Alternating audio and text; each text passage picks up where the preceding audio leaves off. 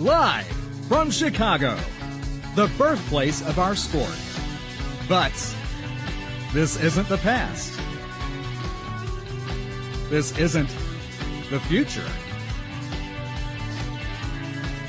This is our present. The 2024 JRDA Championships. This is Derby.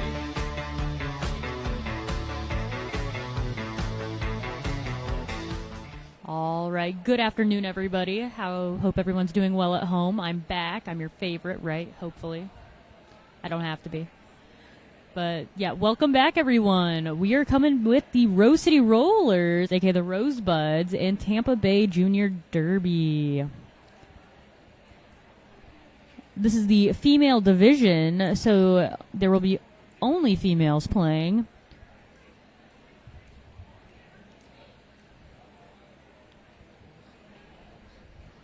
We are going to take a look at the roster really quick. So with the Rose City Rollers, there's TNT, So Feisty, Nicotine Kills.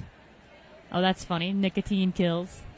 Elbow Bell, Road Run Her Over, Zoe Diggity, Scar Madness, Johnny Crash, that is a typo, Fizzgig, Cherry Bomb, Harley Quinn, Sakatuya, Spitfire, Scooby Doom, Donna Dang R Us, Nessie, Quicksilver, Teen Titan, Blockter Who.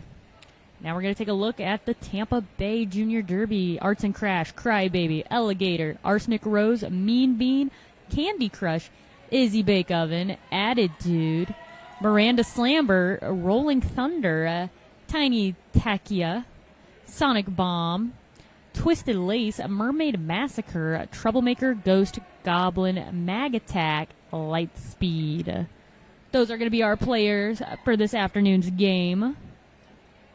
Now, once again, this is the all-female division.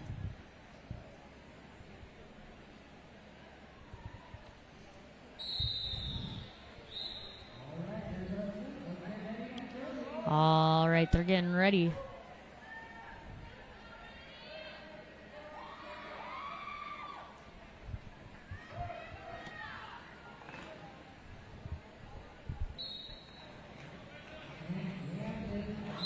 All right.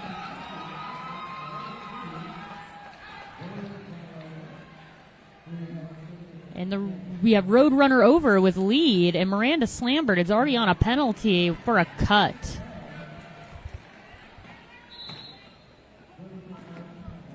And Roadrunner Over has gained 4 points. We're coming up on some more. She makes it through with another 4, scoring 8 points so far in this jam. Oh, and it looks like Miranda Slambert's on the way. Currently on the initial lap.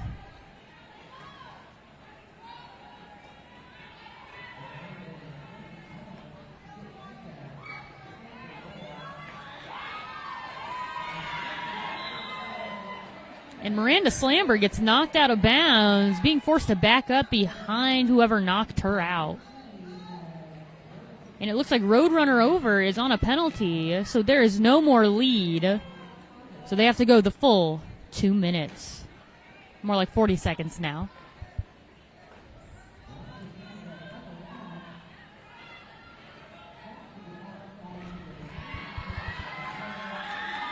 And it looks like we're on a power jam for Miranda Slambert. Will their team be able to help in time?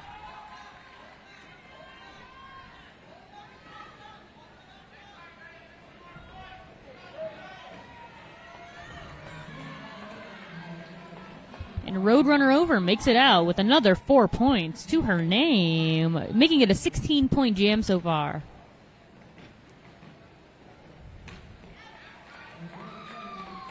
Four more points for Roadrunner Over, and that's going to end the jam, making it a 20-point to 3-point jam.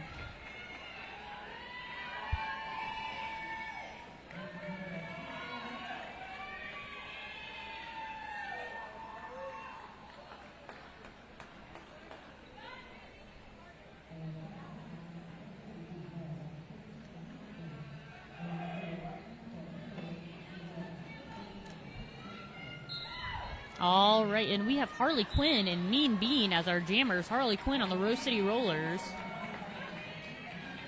So don't worry, for those of us at home that do not have our glasses on, I've got you covered.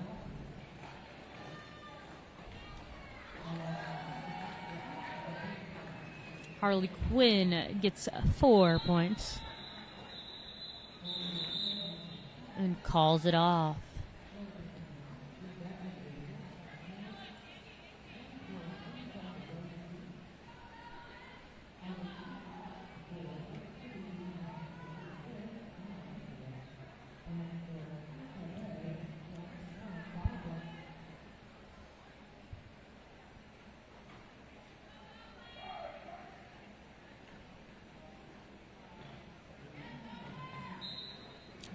And we have Goblin and Donna Dang R Us.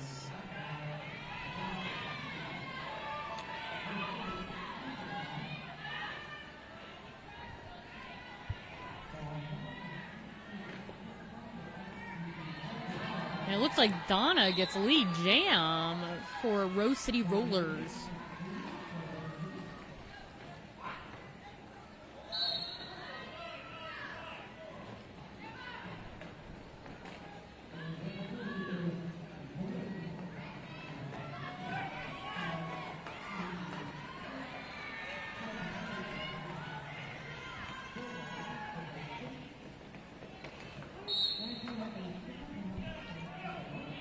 And it looks like Donna Dang R Us is coming around for 4 more points. And gets the 4, making it 32 points in total for the Rose City Rollers versus Tampa Bay Junior Derbies. 3 points.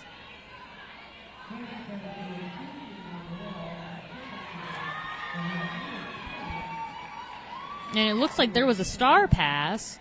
Candy Crush is our new jammer.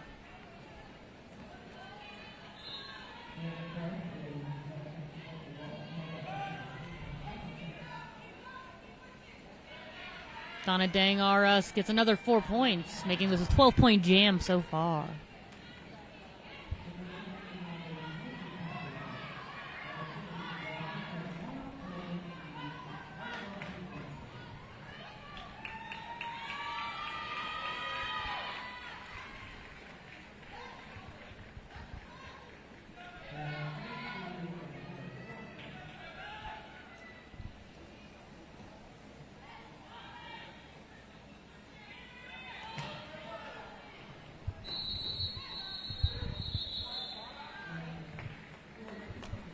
And the jam is over, leaving that as a 20-point jam for the Rose City Rollers. So for those of you at home, get hype about it.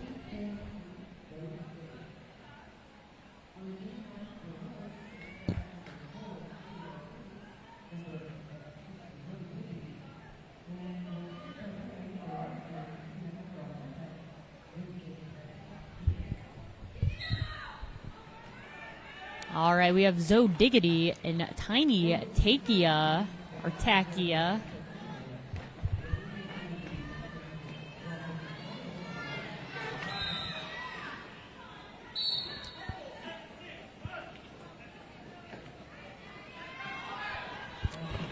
And it looks like Tampa Bay's jammer is going to the box. No, it wasn't their jammer. Their jammer's still in. They just got backed up.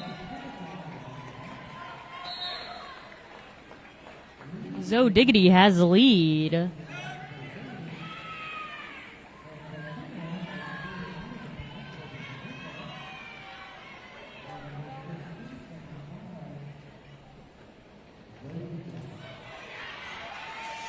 Ooh, and that was a wipeout for Tiny Takia.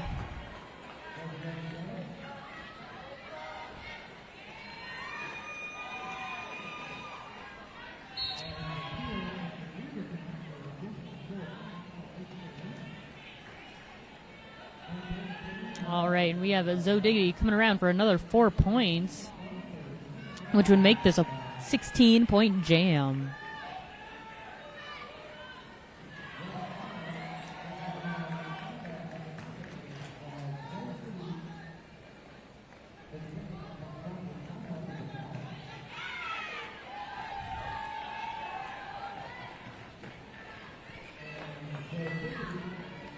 And so Diggity's coming around for 4 more, running the clock.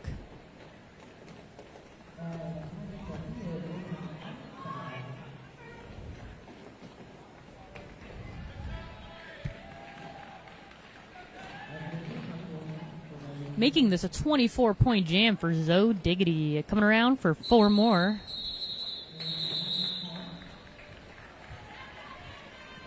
And it looks like Tampa Bay got 2 points from that jam. Well, 2 more points at the very end.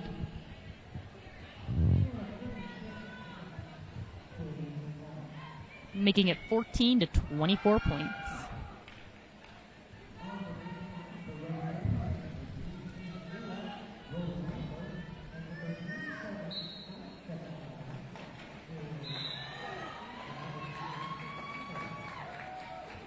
And Roadrunner over makes it out with lead jam, coming around, ready to engage the pack.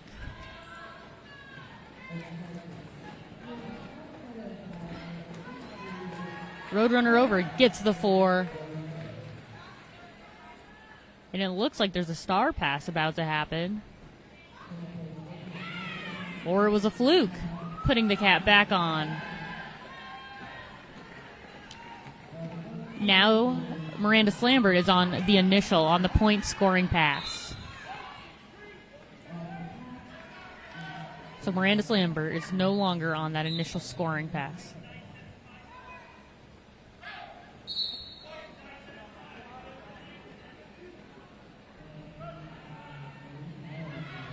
Oh, and it looks like the Tampa Bay Junior Derby Jammer is in the box.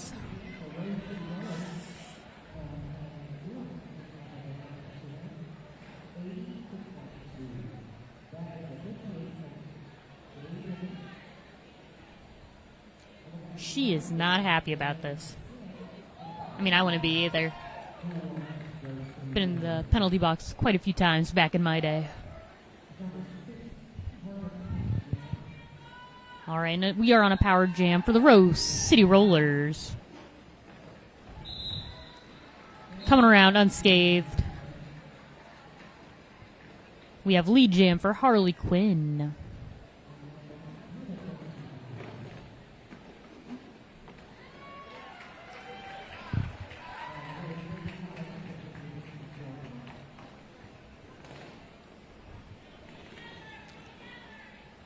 Harley Quinn's coming around for an extra 4 points. And takes them.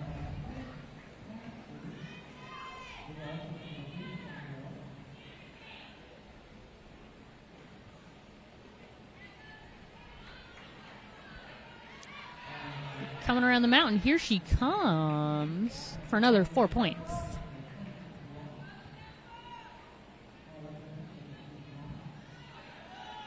Miranda Slambert is now coming out of the penalty box on her initial lap still.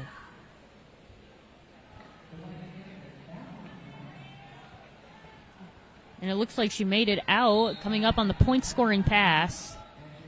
And she's back in the box. Looking like we have another power jam for Harley Quinn, already getting to 100 points.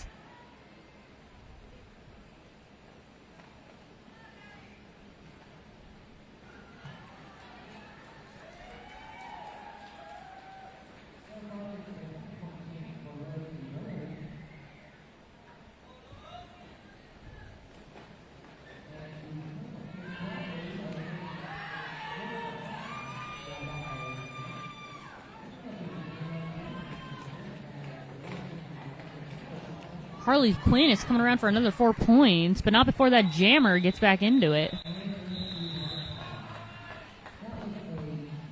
That was a 28-point jam for everybody at home, which is insane. Also, if this is your first time tuning into roller derby, each player is worth 1 point. So the fact that she passed 28 times, well, not 28 total, but she passed 28 people, which is insane.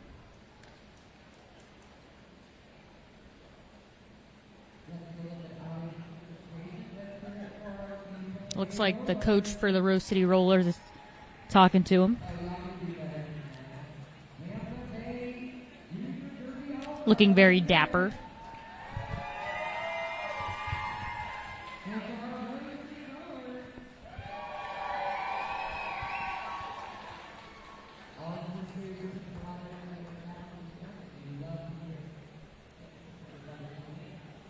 We are still on the team timeout. No, not anymore.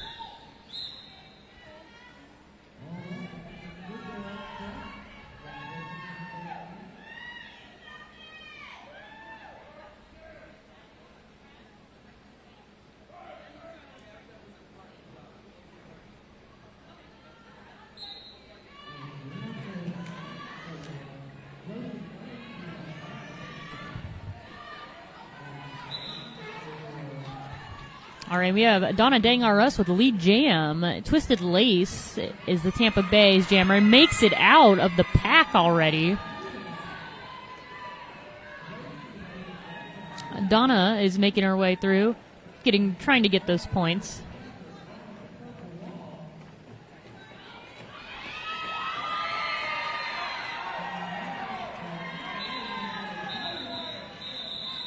And that was a 4-4 jam, essentially making it a 0 for 0.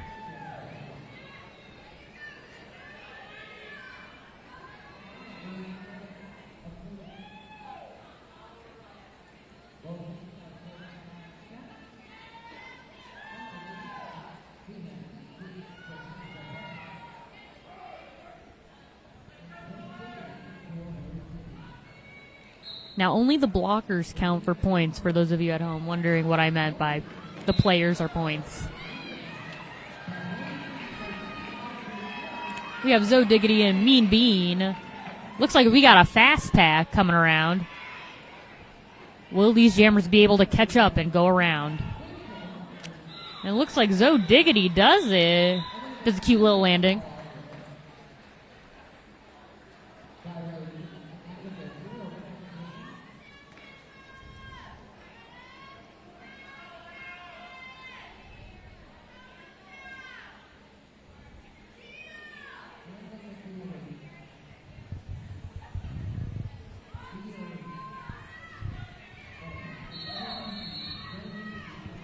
Oh, and it looks like we are on a timeout.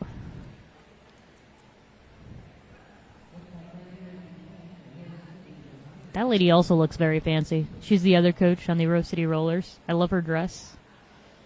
I need to interview her, asking her who she is wearing.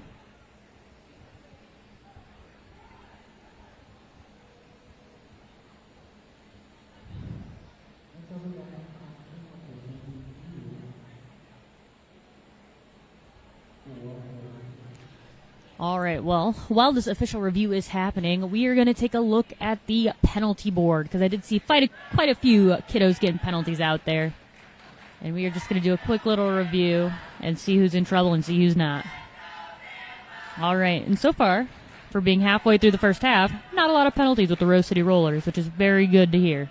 All right, we're going to take a look at Tampa. Tampa has Miranda Slambert at 4 penalties already. Only 3 more, and she's out of the game.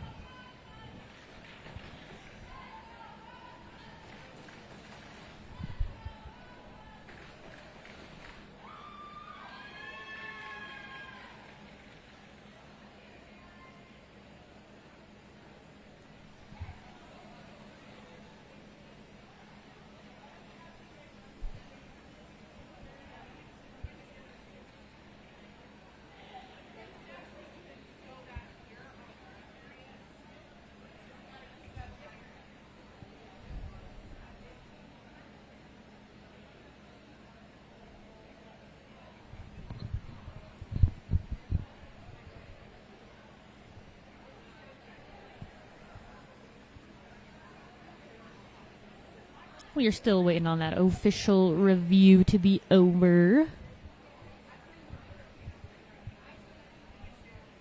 Maybe go get some food, snacks, anything on hand. If you are needing a bathroom break, go get one.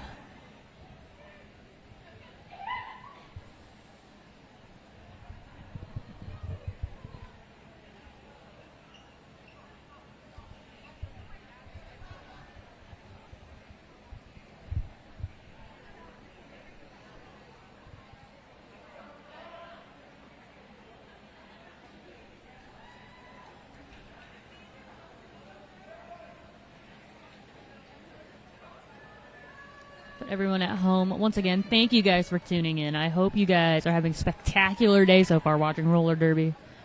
I know I am. Especially since these are the JRDA's nationals. So these are the championships. We will find out who is the best in the nation. These teams are all the best in the nation, but we will find out who truly is the best of the best.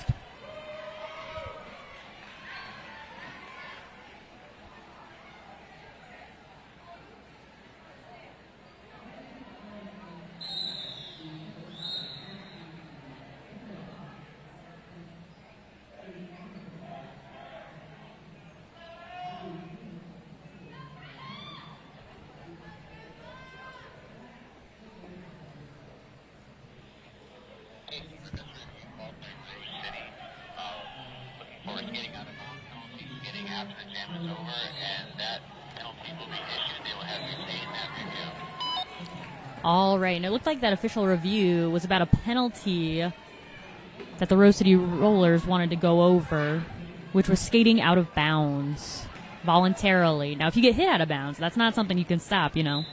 Like, it's just not something you can really stop unless you don't got the momentum. However, if you are skating out of bounds just because you want to, that will give you a penalty, and that will be retained and will be assigned to one of the players.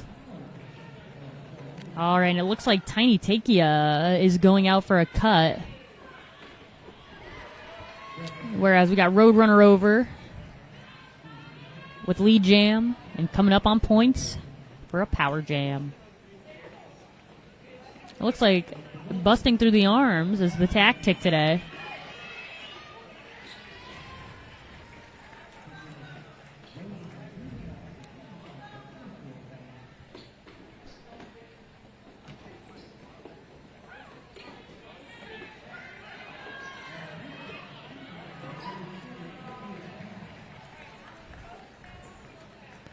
Roadrunner over 16 points with a blink of an eye. Last time I saw that, it was at 4.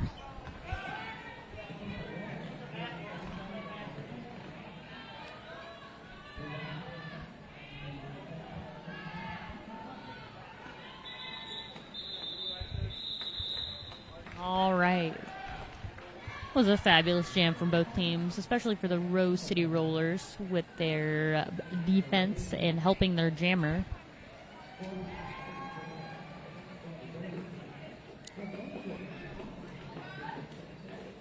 We're looking at Tampa's coaches right now. It doesn't seem like she's very happy with them.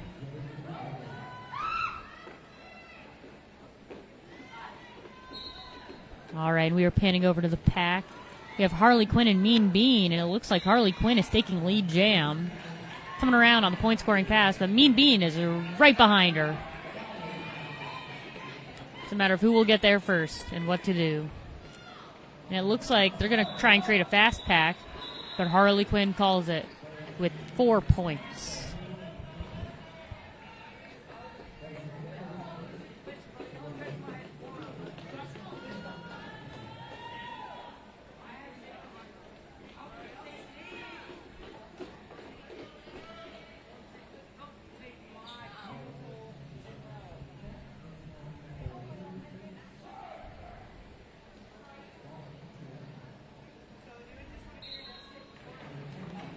We have Donna Dang RS and Troublemaker. All right, Donna has got our lead jam right now.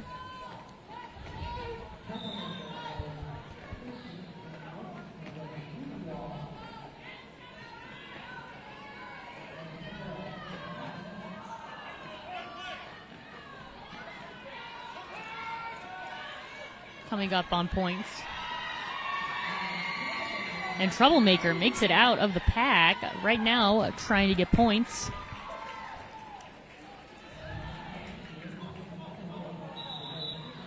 But Donna calls it off before she gets close.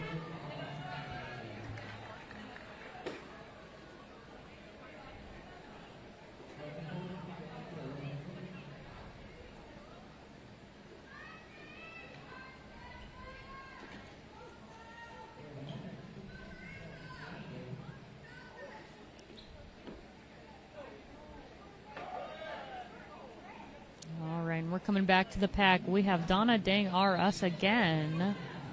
I'm a liar. Zoe Diggity and Miranda Slambert. Looks like Zoe Diggity makes it out of the pack, coming around for points. Also, if you see some players' fingernails are covered with duct tape, that is because their nails are too long, so they had to cover them with duct tape.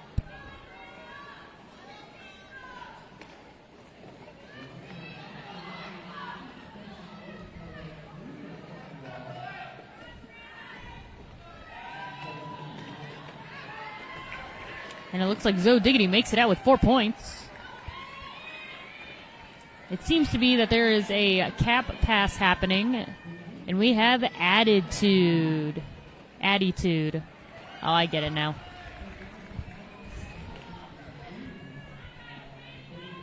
Zoe Diggity's coming around for 4 more. Currently with 8 points. Gets another 4, making it 12.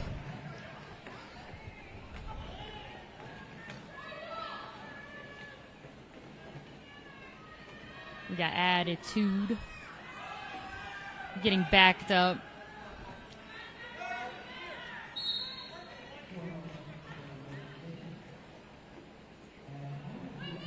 All right, and Zoe Diggity's coming around.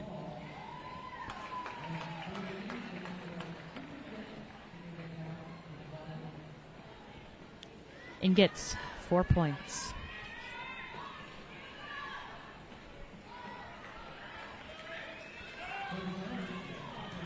This is a 24-point jam for Zoe Diggity.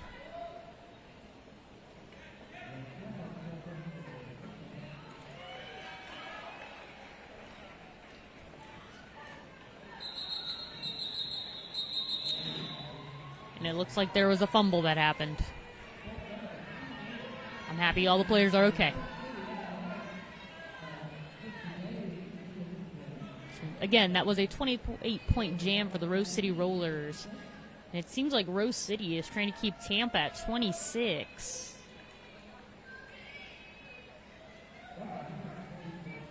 Now, for you guys at home, the reason they kept Tampa at 26 points is because of the sudden scoring that applies.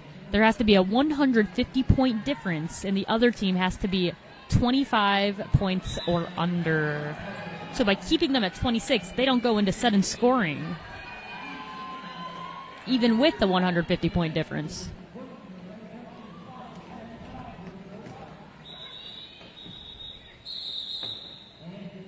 And for those of you who do not know what sudden scoring is, it's when a team, it's like a mercy rule.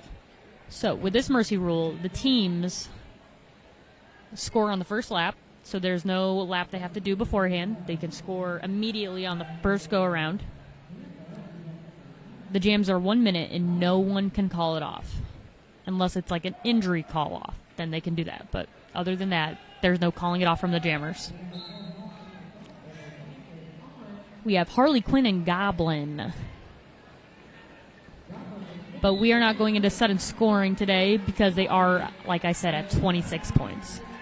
Harley Quinn gets a lead at jam.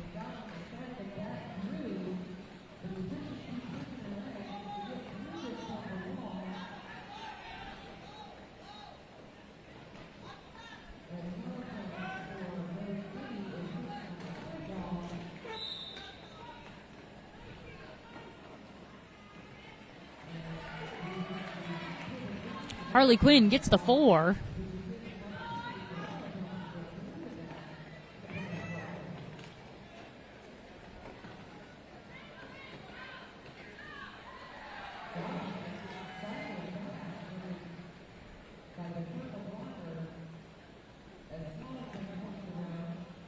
Coming around for another 4.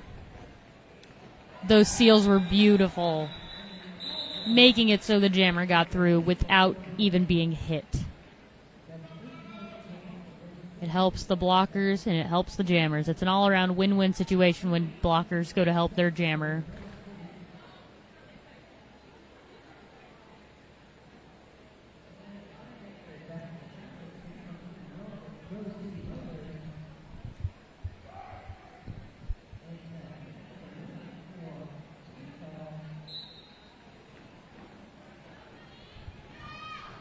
All right, we got Donna Dang-R-Us and Tiny Takia.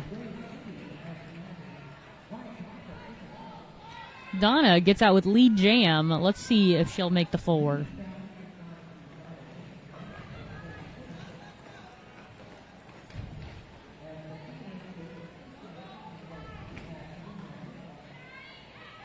And it looks like they're backing Donna up.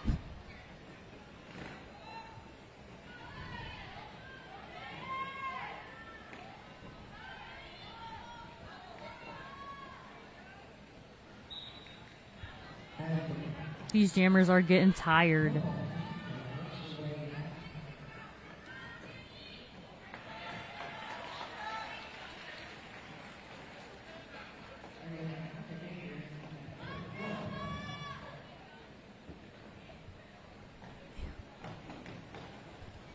These jammers have been going 2 minutes almost every time.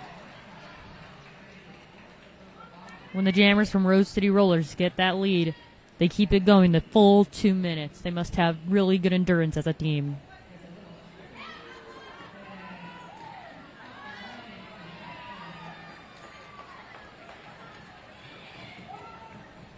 All right. And if you were wondering why Donna could come back in after the fact that player fell, when a player that hits another player goes out of bounds, the player that got hit out of bounds first gets to come back in. So if a jammer gets knocked out by a blocker and that blocker gets knocked out, the jammer gets to cut in front since that blocker is out of bounds as well.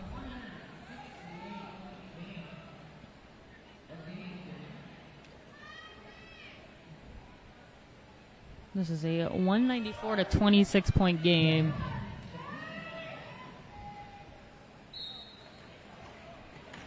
We have Zoe Diggity and Rolling Thunder. Zoe Diggity makes it out almost instantly.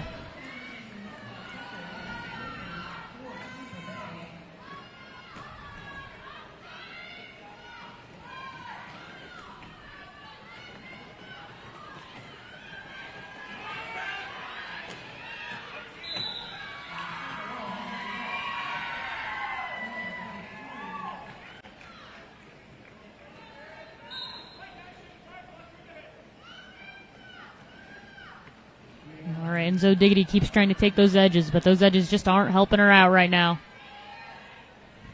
Keeps getting hit out. Not knocked back or backed up, but they just keep getting hit out. They're going back into the middle. And again, gets hit out of bounds and backed up.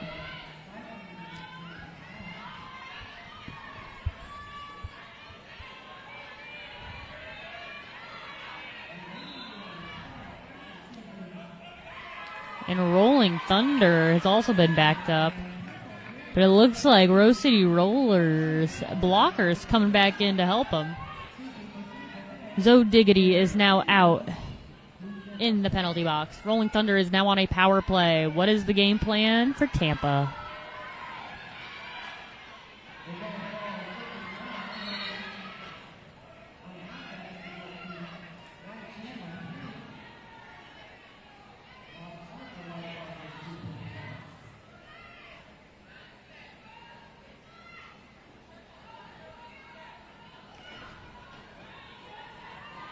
All right, there is no lead. Zoe Diggity has lost lead since she got a penalty.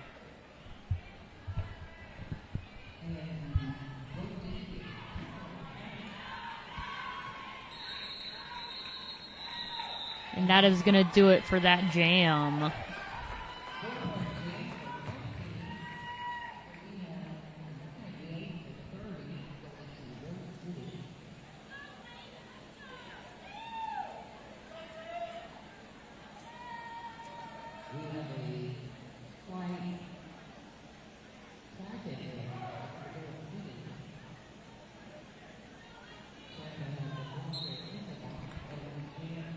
All right. We have Roadrunner Over and Twisted Lace.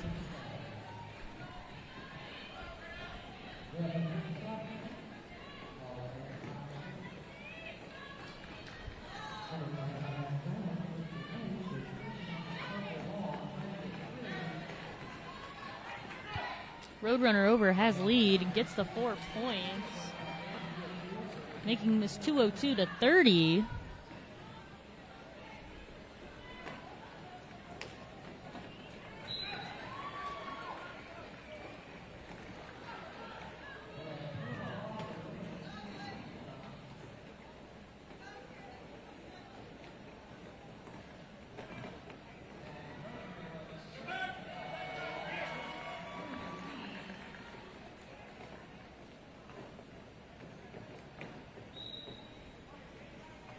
This so far has been a 12-point jam for Road Runner Over.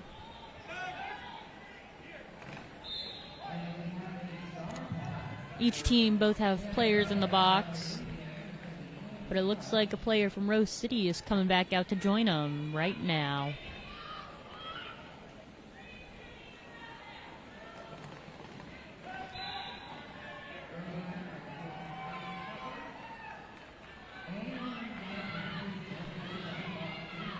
Looks like two players for Tampa are in the box. One's standing, but it looks like the jammer from Rose City is in the box.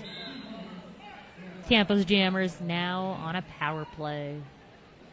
However, there are only two players to help that jammer.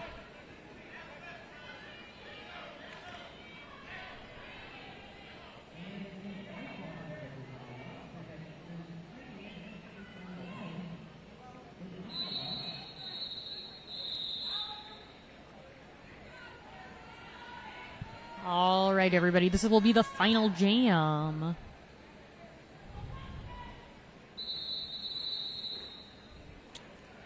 And it looks like we have a timeout.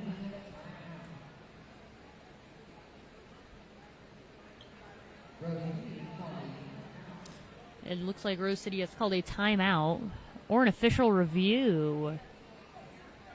So each team gets 3 timeouts and 1 official review.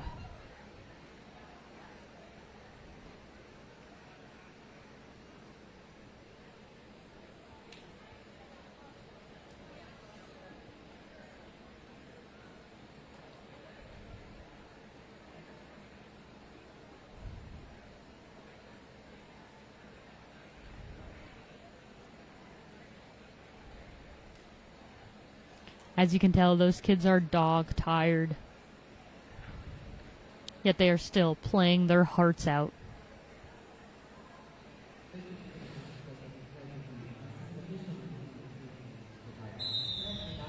And we are back.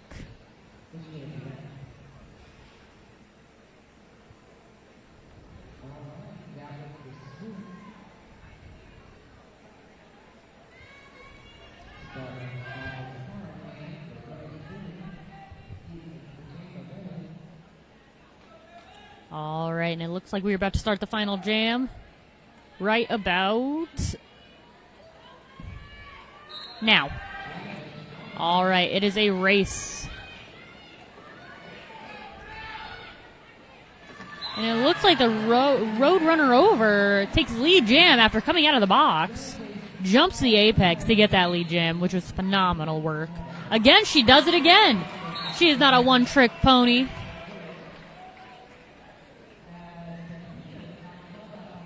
You want to see her do it again? She just might.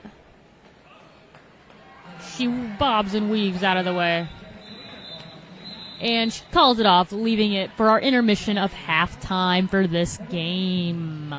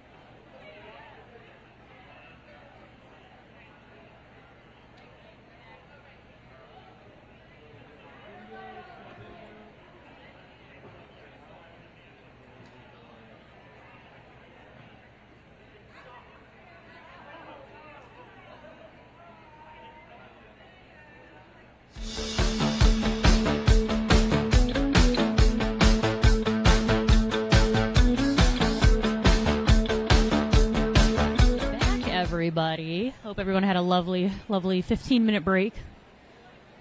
Currently, we are less than 2 minutes away from starting our next period. And then we are on the way to the Philly versus Des Moines game. But first, let's look at the points per jam in this game. It looks like the Rose City Rollers are really killing it. The Tampa Bay Junior Derby is not looking too hot, but I believe they could make a comeback. However, it's looking like the Rose City Rollers are not doing too hot on penalties. We got one in Blocker, who is on penalty trouble almost. 3 more until they are fouled out. All right, and we're going to look at Tampa Bay, and it looks like Miranda Slambert has been fouled out of the game, which is unfortunate for that team. All right, but welcome back. We are going to watch some more roller derby happen. We just got done with gear checks and moving on to roughly 40-ish seconds left.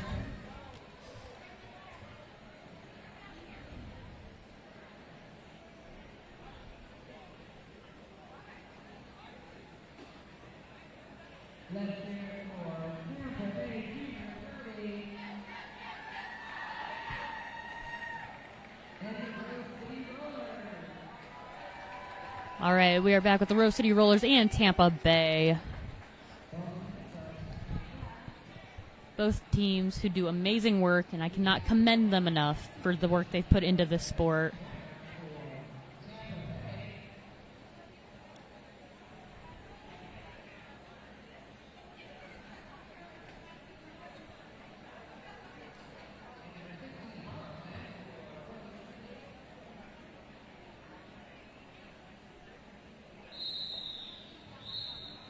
All right, and that was the whistle marking 5 seconds.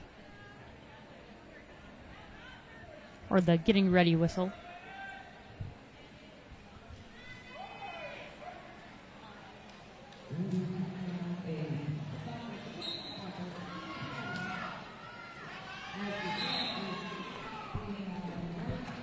All right, we are back with Harley Quinn and Tiny Takia. Harley Quinn has gotten lead jam coming around on a point-scoring pass. And Tiny Takia makes it out of the pack. Not before Harley Quinn gets 4 points.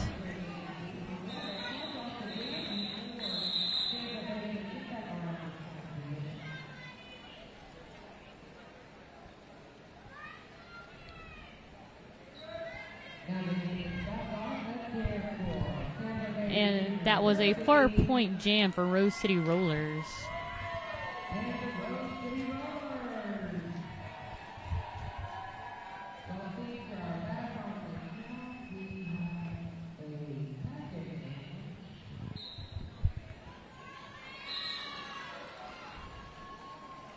All right, we have Rolling Thunder for Tampa Bay.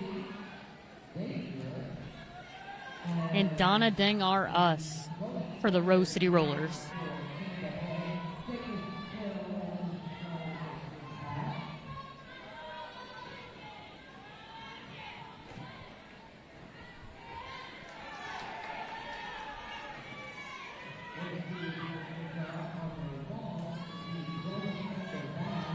And Donna Dang R Us grabs 4 points. Just picked them up off the ground and put them in her pocket.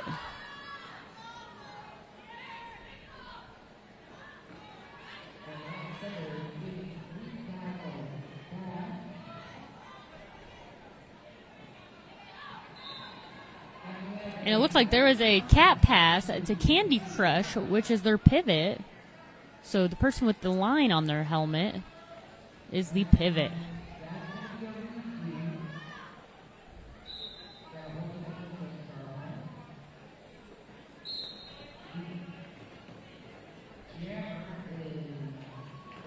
And Donna gets out. And it looks like the panty or the cat pass didn't go through all the way. So it was an illegal cat pass. So that means their jammer is in the box.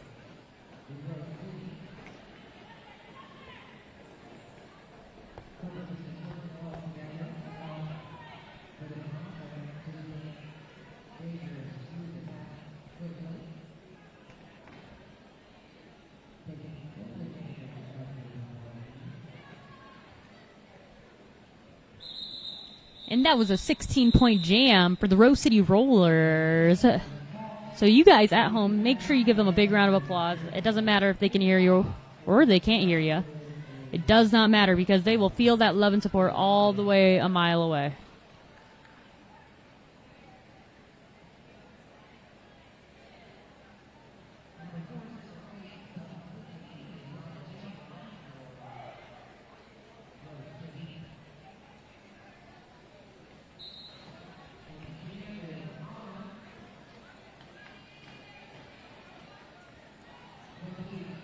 All right, and we are on with Zoe Diggity and Rolling Thunder in the box.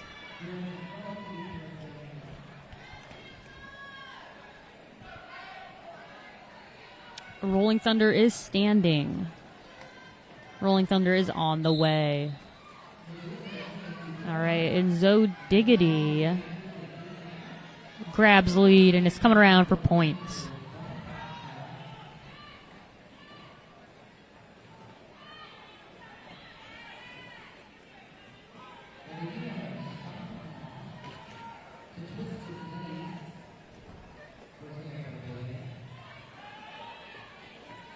All right, and it looks like there was a star pass, or a cat pass, as I've been referring to it, to Twisted Lace on Tampa Bay Junior Derby.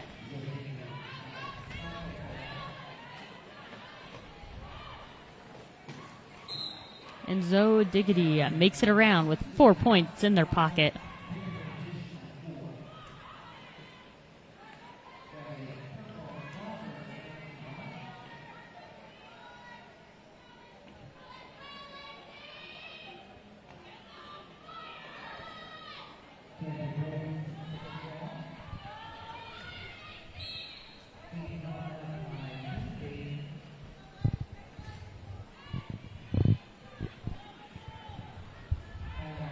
And Zoe Diggity is coming around for another 4 points. This is an 8-point jam for Zoe Diggity. However, 2 of her players are in the box. One of them is standing.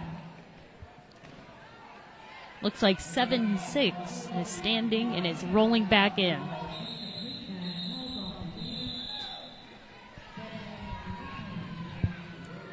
And the jam has been called off.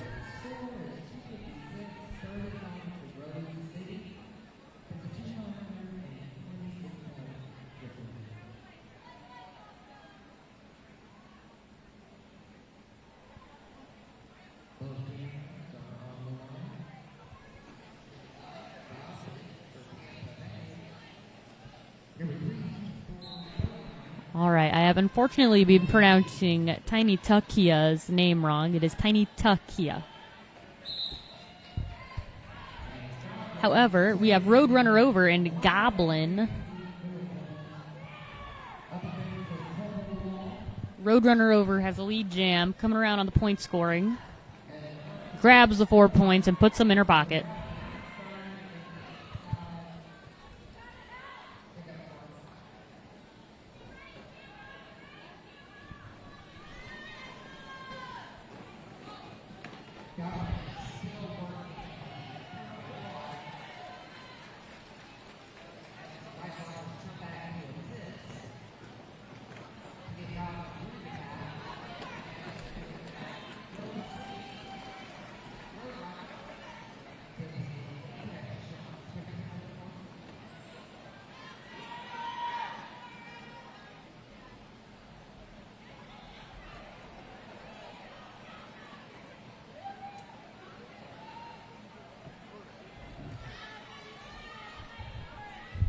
All right, and this has been a 16-point jam for Roadrunner Over.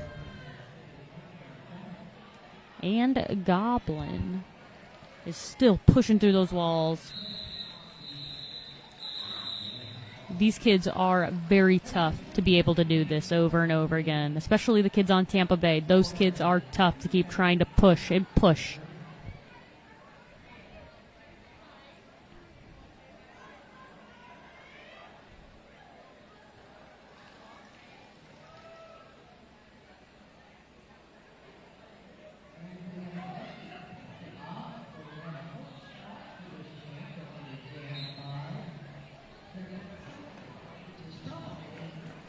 And we have Harley Quinn and Troublemaker.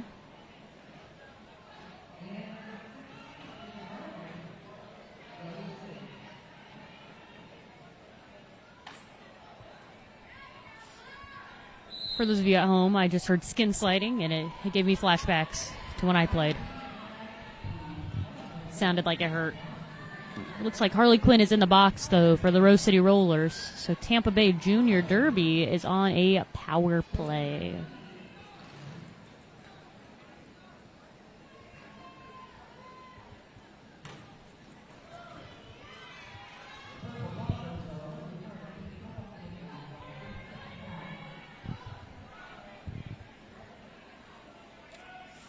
That jammer is being backed way up.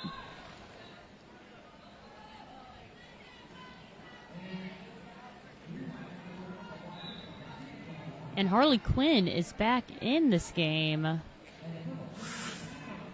That looked like it hurt.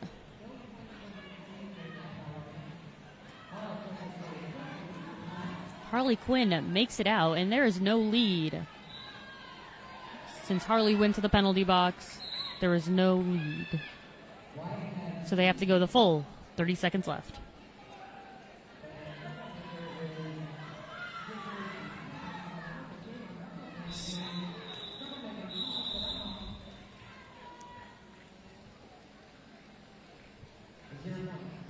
All right, and since Troublemaker received the lead at the very end, was only because she did not make her initial lap around until after the other jammer came out of that penalty.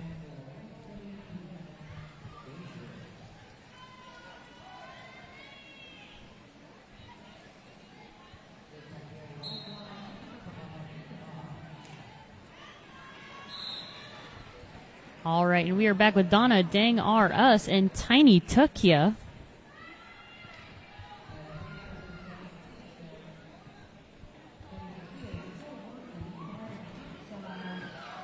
There was a barrel roll that just happened from one of Tampa Bay's players, and Donna just jumped over it like it was nothing. I would have tripped and fell and at least somersaulted 12 times. Donna is on 8 points, coming up on 12.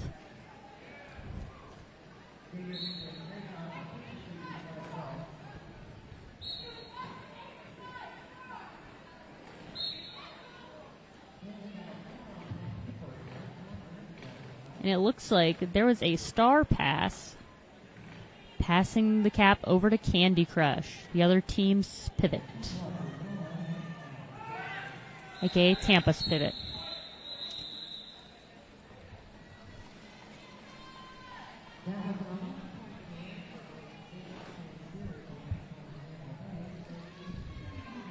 There is less than 20 minutes of this half.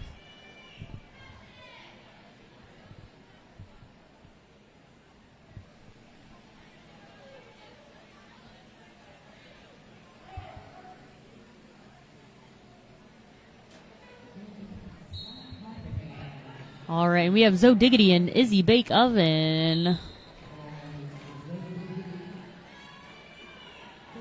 And Zoe Diggity gets the lead one more time.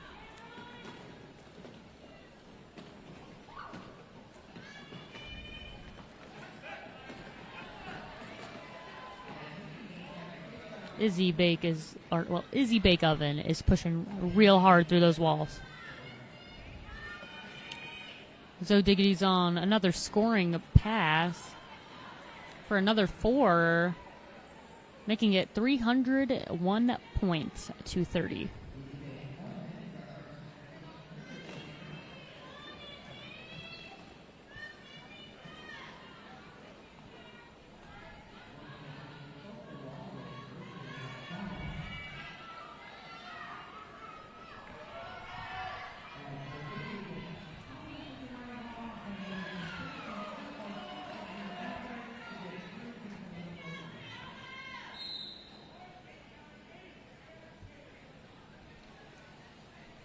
And it looks like Izzy Bake Oven is on to the penalty box for a cut. No, not a cut. That is what the X is.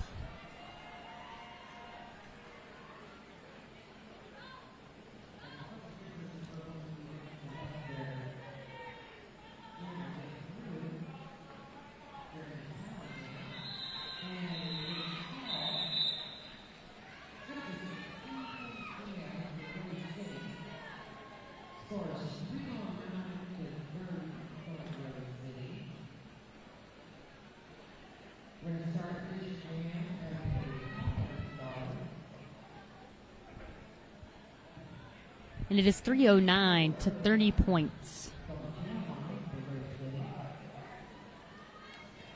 Once again, these kids are doing amazing feats.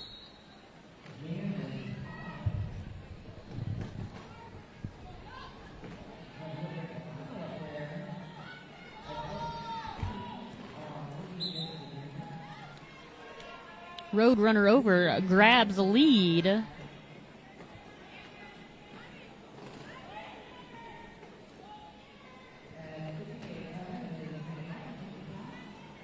And Roadrunner over grabs 4. And it looks like there was a cat pass on Tampa Bay. However, it looks like Tiny Tukia is head to the box for the jammer position. And that one is a cut.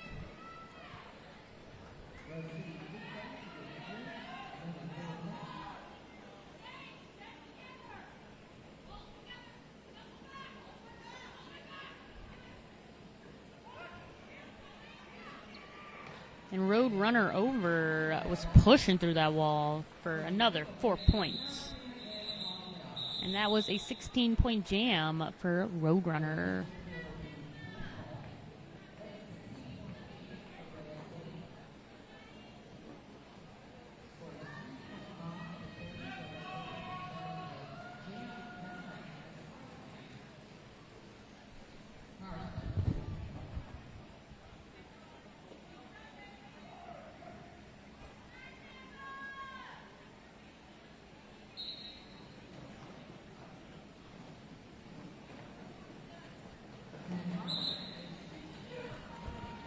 And we have Harley Quinn for Rose City Rollers and Tiny Tukia for Tampa Bay Junior Derby.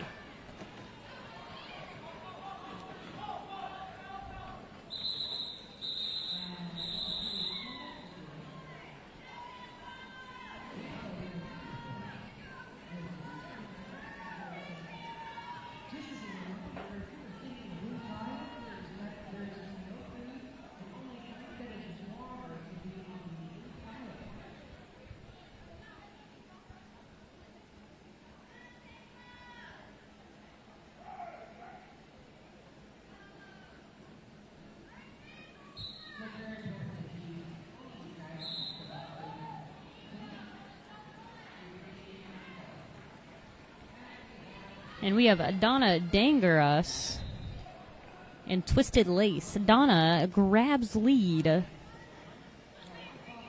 it's coming around for points. Oh, and Donna's getting backed up.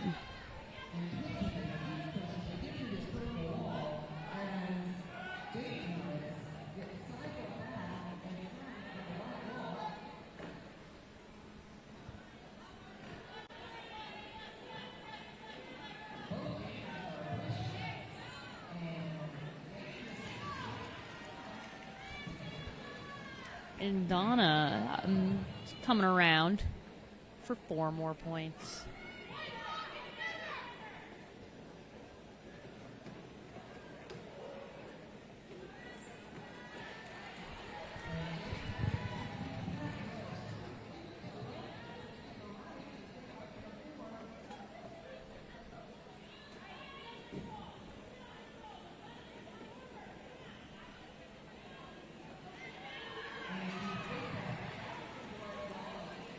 And Donna comes around, grabs another 4.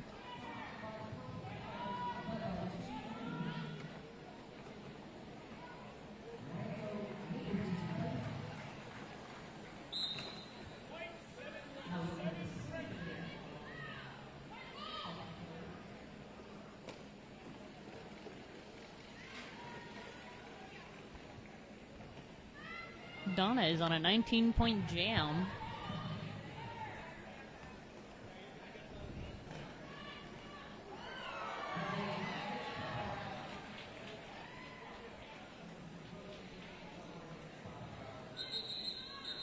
That was a 23-point jam for the Rose City Rollers.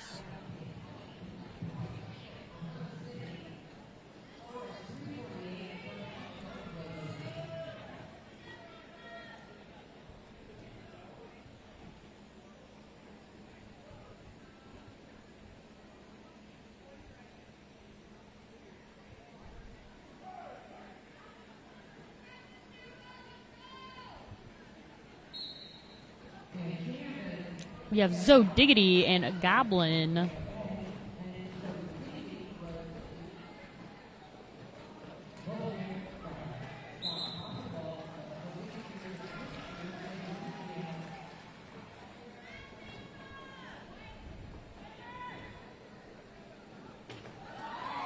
That was a gorgeous apex jump right there. And it looks like there's a cat pass, which is what the ref is signaling. Going down to attitude for the jammer on Tampa. Zoe Diggity is still Rose City Rollers jammer. Coming around for another 4 points. It grabs them. And now we are on a 12-point jam.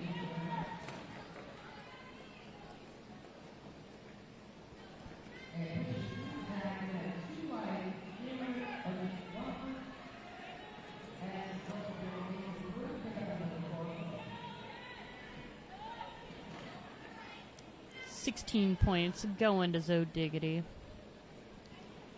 Whereas Attitude is pushing.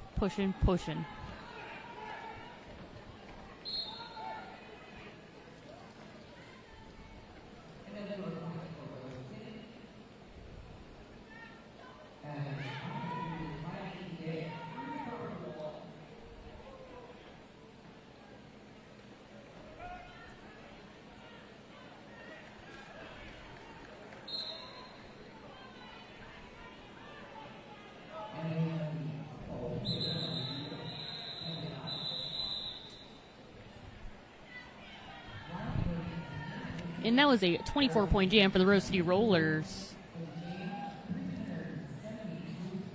There are less than 10 minutes in this half. So make sure you guys are staying tuned. Only 10.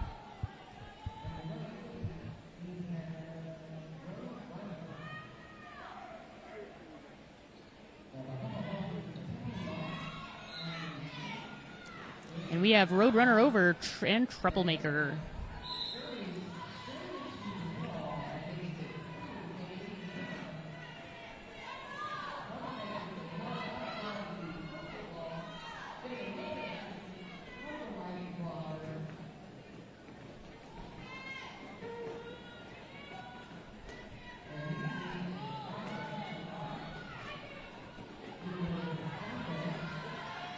And there are 4 points to Roadrunner over.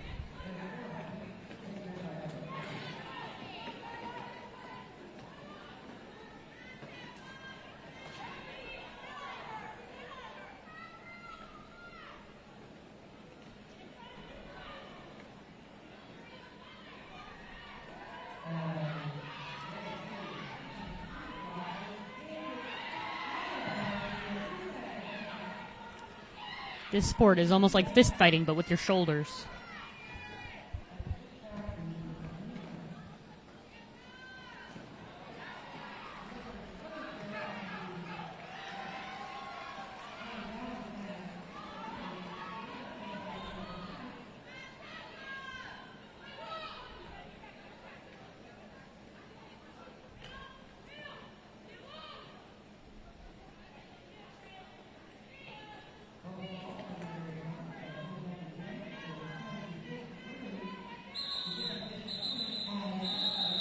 And that was a 8-point jam for Rose City.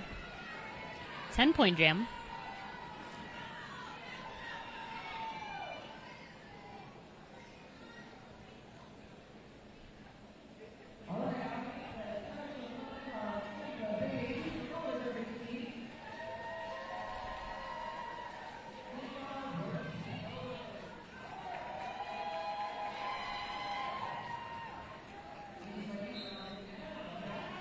We have Harley Quinn and Crybaby.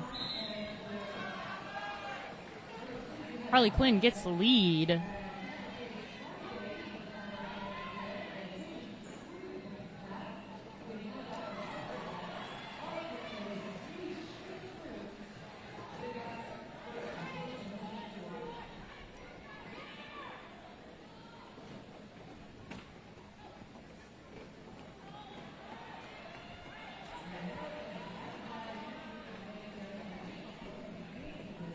This has been an 8-point jam for Harley Quinn so far.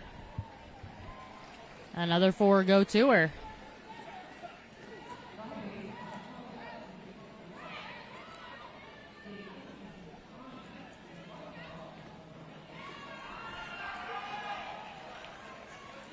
Harley Quinn is unstoppable right now.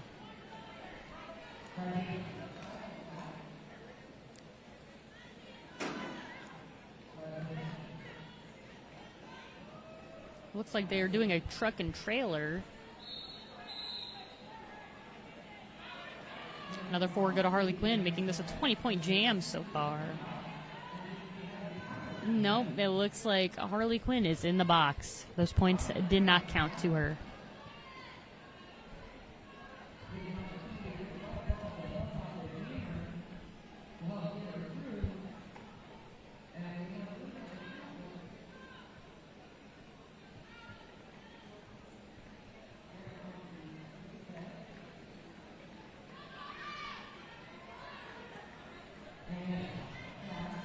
Looks like there was a cat pass to Goblin.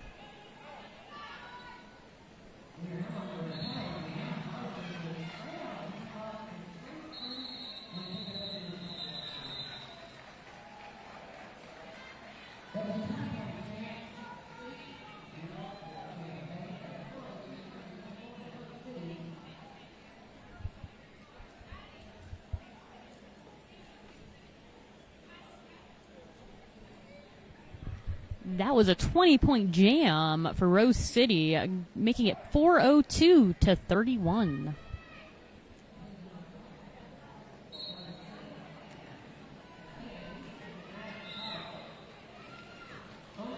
Now, for those of you tuning in and there's not a specific team you're a part of or you're not a specific fan of anyone else, the next game we do have, if you would like to stay tuned, and for those of you who are here for someone, we do have the next game, which will be our winners from game number 1, which will be Des Moines and Philly. So it'll be the Des Moines Derby Brats and the Philly Junior Rollers.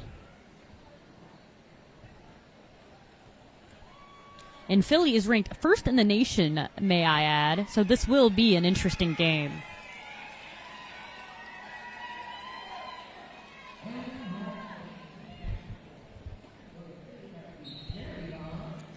We do have Cherry Bomb and Twisted Lace. Each team has a player in the box.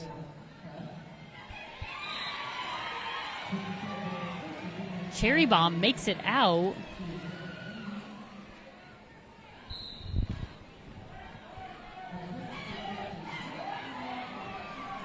And Twisted Lace is on a cut penalty. But Cherry Bomb grabs the 4.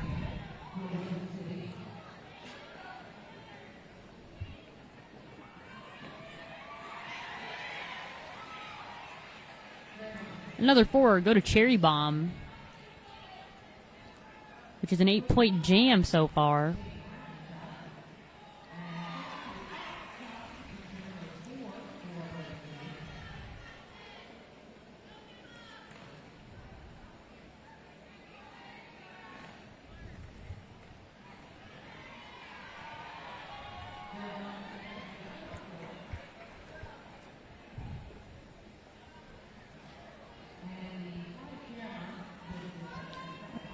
Cherry Bomb is coming around for 4 more points.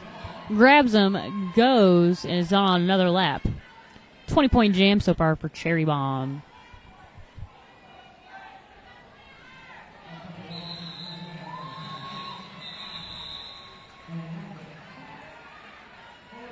Alrighty, everybody at home. This may be our final jam.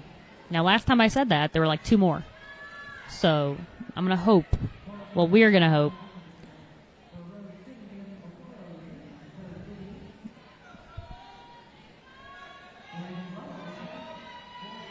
And then once again, we are moving on to Des Moines versus Philly. All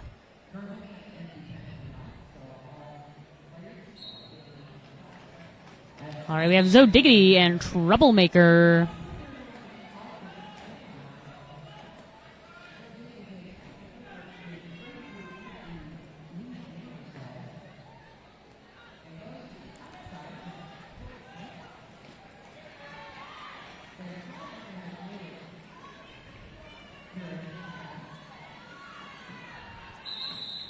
And Zoe Diggity calls off the jam.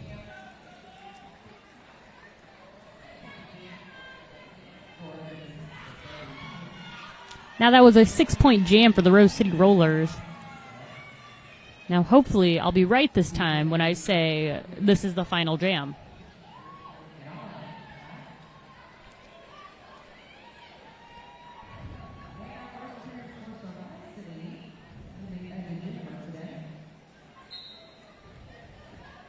We have So Feisty and Twisted Lace. So Feisty makes it out instantaneously.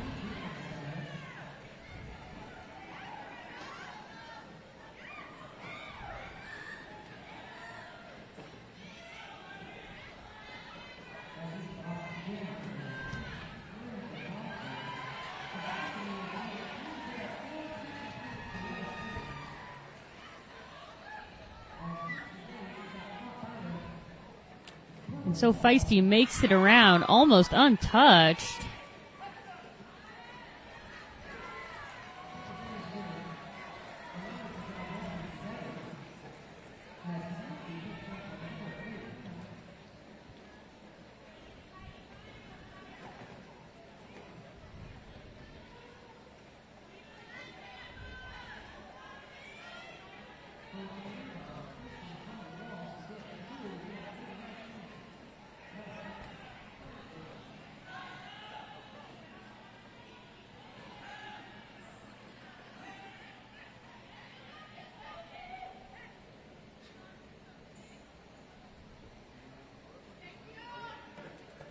Looks like they're trying to kill the jam right now. So Feisty, another 4 points.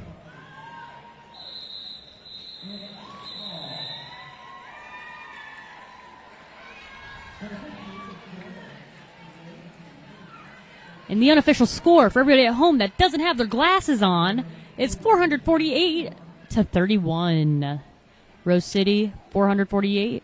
Tampa, 31. All right, and it looks like the Rose City Rollers, their lowest scoring jam was, the ones that don't have any points to them. But the lowest scoring jam in total was 3 points. And the highest scoring jam was the 28 points, happening twice. And the penalty scoreboard we have for the Rose City Rollers, no one was in the biggest of trouble. However, there are 2 people that did get high penalties. Blocked Who and Cherry Bomb. And we did have someone foul out from the Tampa Bay. However, they were good sports about it. Everyone is being a good sport today about getting fouled out. Once again, the final score now is 448 to 31. Congratulations, everybody at home. Now, stick around because we will be having the match of the century. Des Moines versus Philly. Des Moines won their first game today, but will they keep another win? Will they get another win? We'll find out later today.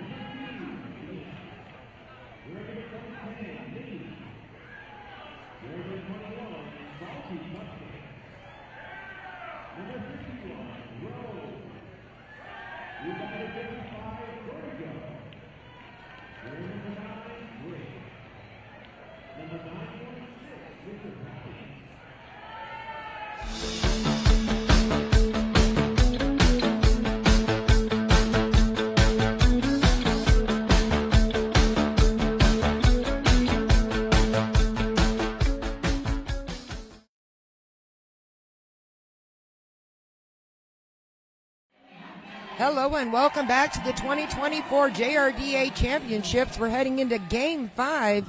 This is going to be Philly Roller Derby Juniors against Des Moines Derby Brats.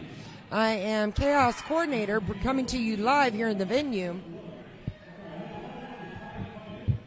As the players are getting ready to take the track,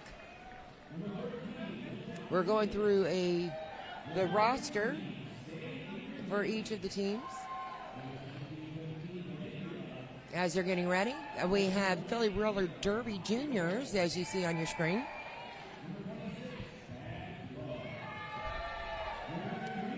And we have the Des Moines Derby Brats. It's going to be a significant advantage for Philly. As you can see, Philly has a full 15 roster, whereas Derby Brats only have 10.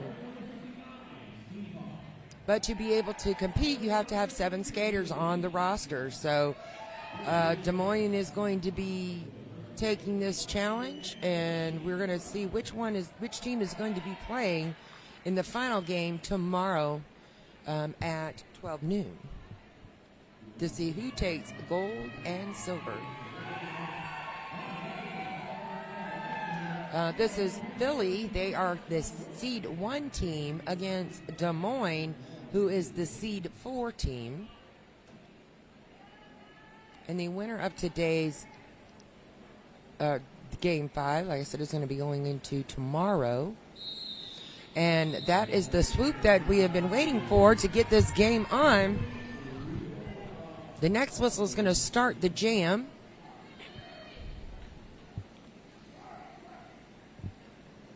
And this is a co-ed game, so we have male and female skaters on the track.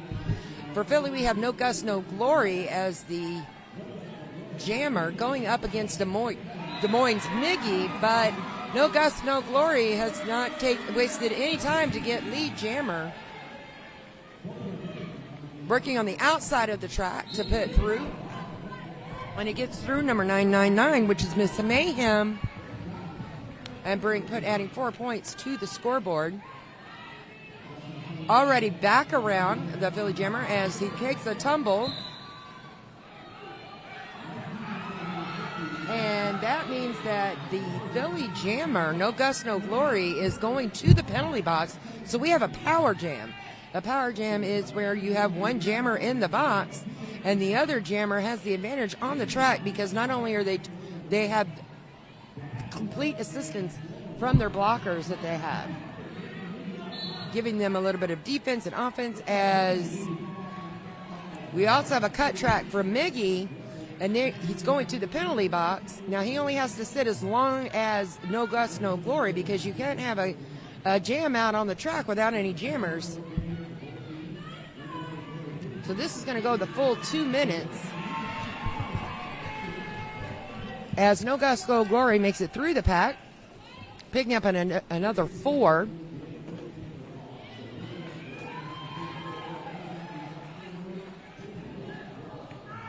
As you can see, the Des Moines team is chatting amongst their blockers, trying to come up with a game plan here. We have a tripod wall, and they're out of pack, so they have to let the jammer through. And we have Miggy zigzagging through the walls and the blockers to get through. And No Gust, No Glory gets through for a final 4 points. That's 20 going to Philly and 8 to Des Moines.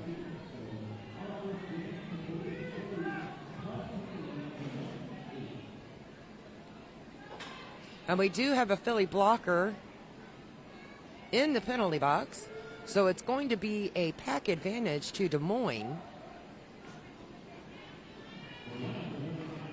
We have both jammers on the line as the whistle is blown. We have Bee Sting for Philly and Twig for Des Moines. Bee Sting is pushing through, but that white wall is holding as Twig is trying to push through that Philly and tries to fake out to the left and decides to change his mind and go back right into the wall. And so we're having to, and the white jammer made it through.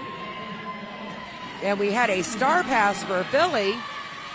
TIE Fighter has taken over as the jammer, but Twig has lead, and he has called it off.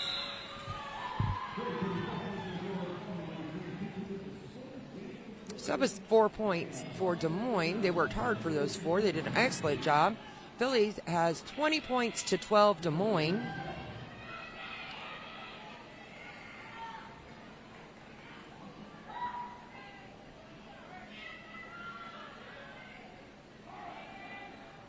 And right now we have both jammers on the line. And the jam is on.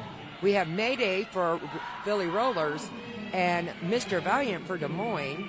Both jammers getting held back close to the jam line, having difficulty getting through as Mayday pushes through but gets cycled back as she gets knocked out. And Mr. Valiant is working very hard to get through the pack, but it's got swallowed up by the Philly blockers as Mayday made it through the pack, around the track, and back, and working on these last 2 Des Moines blockers to get 4 points. As she does that, Mr. Valiant makes it through his pack for his initial. And lead jammer is the Philly team right now, so they have the opportunity to call it off. But they're going to continue the jam as Mr. Valiant is having a difficult time getting through these blue blockers. And the Mayday got tangled up in the white wall, which is just got pushed out and recycled. And it looks like we had Des Moines lose a blocker to the penalty box. And we've now lost a blue blocker to the penalty box.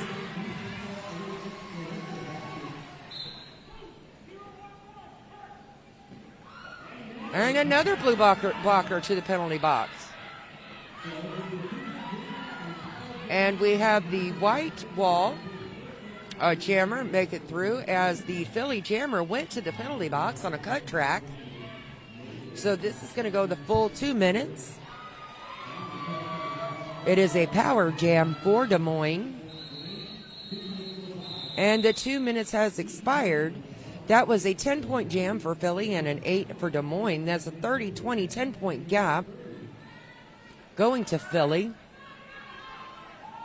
And we're going to have a power start for Des Moines as Philly is in the box with their jammer and they have a blocker. So the track advantage is going to go to Des Moines.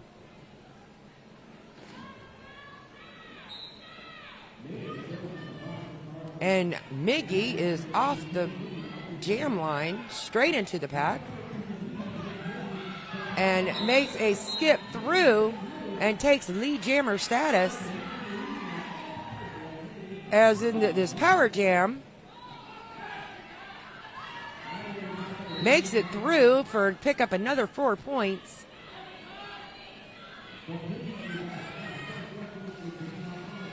We lose a white blocker to the penalty box.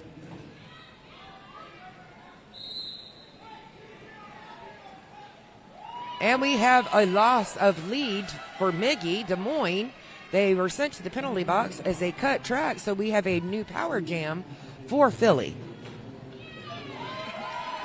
Philly easily went around that second apex, passing by the white blockers. Looks like the Philly is setting up for an assist to help their jammer get through the pack, as she has some quick footwork, and Philly's Mayday has made it through the pack, picking up an additional 4 points. During this power jam, Miggy is still in the box. It looks like Miggy has come out of the box and back onto the track. And we have our blue pivot going to the box on a penalty. So right now we currently have 3 blockers on the track as they try to attempt to knock out the Des Moines jammer, and it was unsuccessful. But we do have the Philly jammer back on the track, working her way through. And as they're concentrating on the Philly jammer, the Des Moines jammer cuts through on the inside and is already back around, making an attempt on the outside. This is a looks like a 16-point jam for both teams, and the 2 minutes have expired. So we have a 19-point jam for Philly and a 16 for Des Moines. That's 49-36.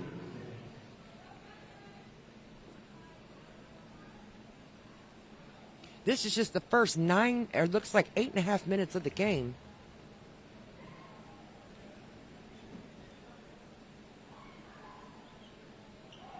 We have 2 blue blockers in the box, one of which is a pivot and standing, ready to go back in. On the jam line, we have No Gus, No Glory versus Twig for Des Moines, and Des Moines takes lead as TIE Fighter takes the star pass and gets out of the pack. And TIE Fighter is pushing hard against these jammers as they have an assist from a Philly blocker to getting through. And right now, Twig has the lead, but he got caught up in the pack and made it out and called. So that was a 4-point jam for Philly and a 4-point jam for Des Moines. These skaters are leaving it all out on the track today. Both of them wanted to be skating for gold tomorrow. We have a pack advantage to Philly. Des Moines has a blocker in the box. And we have the white jammer as being held up by the blue wall, gets cycled back. And it looks like Philly, Beasting, made it out for lead jammer. But right behind her is Mr. Valiant for Des Moines. These teams are doing an excellent job of working together with their teammates and preventing the jammer from getting through. And then the offense comes in and helps their jammer. And that was Des Moines, followed by Philly. But the Philly jammer does have lead. And Mr. Valiant comes in and pushes with his hips, because any hips that he passes, he gets points for. And he keeps working, and he makes it through as the Philly tries to chase him down, but ends up doing a trip, which is a low block. So we have a blue blocker in the box. And number 15 from Des Moines knocked out the Philly jammer, recycled them back and pushing them out again. Both jammers on the outside of the track looking for a way to get back in and get through these packs. Philly has been swallowed up by the white jammers as the white jammer, Mr. Valiant, is pushing to get through the blue wall. And Beasting tiptoes past the white jammer to pick up another 4 points.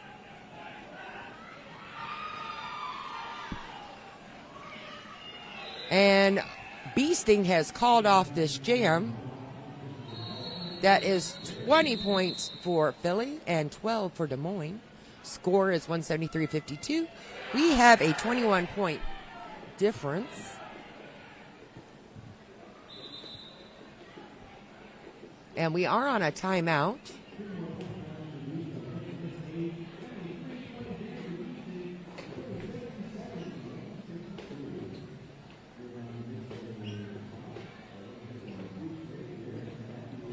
Now it looks like we have the Des Moines coach speaking with the ref, discussing possibly one of the penalties or something that had happened on the track.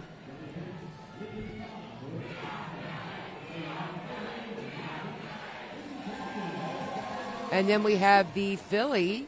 They are doing a group meeting, discussing strategy.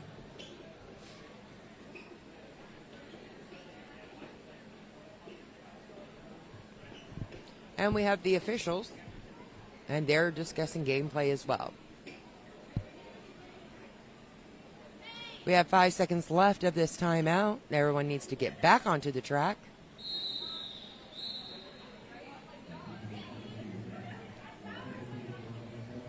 Philly is ready. And here comes Des Moines.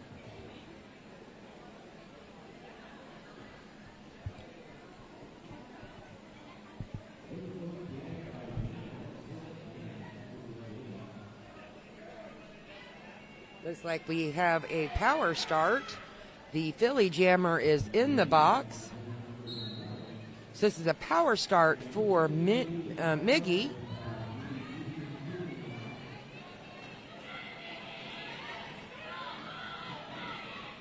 Miggy is pushing through, trying to get lead jammer.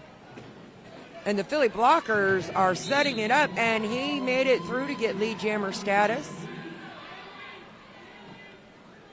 Now, Beasting is standing in the box, getting ready to come out for Philly, as Miggy makes it back through the pack again, picking up another 4.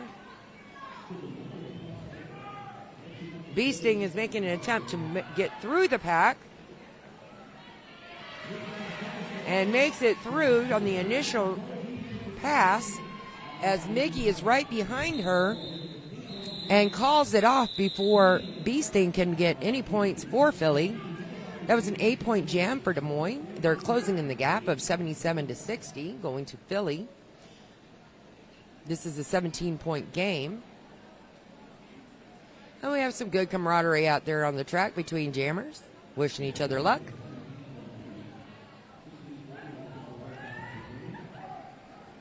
And we have a full track. And the jam is on. We have Mayday for Philly and Twig for Des Moines.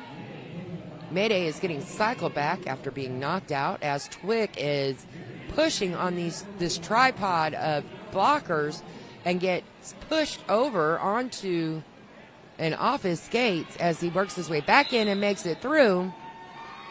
And it looks like Twig got lead jammer, as Mayday for Philly is still working to get through that pack. Finally makes it through the pack, makes her way back up. And Twig is already back against the Blue Jammers, and calls it before Philly can get any additional points.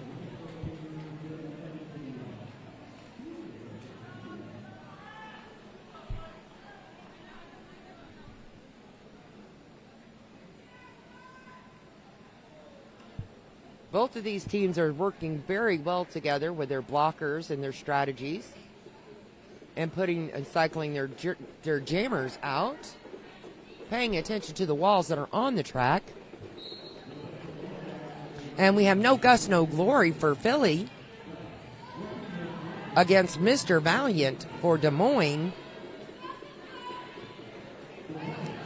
as No Gus, No Glory makes it through the pack first, picking up lead jammer status. And Mr. Valiant's having a hard time staying on his feet, as the blue blockers keep pushing him out. Finally, he makes it through the pack on his initial pass. And No Gus, No Glory does some fancy footwork back skating to make it through the pack to pick up an additional 4. followed by Mr. Valiant, who gets pushed back.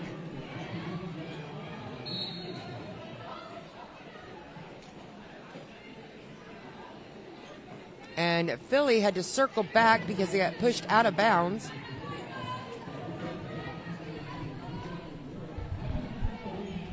No Glory has made it through.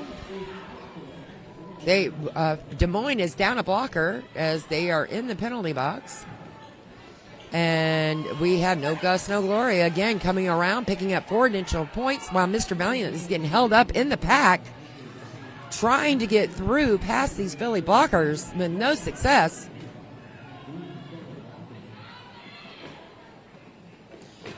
And we have Rose from Des Moines coming in and working some offense to help her jammer get through as Philly takes another lead in points, and he gracefully just slips right through to pick up another 4 points.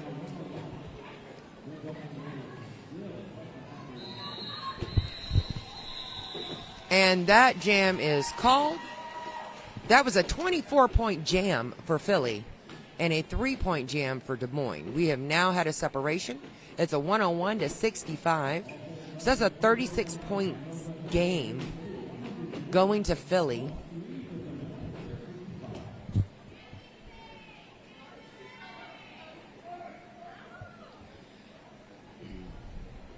We have one Des Moines blocker in the box, so it is the Philly advantage. But Des Moines Miggy takes the lead and gets through the pack first.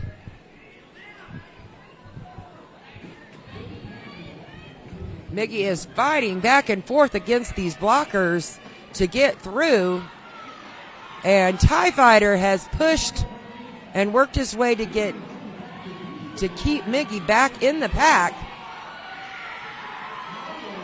But Des Moines Miggy is fighting, putting up a good battle there. That was for 4 points for each team. Bee Sting is working her way through the pack, and she's getting caught up by the white blockers as she made it through. Takes it to 8 points for Philly. And I don't think that the white jammers are paying much attention to the Philly jammer as they're trying to assist their jammer to get through. Philly kind of snuck through on that one. As Miggy calls it off, that is a 14-point jam for Philly and 8 for Des Moines, even though Des Moines had lead jammer status.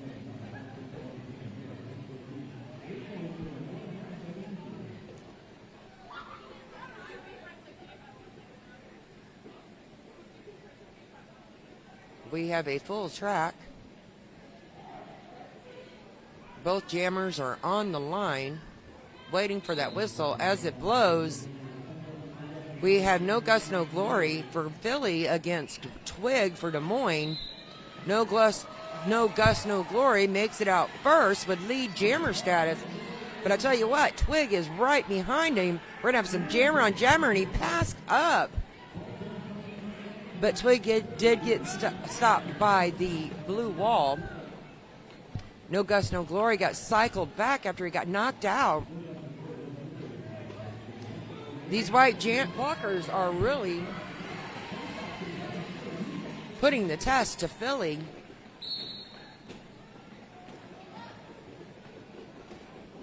As Twig is made it through the pack on the initial, for 4 points. And No Gus, No Glory is trying to push through the white jammers, trying to pick up additional points as Twig is getting swallowed up by the blue jammer blockers. And No Gus, No Glory makes it through.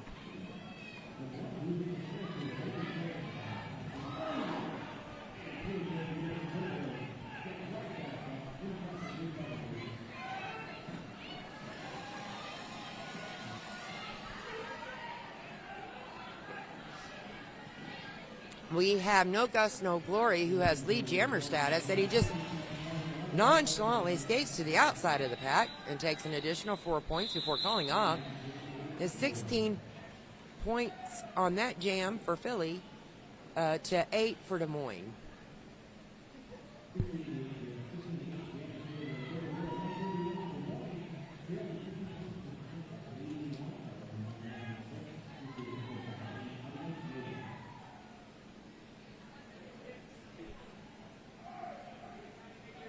We have both jammers on the line.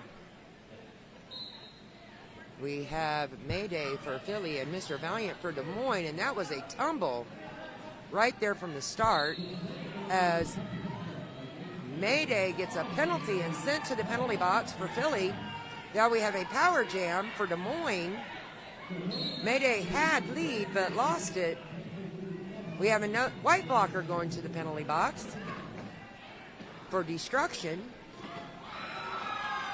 as Mr. Valiant jumps, and I do apologize, it looks like Mr. Valiant does get lead and calls it. So they're going to be able to start this next jam as a power start, because Philly has their jammer in the box.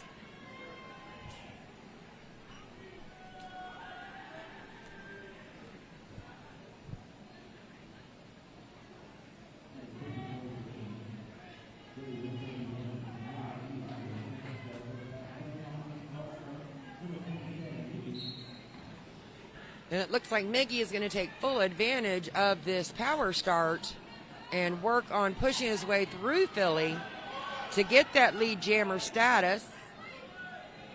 He got pushed out, has to cycle back, but 44 is going to the penalty box for a cut track.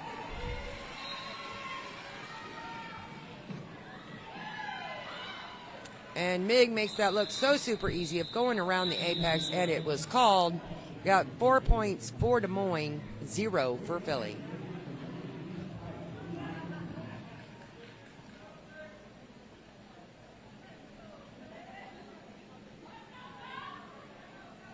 We have both jammers on the line for Philly and Des Moines.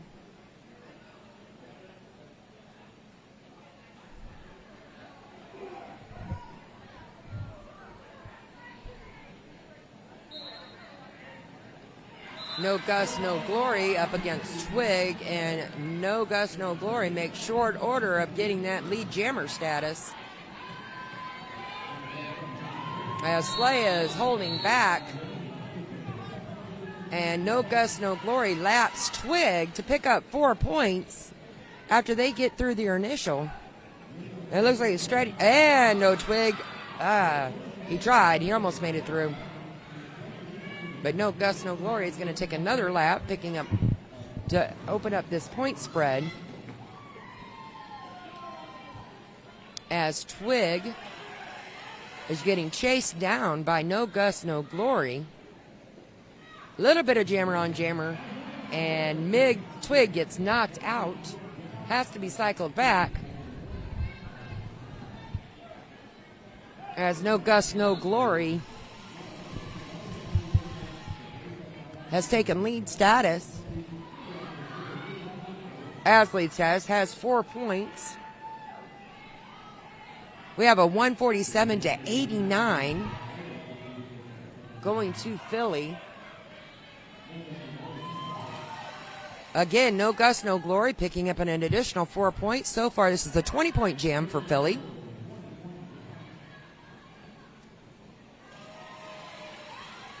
And Twig has got caught up and swallowed up by the white pip blockers that are on the track. Looks like he's trying to make an attempt of a star pass. Not real sure.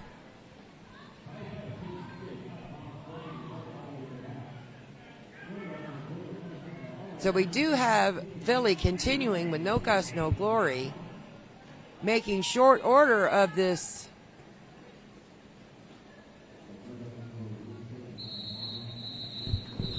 And the jam got called, went the full 2 minutes. That was a 32-point jam for Philly. courtesy of No Gust, No Glory. And Des Moines had an 8-point jam. Score is 163-93. That is a 70-point game difference.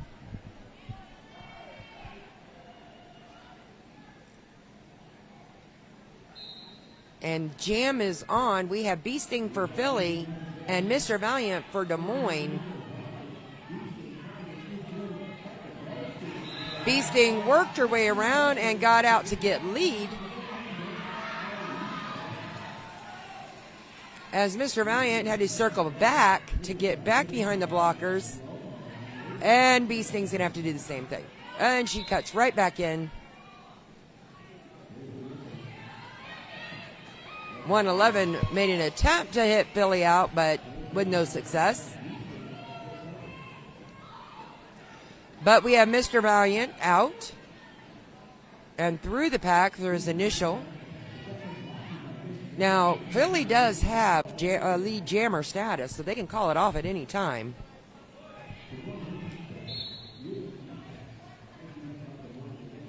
Both jammers are getting held up by their respective walls. The white Des Moines pivot is in the box. And Philly has made it through the pack, picking up 4 points, as did Des Moines. But we see Bee Sting trying to do a toe stop dance around that corner, not being successful, but Des Moines does make it through to get an additional 4 points. As Bee Sting calls off the jam.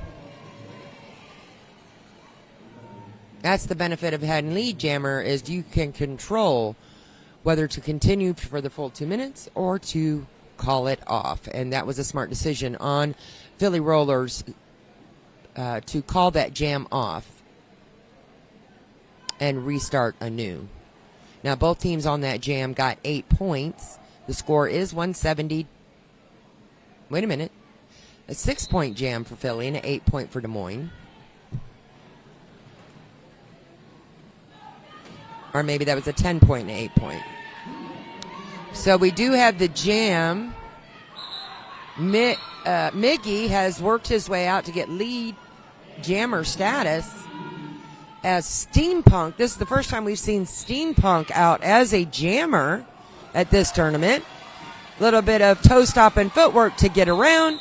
Miggy does a jump and calls it off. They get their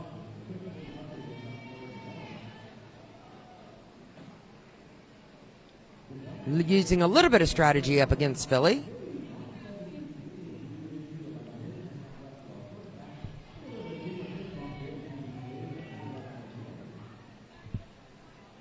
And on the jam line, we have No Guts, No Glory against, looks like, Miggy.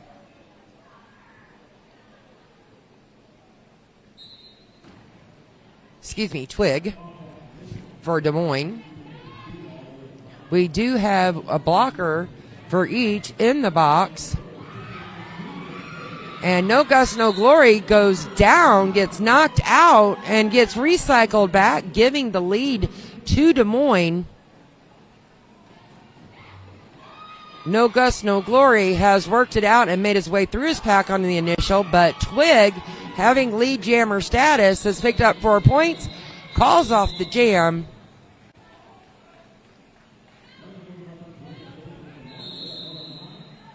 And we now have a timeout. Now this is a team timeout going to Philly. Each team gets 2 timeouts. They're going to have a strategy discussion, looks like, as they're getting together as a group and discussing what needs to be done as a team. And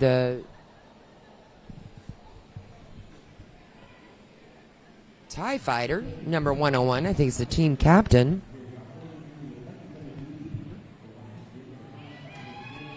And then we have Des Moines having a discussion with their coaches. And we have Philly going over trying to pump up the audience here in the venue. And now we have Des Moines responding back. And that is the swoop whistle that tells the players they didn't get back on the track. Timeout is over. We have a full court of players on the track. Both teams have all 4 blockers and jammers on the track. And that's the whistle. And No Gus, No Glory makes very short order of taking lead as he tiptoes through the white blockers. And Mr. Valiant has gotten caught up behind the blue blockers for Philly. No Gus, No Glory tiptoed again through, gaining 4 points. But Mr. Valiant's not going to have it, but he gets knocked out right at the last second, so he's going to get cycled back. No Gus, No Glory is going to continue this particular jam and try to pick up as many points as he can before he stumbled on that second apex. And the white wall is holding No Gus, No Glory back from picking up any additional points. But the white Mr. Valiant jammer is being held up by the blue wall. He is yet to get any points for this particular jam. But in the meantime, No Gus, No Glory does a tiptoe toe stop spin to get around the jammer to pick up 4 more points. But Mr. Valiant's not giving in. He is pushing hard and trying to push the blue wall out of gameplay, out of pack. And now they've all caught up. And Mr. No Gus, No Glory is letting the points just rack up as he goes through the pack. So this is a 20-point jam right now for Philly, a 0 point for Des Moines. And I think the white blockers are paying more attention to their jammer and not to the Philly jammer. And here comes No Gus, No Glory again into the pack and swiftly goes past the white jammers. That is a 28-point jam for Philly and 0 points for Des Moines. That's 201 to 109.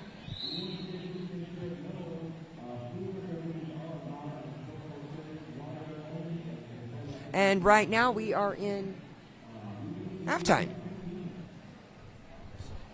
Oh, bye, guys. I'll see you back here in about 15 minutes after halftime.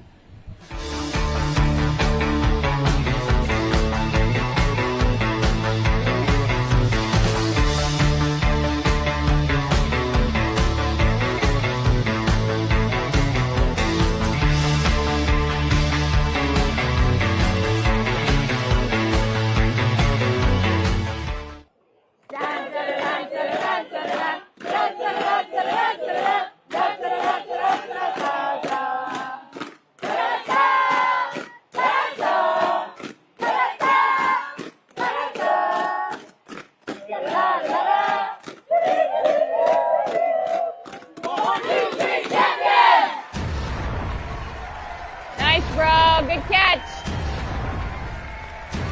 Nice, T.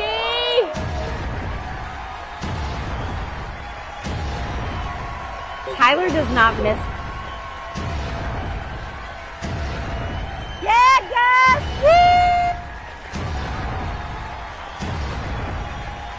Nice, Mayday.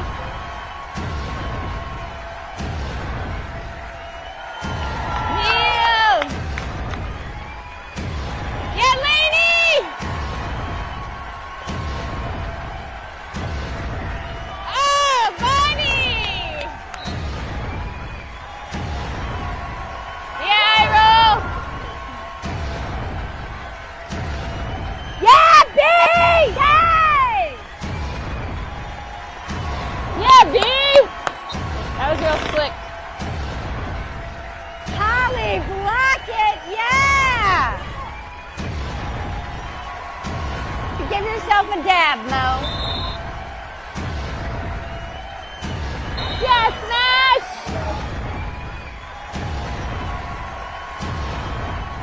Yeah, bump! Yeah, Lou!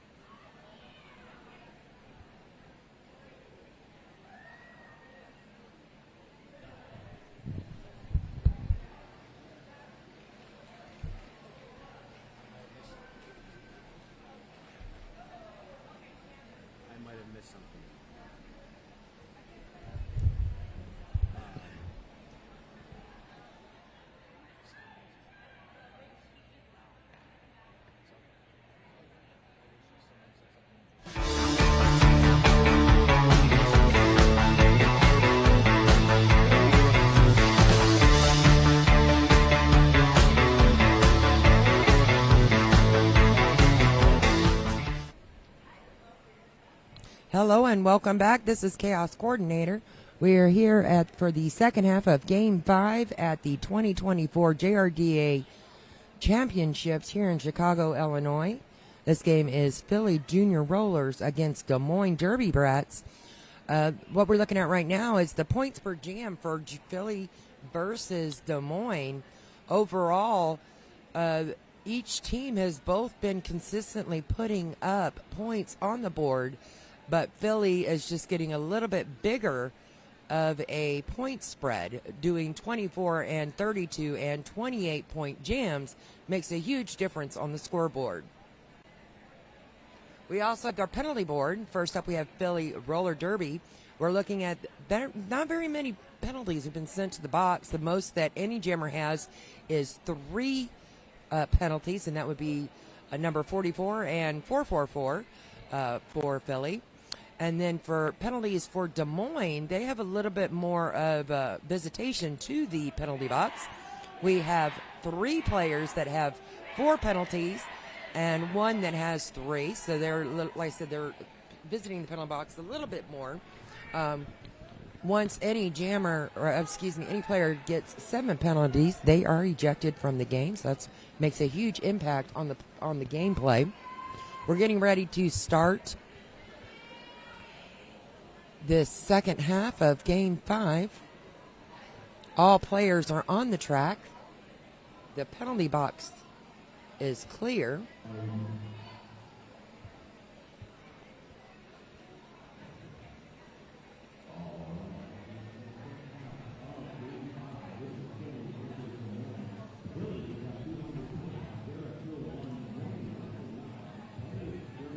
So we have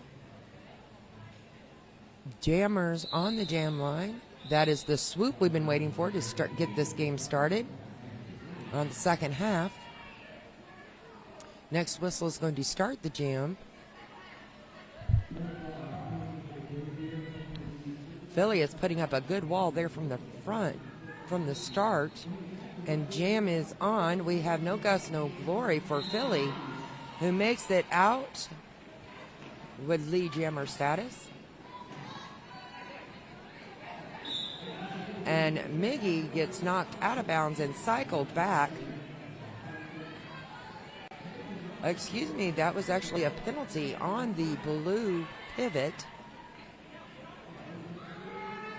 as Miggy tiptoes through the wall, getting 4 points.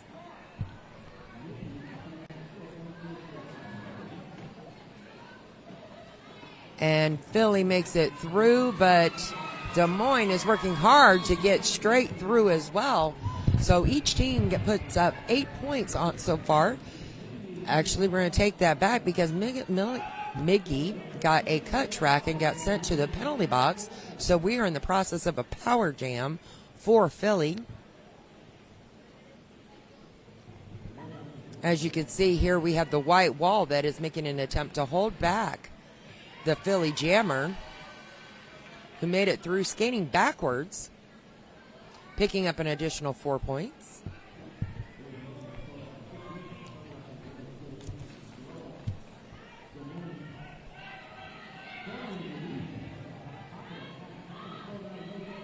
No Gus, No Glory is working through that white wall, picking up 4 points, taking full advantage of that power jam. Miggy is back on the track. We have a little bit of a stumble there through the pack as No Gus, No Glory takes the outside, leaving Miggy to fight his way through the blue wall. Miggy gets knocked out, cycled back by TIE Fighter as No Gus, No Glory takes a swing on the outside. This particular jam 1, period 2, that's a 28 points for Philly to Des Moines' 8. Philly is really putting the pressure on and racking up those points as they're making it around the track. So that's 229 to 117 going to Philly.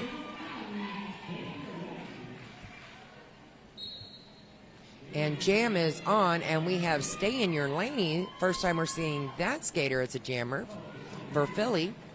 up against Twig for Des Moines. There is no one in the penalty box. And Twig gets into the penalty box. So we do have a power jam for Philly.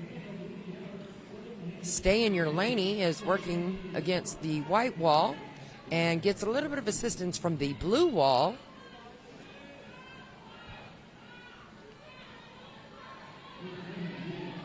But Stay in Your Laney keeps working on that wall to get through. It's not giving up, but the white wall is not giving in either. Both teams are working to keep the points low on this particular jam. Stay in Your Laney is working now up against the white wall again, but gets an assistance from the blue jammer, number 17.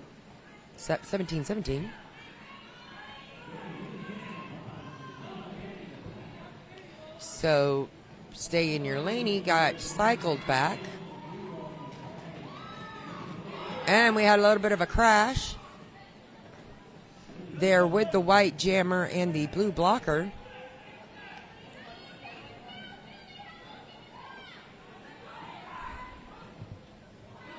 And the white jammer is struggling to get through this wall. Took a little bit of a spill a second ago. And the Philadelphia jammer, Stay in Your Laney, took lead. And immediately following, Twig got out of the pack. And the Philadelphia called off the jam. Oh, excuse me, that went for a full 2 minutes. So we have 2:31 for Philly and 1:17 for Des Moines. We do have a white blocker in the penalty box, so this is going to be a team advantage for Philly. On the jam line, it looks like we have Mig versus No Guts, No Glory. Number 15 for Des Moines is in the penalty box, but No Guts, No Glory comes out quickly to take lead jammer status. Miggy is fighting through the blue blockers. Kind of went down right there. A little bit of a stumble. We're going to do a star pass to Mr. Valiant for Des Moines. Mr. Valiant is coming up from the backside. He got to get points for Des Moines as he's trying to make it through the pack and made it successfully past the blue jammers. But now we're on a power jam because No Guts, No Glory got a cut track penalty sent to the penalty box. So now we do not have any lead jammer, and we will be going the full 2 minutes. During this power jam, Mr. Valiant is working against this blue wall and has made it through. Continuing on this power jam, as No Guts, No Glory is standing in the penalty box, ready to come back out onto the track.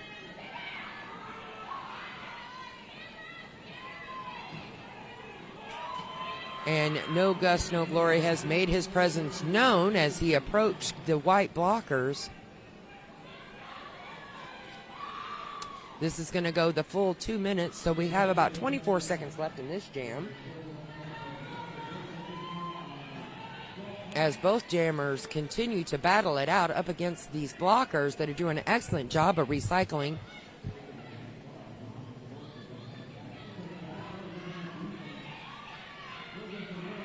As you can see, No Guts, No Glory is playing a fine line on that outside line. And it went for a full 2 minutes, but that is a 19-point jam for Philly, 14 for Des Moines. 250 Philadelphia, 131 Des Moines.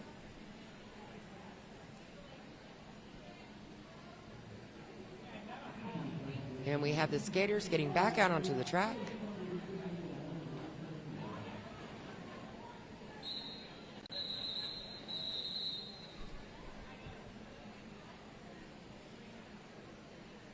And we have a timeout. A team timeout. Official timeout, excuse me. During this official timeout, the officials are going to be probably discussing something that happened on the track. It looks like they're grouping together. Or they may need a moment to make sure that everybody is set and ready to go. We have 2 of our referees. They are outside pack refs. They put a lot of work in, and they work just as hard as these players, keeping up with them because they have to pace the jammers on the outside and the inside of the track.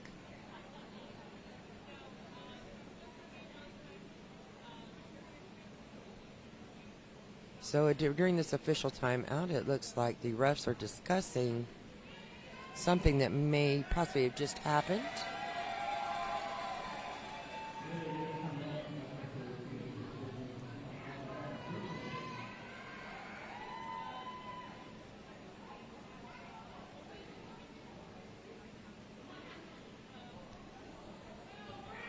As we're seeing, the Philadelphia jammer is on the jam line and ready to go.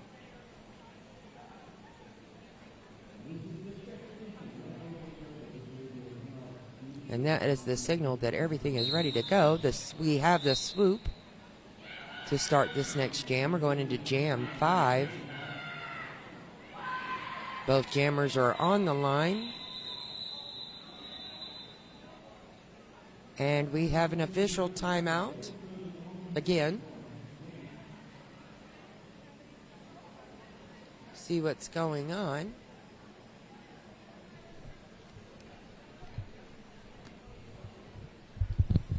Seems like there might be a problem with the scoreboard. If that happens, they have to stop play to get it fixed.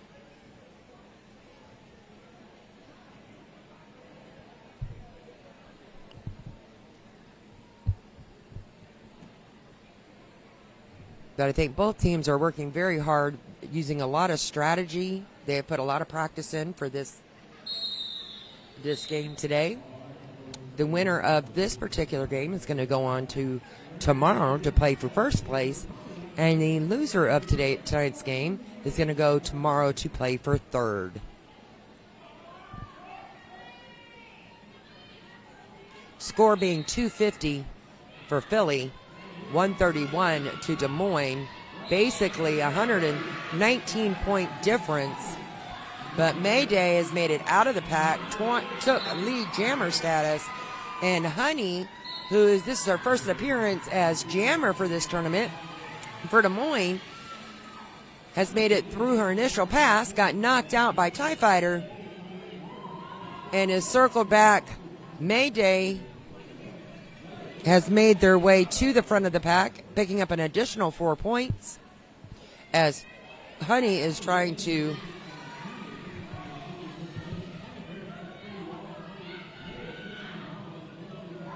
work her way through the pack.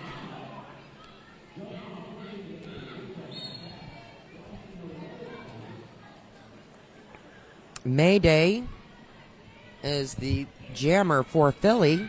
Got cycled back, making it through the white blockers. And again gets cycled back. It looks like we have Honey for Des Moines, their jammer, going to the penalty box for a cut track. So now we are on a power jam. It looks like Mayday is struggling a little bit to get through and to keep up the pace that has been going through this entire game. And she calls it off. That's going to start a power start for the next jam because Des Moines has their jammer in the box.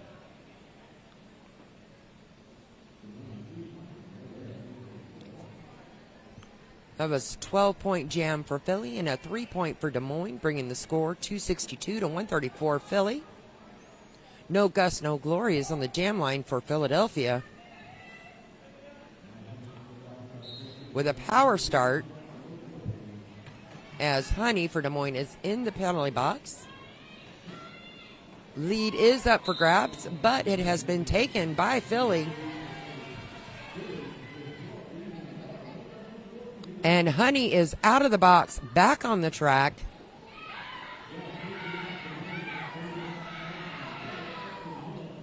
Both walls are holding on to the jammers. And we have a star pass to Miggy, for Des Moines. Miggy is making his way around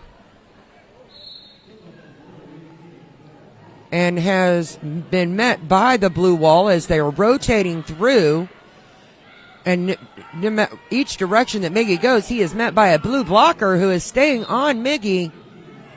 But Miggy is not giving up and has made it through, pushed his way through, and sending a blue blocker to the penalty box in the process.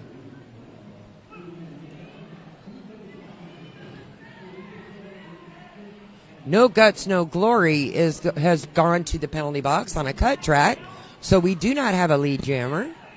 This is going to go for the full 2 minutes.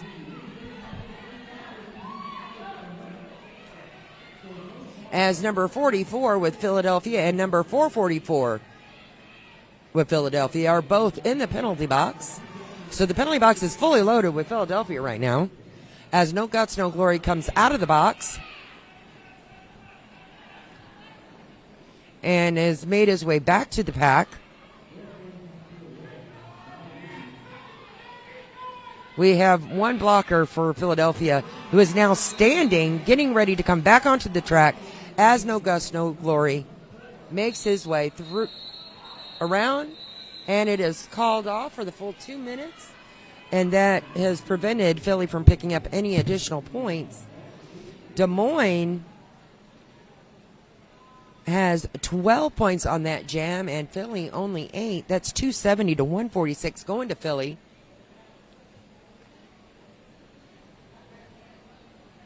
And we do have a white blocker in the penalty box, so we're going to have Philly is going to have the advantage.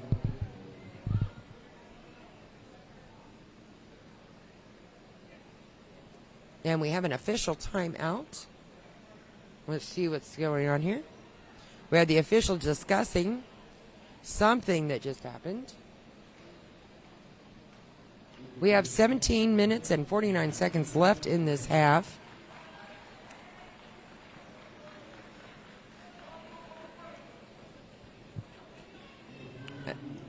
Looks like they're discussing something to see what happened on the last jam. But these skaters for Philly and for Des Moines, they are on the track and ready to go.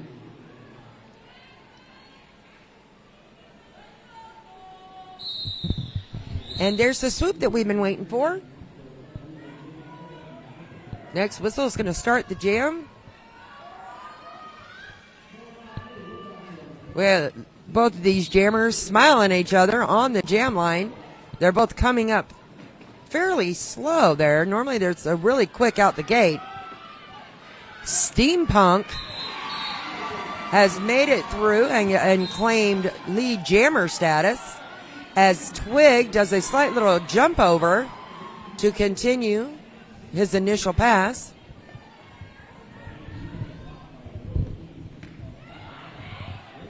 Number 9, which is Twig, is working his way through the pack, getting some assistance from the white jammers to hold back the blue jammer. And we have a little bit of a stumble on the outside of the track, and Twig, passing by, got a cut track because he did not cycle back when he got pushed out by the blue blockers. We currently do have, Steampunk is calling it off. We do have a pretty full penalty box. We got one blue blocker, one white blocker, and the white jammer all in the penalty box. Timeout has been called for an official review. Looks like by Philadelphia.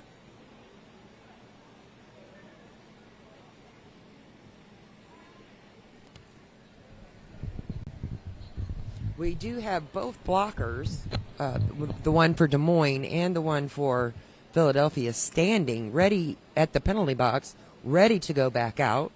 But we are going to start this next jam as a power jam for Philadelphia, as Des Moines jammer Miggy is in the penalty box.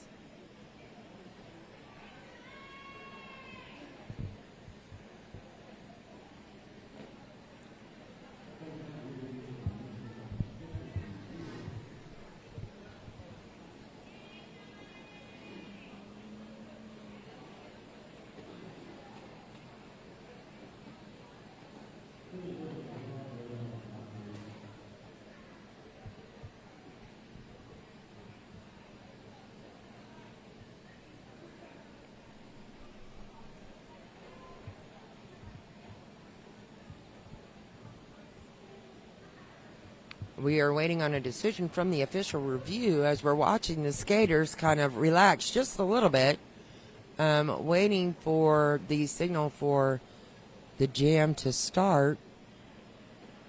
Looks like the head ref is talking to both coaches.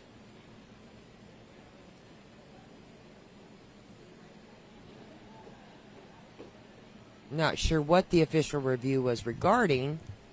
Hopefully we'll be able to find that out.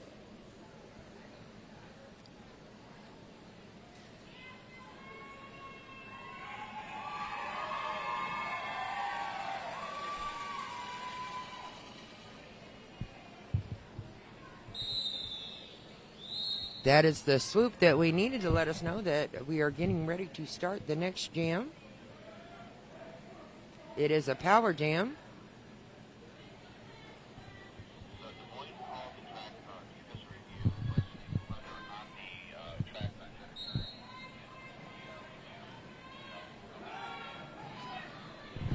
And that official review was coming from Des Moines, wanting to know if the cut track for Twig, the jammer for Des Moines, they were questioning that cut track, and after the review, it was found that the penalty will stand.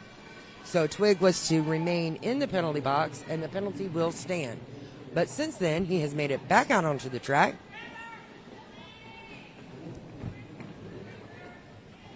And No Gus, No Glory has lead jammer status.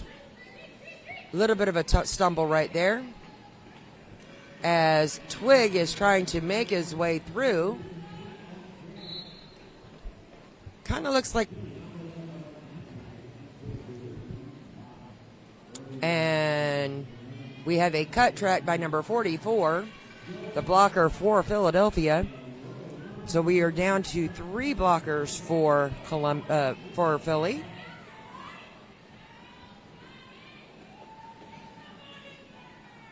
We have the entire team all together right here. No Gus, No Glory is trying to make his way through the white wall. And it looks like Twig just kind of snuck around there on the outside to get the initial pass, as No Gus, No Glory takes the inside. But we do have a white blocker and a blue blocker in the penalty box, as the number 44 is back on the track. No Gus, No Glory making his way around the track in a quick fashion, and has called the jam. So that was a 20-point jam for Philadelphia and a 4-point jam for Des Moines. Score is sitting at 294, 153 going to Philadelphia.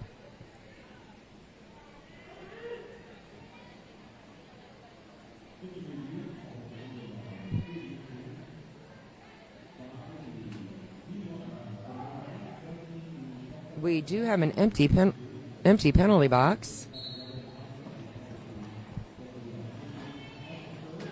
Actually, I might stand corrected. We had one white blocker standing, but they're right back into the game.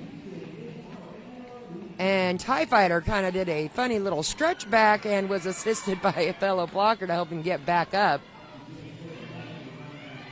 Beasting, they are working hard.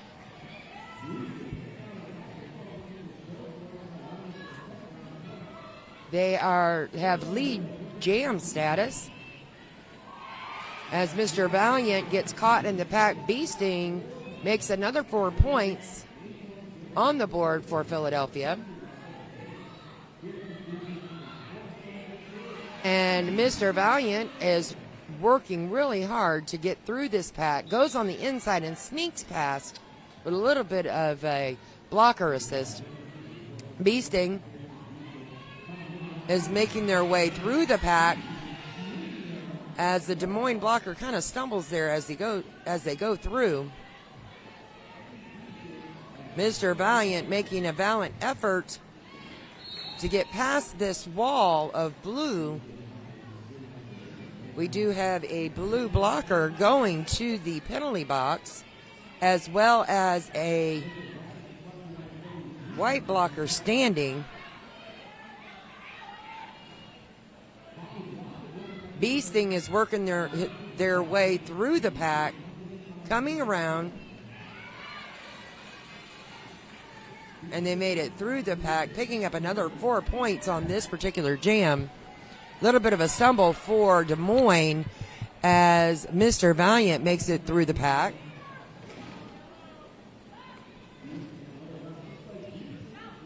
And Philly is calling it off. Beasting did an awesome job of getting their points up on the board. That is a 27-point jam for Philly and only an 8-point jam for Des Moines. Des Moines is consistent, as is Philly, on putting points up on the board. But Philly is doing a stellar job of running up those points when the white jammer gets held up in the pack. So now we have No Gust, No Glory versus Miggy. Jammer, we have jammer on jammer action as they're going around to see who's going to make it first to the pack.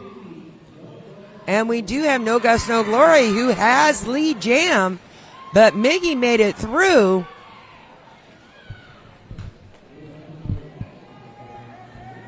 And we have a number 26 went to the penalty box for Philly on a cut track.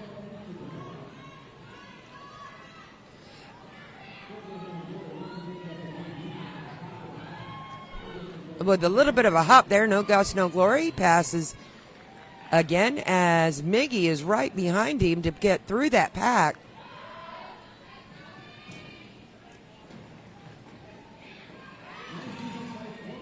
Both of these teams are doing an excellent job of holding up their walls, working together with the communication.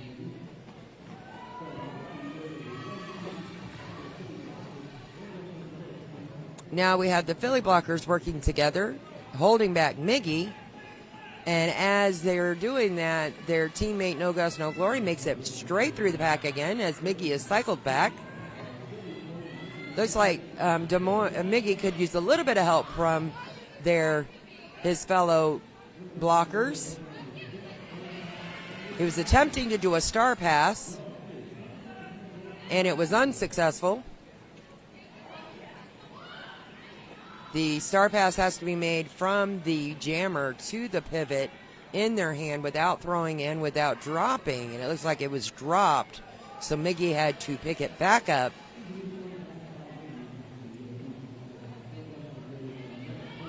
No Gust, No Glory is coming back around.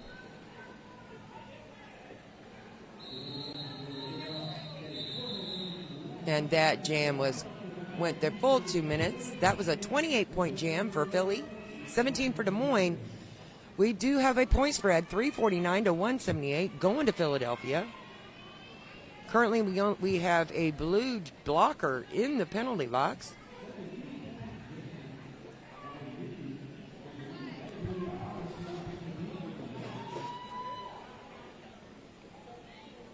Both jammers are on the line. As the whistle blows, they both come in full force and kind of slow down a little bit as they hit the wall. We have Stay in Your Laney for Philadelphia and Twig for Des Moines. Both jammers are working to get through the pack to get lead jammer status.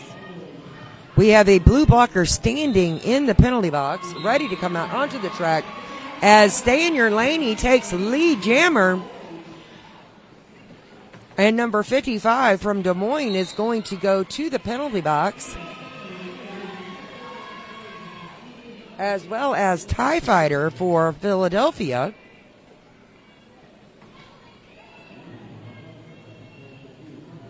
So we now have Stay in Your Laney fighting through the white wall to pick up some additional points on this jam. They do have lead jammer status, and the blue jammer is leaning on these white blockers, but she makes it through, picking up 4 points, and right behind her is Twig, getting through the initial pass, and we have another blue blocker go into the penalty box, failure to reform. And that one I kind of heard all the way up here up top, kind of hurt a little bit, as Twig tried to do a jump on the apex and landed straight down on its knee.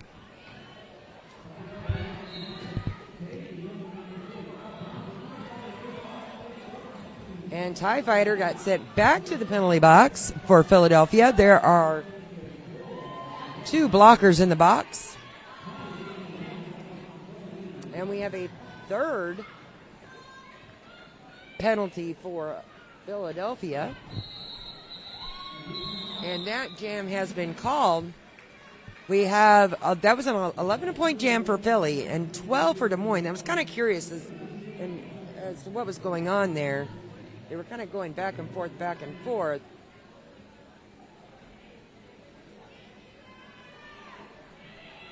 And we could see the camaraderie and the sportsmanship of these skaters. They're still, even though they're competing against each other, they're checking on each other and making sure that, and joking around a little bit on the floor right before each jam, make sure that the fun is still there. TIE Fighter is standing in the penalty box, itching to get back on this track, and he is back out as Mayday gets lead jammer, but Mr. Valiant is doing some jammer on jammer action as Mayday is reflecting his attempts of blocking her.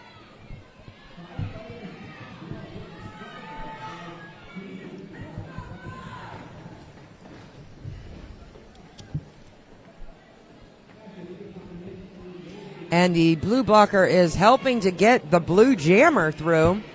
Has made it through.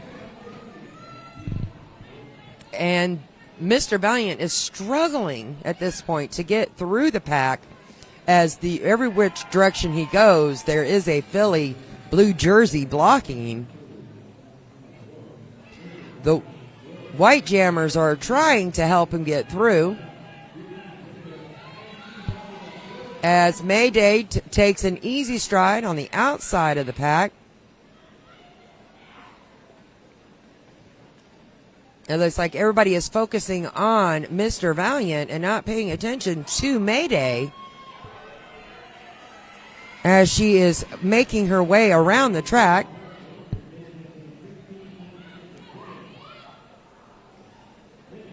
And again, this time Mayday got caught by the white wall, but Mr. Valiant is getting caught up in the blue wall. And 51 from Des Moines comes over to assist. And Mr. Valiant is struggling to get through. That was a 19-point jam for Philly, 0 for Des Moines. I'm sorry, excuse me, that was a 3-point jam for Des Moines.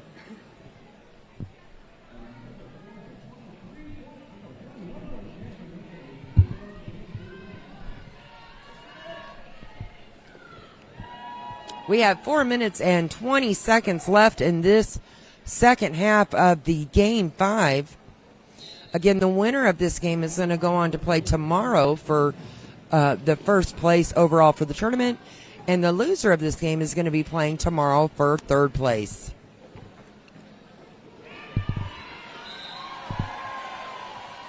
Steampunk has made it through the pack, getting lead jammer. Mr. Valiant got a cut track and sent to the box for Des Moines. So this is a power jam for Steampunk. Taking advantage of her situation right now. We have a blue blocker coming in to help Steampunk and assist to get her through the pack. Because Mr. Valiant is back on the track, and the blue blockers are paying attention, and they see him coming, and they're putting the brakes on him getting through their wall. But Steampunk is not giving in and has pushed her way through. Number 180 for Philly has got a cut track penalty and has been sent to the penalty box.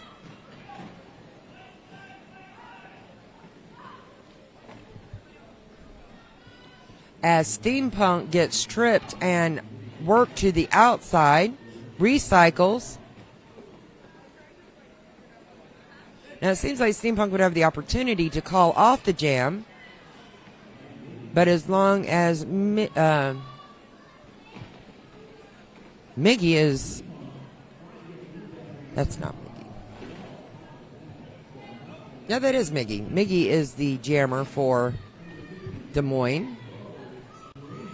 Looks like they're both struggling to get through the pack at this point. Miggy has made it through, picking up an additional 4 points.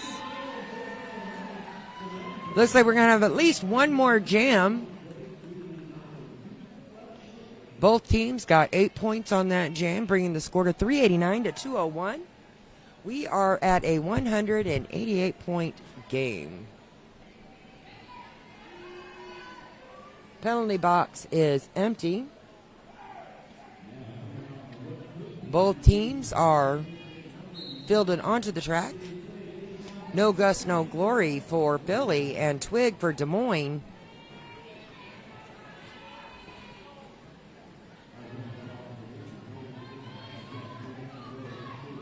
Both jammers are working side by side, trying to get through the pack at the same time. And it looks like they're having a little bit of a discussion of who's going to go where. So, No Gus, No Glory decides to go on the outside.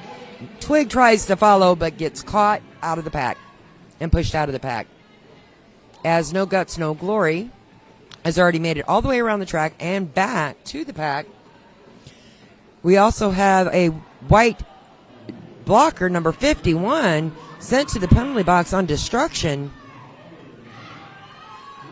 But Twig keeps pushing and works his way through and gets through the pack. As No Gus, No Glory, as lead jammer makes it through and gets an additional 4 points. Twig has made it through his initial. But the blue wall is not making it easy for him to get through to make any points for Des Moines. As No Gus, No Glory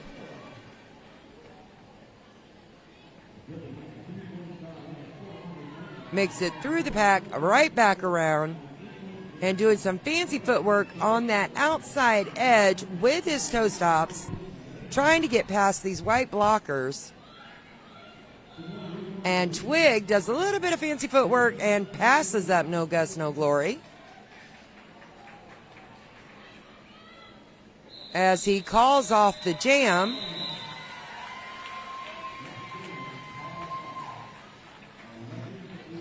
And the unofficial score at this time is 400 to 209. And if this official score holds, unofficial score holds, Philadelphia will be playing tomorrow for the first place of the tournament and the championships, and Des Moines will be playing for third. And there is the swoop, and that is the final score. We're going to go ahead and sign off for now. We have another game coming up at 7 p.m. It probably won't start till about 7:15. And that's going to be between FOCO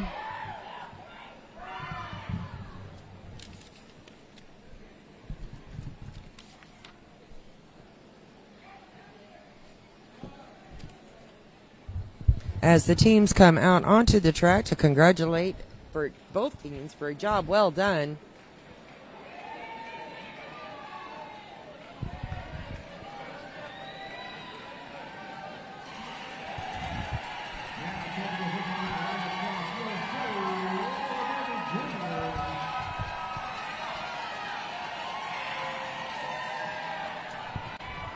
All right, now we have points per jam here. We have Philly Roller Derby and Des Moines. If you look across the top, you'll see that both teams were pretty consistent, but the Philly team was lapping them in the quantity of points that they were receiving in each jam. And then our penalty board, we did not have anybody foul out. We had some that were close. We had 2 players that were 6 penalties for Philly, and we had 3 players for Des Moines. And I am incorrect. We had 1 player foul out in that game, and that was Deslaya for Des Moines.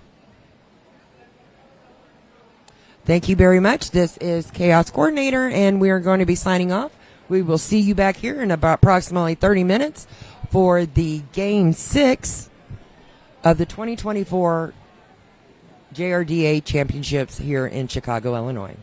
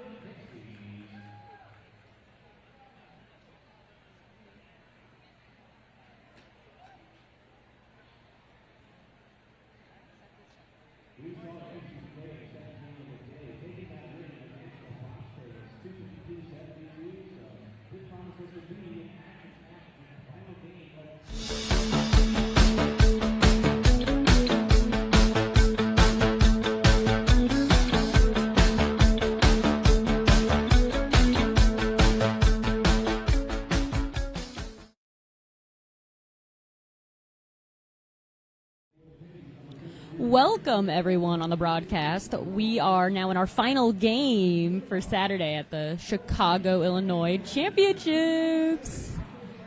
So we have ourselves a FOCO Junior Roller Derby and Pixies. All right, let's look at the roster for FOCO really quick.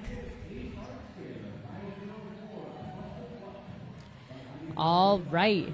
And we have Monster 100, Shreddy Krueger 11, Truffle Shuffle 119, The Kraken 1776, Yaya 269, Gonzo 29, Devlin 40, Chameleon 71, Scream 911, Slim Skady 999, Monster 100, David and Goliath 116, Peter Pants 138, Mini Tack 253, Hey Hey 28, Spilla 3, Reaper's Blade 618, Axel 888, and last but not least, Seek and Destroy 947. We're going to be moving on to the Pixies now. We have 000 Trisket, we have 119 Scary Poppins, 14 Striking Viking, 3 Little Miss Savage, 333 Lemony Stitches, 426 Ace Hard Scare, 594 Lip Buster, 777 Hyper, 007 Rubik's Dude, 13 Glitter Bomb, 247 Nacho Friend, 33 Jawbreaker, 3333 Firecracker, 504 Fuster Cluck, 7 Thunder Breeze, and last but not least, 9 Brutal Beauty.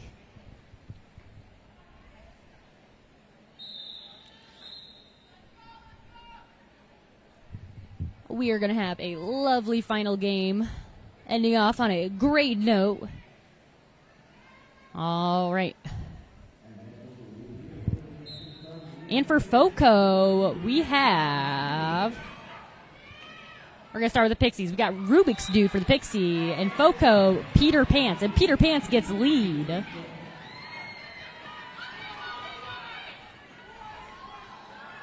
And it looks like there was a cat pass up to Nacho Friend, not before Peter Pants calls it off.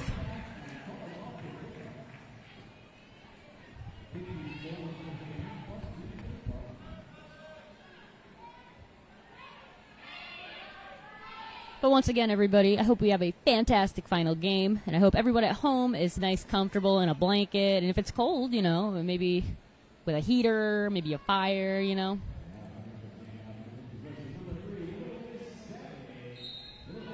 All right, and it looks like we have Little Miss Savage for the Pixies and David and Goliath for FOCO. It looks like one of FOCO's players are in the box, though.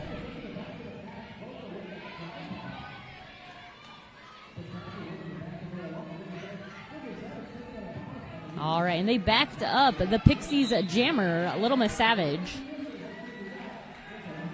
And it looks like David and Goliath gets lead jam. He's coming up on the point-scoring pass right now.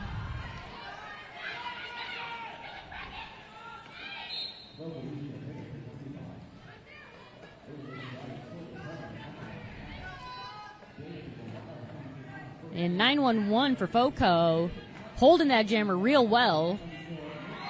From my experience, I know one-on-ones do not go well, especially with jammers, only because they are trained to juke, avoid, weave, what have you. But those players are doing phenomenal. 911 did great on that one-on-one.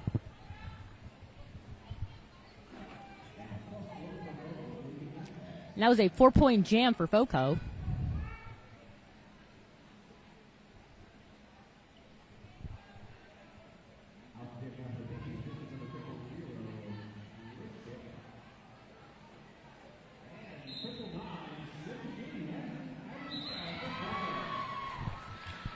All right, it looks like we have Slim Skady for FOCO and Trisket for Pixies. And Trisket makes it out of the pack. Slim Skady, unfortunately, slides out. And they were neck and neck there for a minute.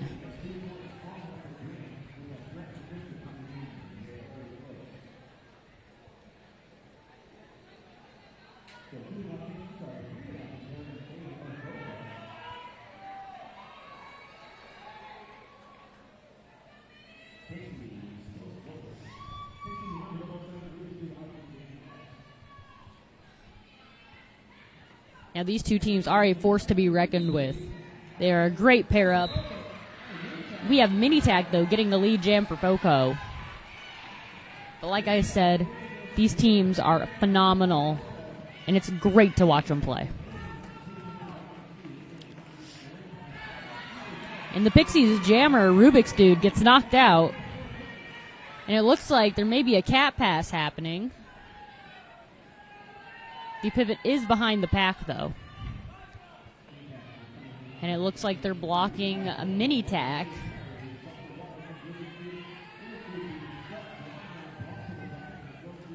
And Minitac just skates right around him.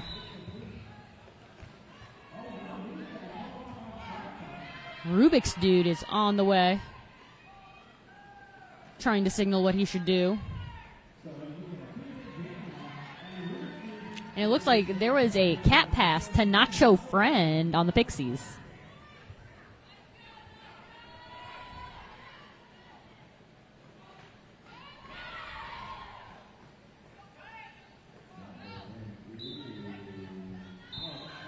And it looks like there was a cut on Nacho Friend going into the box.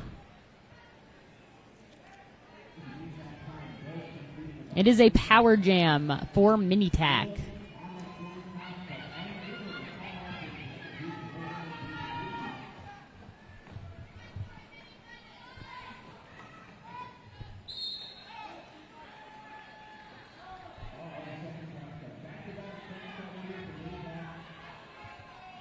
All right.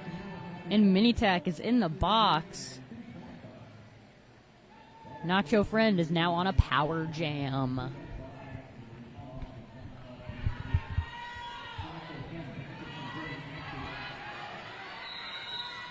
And that's going to end that jam.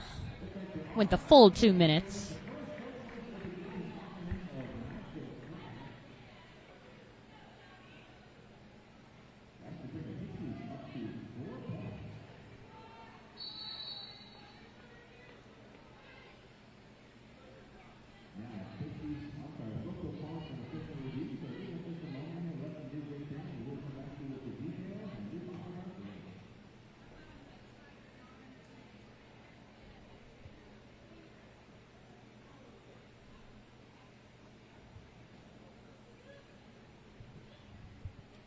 Now, during the official review, we are in the open division now.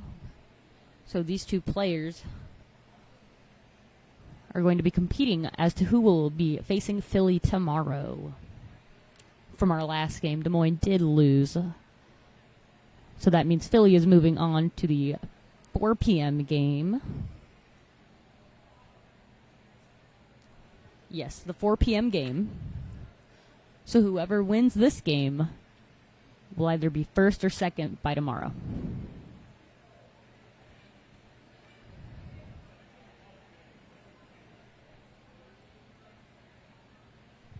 However, whoever loses this game will be facing Des Moines tomorrow.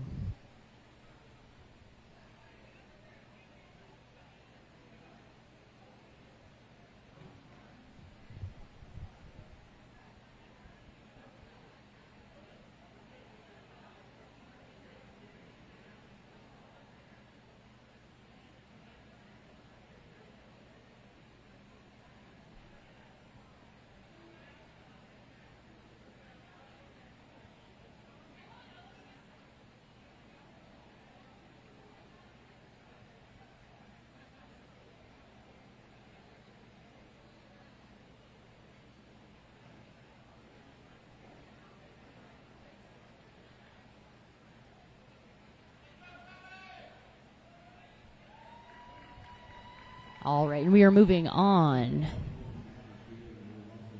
Now, it looks like the officials are going to talk to the announcer table to see and tell all the other officials what happened on that play.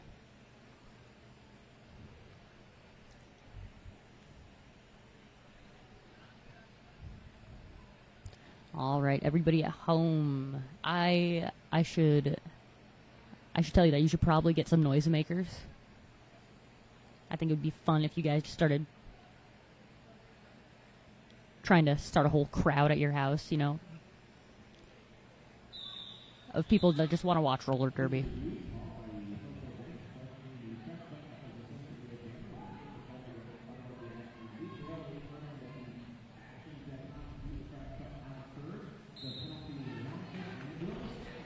All right, and we have Mini Tack in the box and Little Miss Savage on a power jam.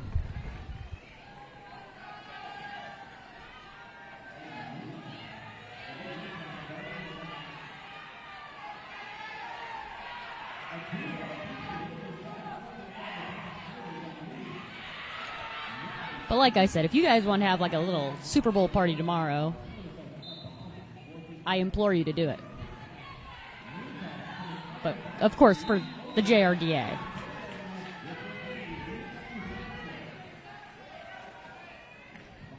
All right, and Little Miss Savage is on the way to catch up to Mini Tack.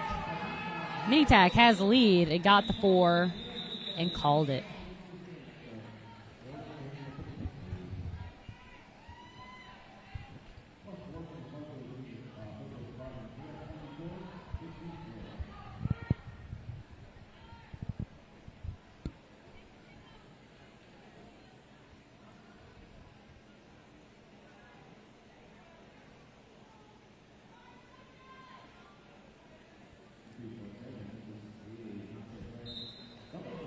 All right, and we have Seek and Destroy for Foco and Rubik's Dude for the Pixies.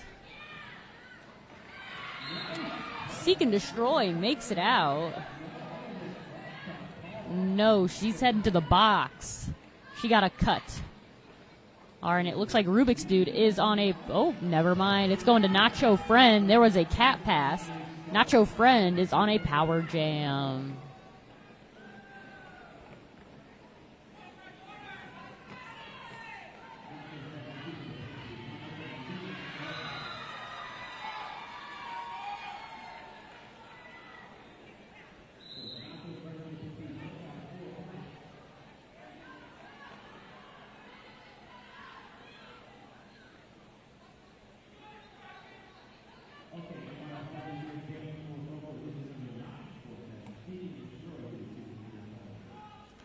All right, and it looks like Seek and Destroy is on the way.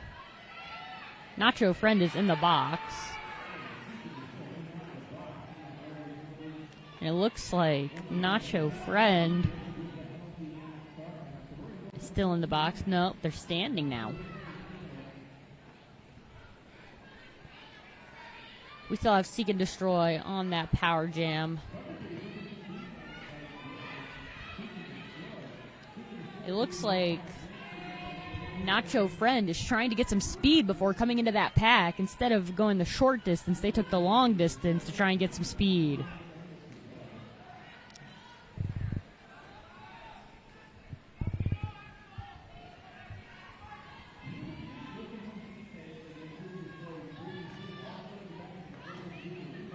Oh, that's gotta hurt.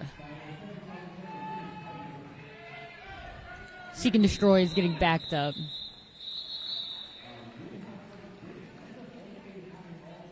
That was a 2-point jam for the Pixies. And a 4-point jam for Foco. And it looks like we are now on an official timeout. An official review is taking place.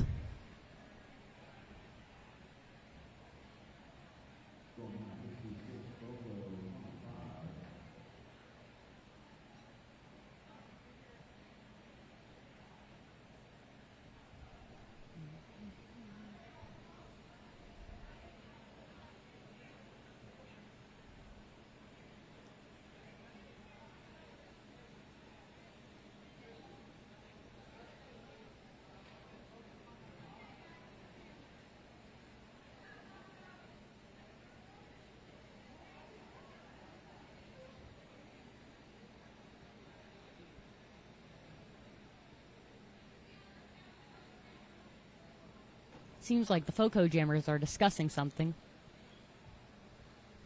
Unfortunately, I cannot read what they are saying.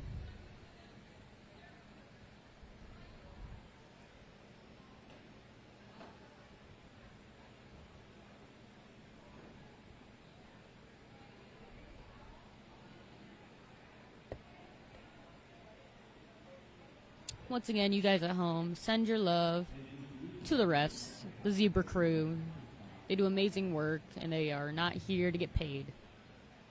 They are here because they love this sport. So make sure you guys always send your love to them, because sometimes they get the most hate.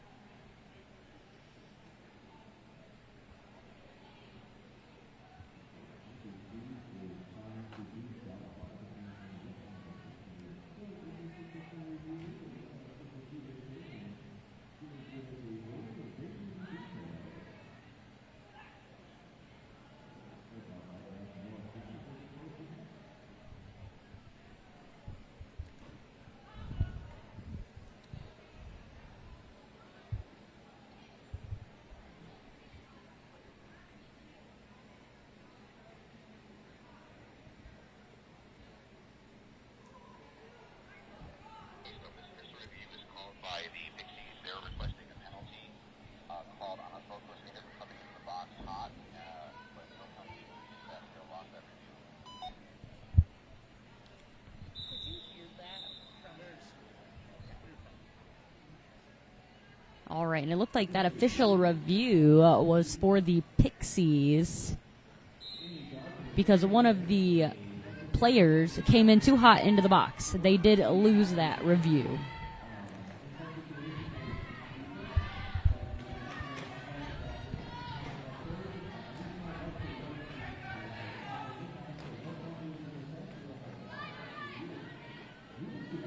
All right, we have Rubik's Dude and Peter Pants. And Peter Pants makes it out with lead.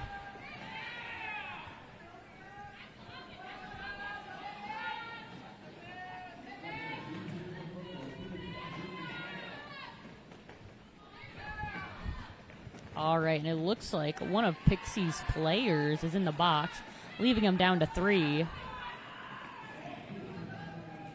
And it looks like there was a cat pass to Hyper.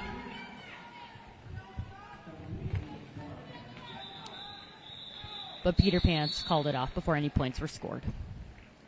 That was an 8-point jam for Peter Pants.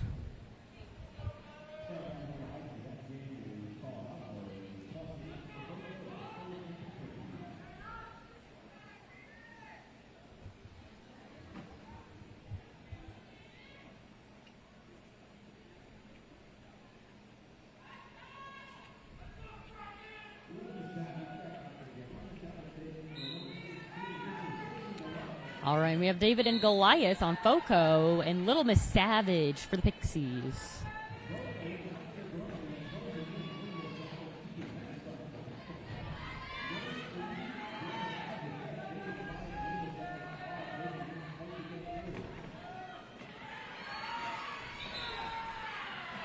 David and Goliath makes it through.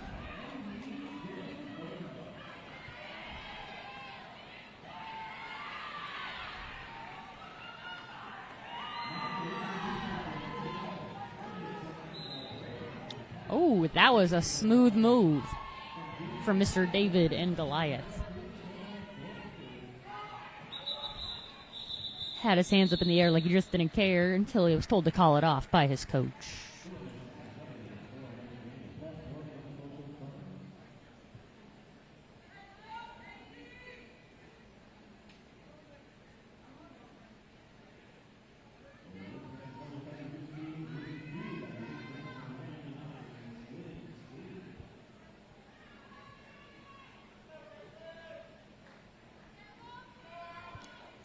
All right, and we have Rubik's Dude and Slim Skady. Ooh. That looked like it hurt.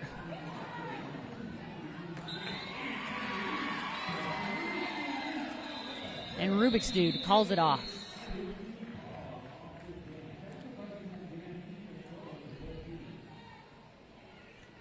All right. Unfortunately, Foco has 2 players in the box, and unfortunately, yet again, Pixies has 1 player in the box. They are both starting shorthanded.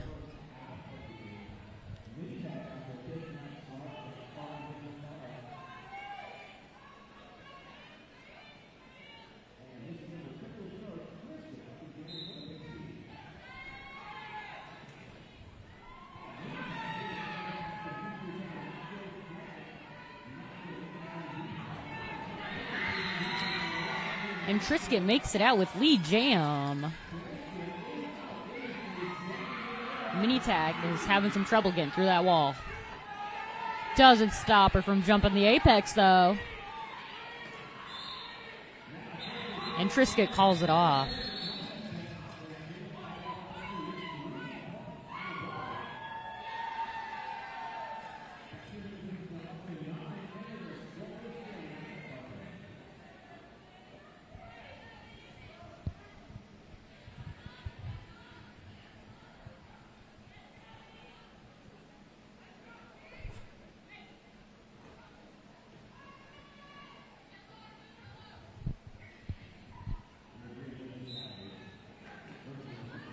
All right, we have Seek and Destroy for Foco. Seek and Destroy makes it out. Little Miss Savage is our jammer for Pixies. Little Miss Savage has made it out, is now on the scoring pass. Both jammers are getting ready to score. Little Miss Savage. Seek and Destroy calls it off.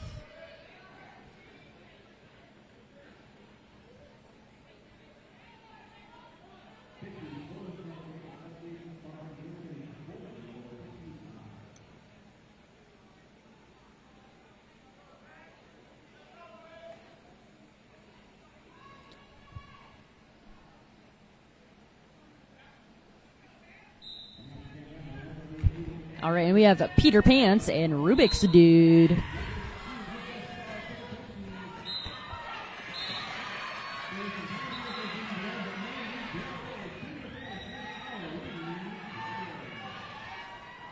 Looks like Rubik's Dude is right behind Peter Pants.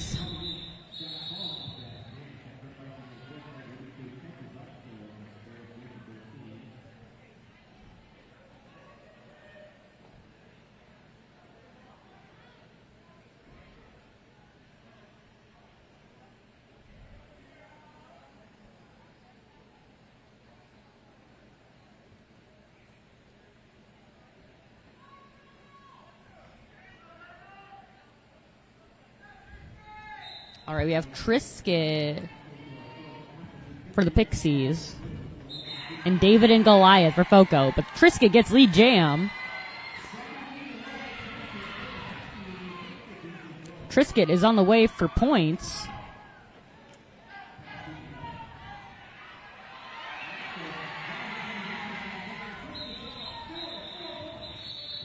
And that was a 4-point jam for the Pixies. Now we are a little less than halfway through this period.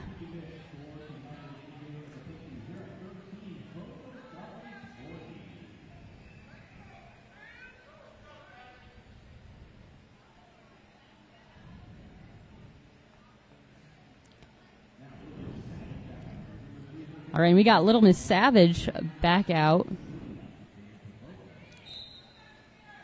And Slim Skady for Foco.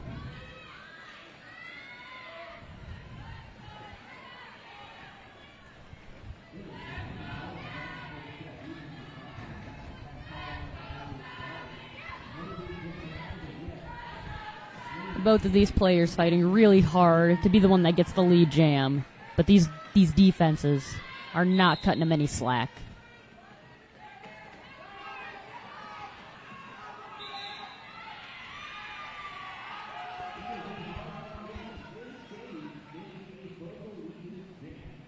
And Slim Skady makes it through. Coming up on points, a Little Miss Savage in the box. It is a power jam for Foco.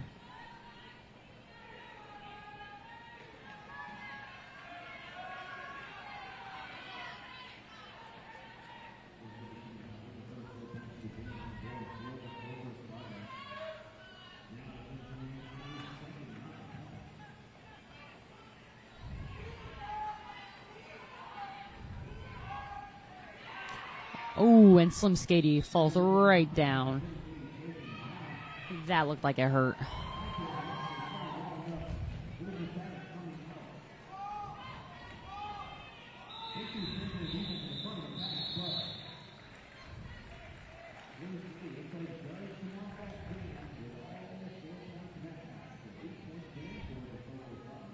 And that was an 8-point jam for Foco's jammer.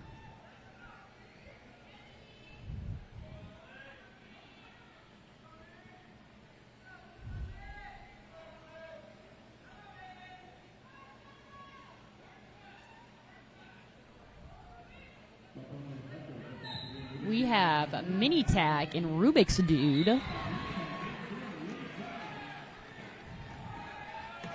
And Rubik's Dude jumps the apex. Mini Tack, though, is our lead jammer. Coming around. Gets hit out of bounds, but calls it off. And earning her 4 points that jam. 3 points that jam.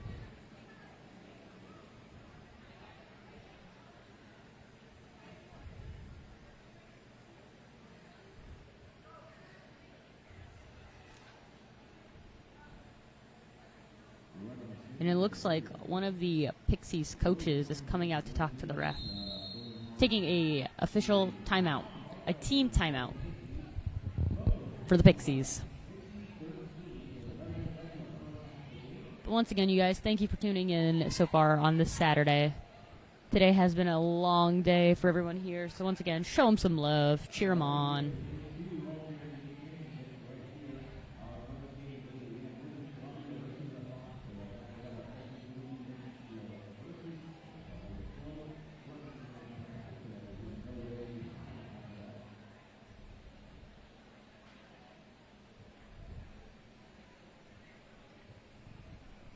I just realized the Striking Vikings helmet has horns on it, like a Viking. I did not realize that till now.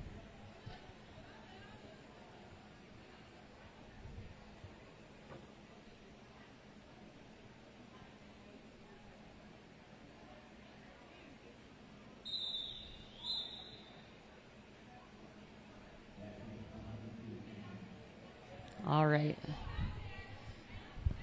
And it looks like that team timeout is over. I say that with a question mark.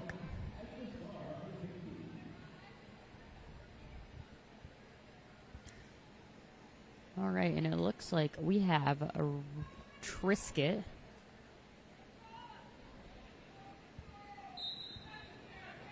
And Seek and Destroy.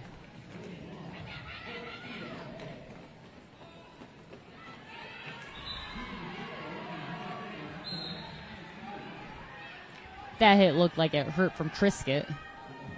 Seek and Destroy has the lead, though, coming up on points. Oh. That looked like it hurt. Was a 2-point jam for Foco.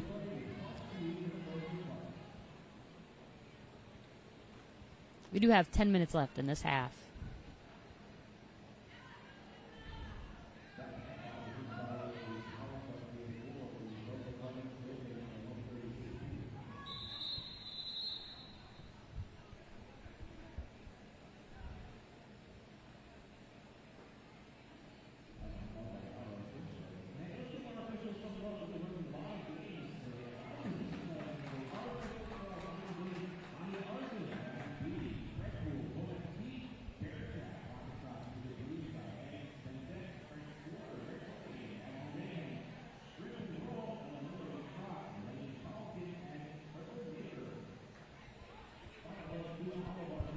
Once again, though, a big shout out to everyone here today. They've been doing fantastic work, and they will be doing fantastic work tomorrow. So make sure you invite friends, family to tune in to roller derby. It is an amazing sport. Nobody is excluded. Everyone is welcome.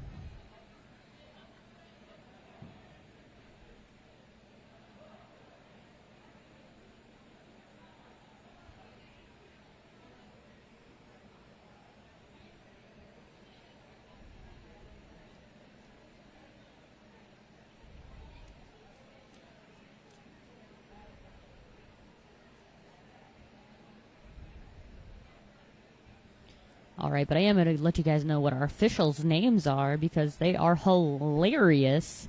We have Anya Arson, Bionic Bee, Breadpool, Bon Appetit, Bear Trap, Rocket Shop, Mr. Bruise Guy, Eggs Benedict, French Thwarter, Recordian, Admiral Mayhem, Shrimp and Roll, Illinois, Croc, Millennium Falcon, Troublemaker. Big shout out to these guys. Fantastic work being done on and off the track.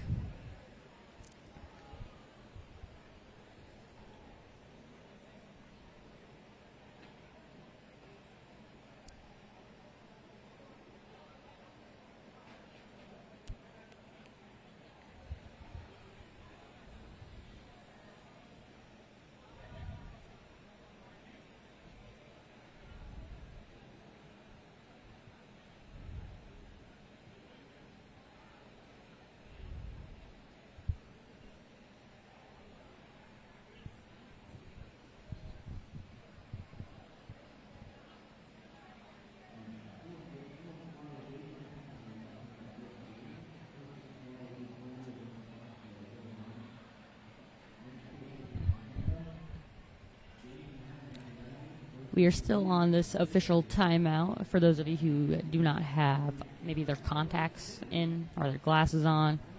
It is getting fairly late in the night, so I don't blame you if you've been wearing your contacts all day. Take them out, take a little eye break and just listen,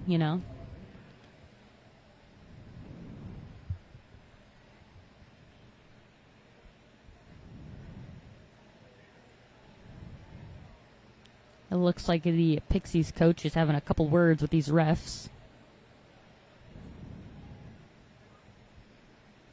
I'm hoping they are very kind words. Like, you're doing such a great job.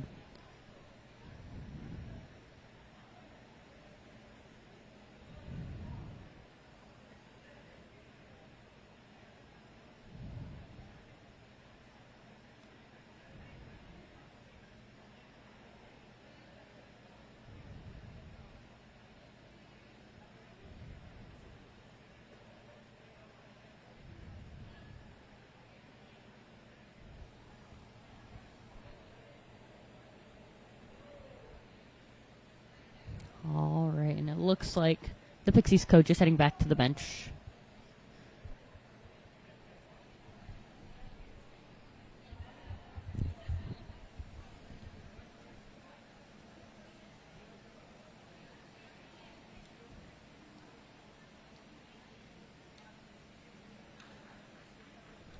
But yet again, you guys, if you guys are new to roller derby, make sure you support your local team.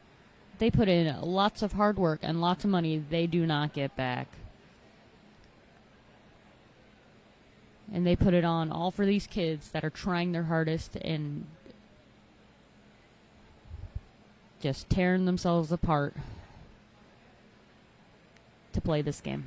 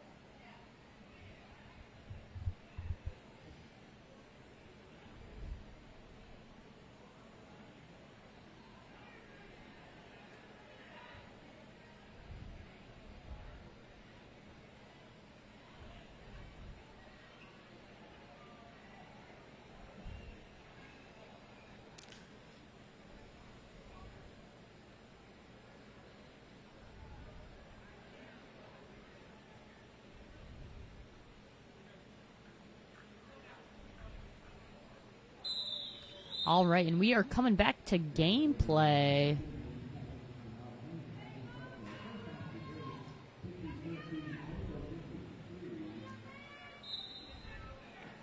All right, we have Peter Pants and Rubik's Dude on a double penalty, it's looking like. So Peter Pants is on the way around getting lead jam.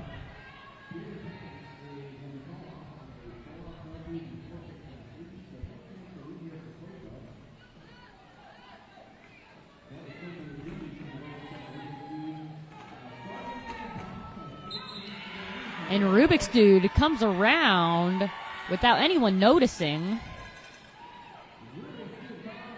And Peter Pan's is in the box, so Rubik's Dude gets the lead since Peter Pan's lost it, and since Rubik's Dude did not make his initial lap, he has a chance to get lead.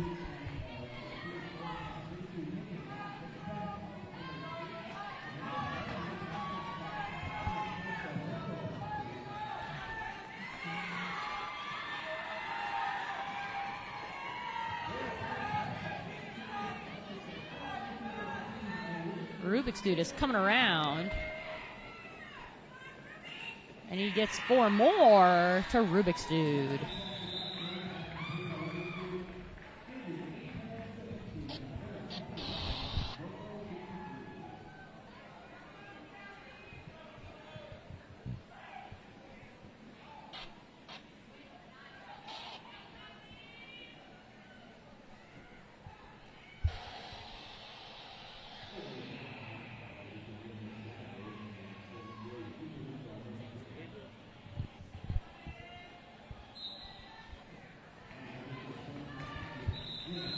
All right, we have Little Miss Savage for the Pixies and Slim Skady for Foco. And it looks like Little Miss Savage is on the way. Slim Skady gets the lead. Is on the way for points. Calls it off with 4.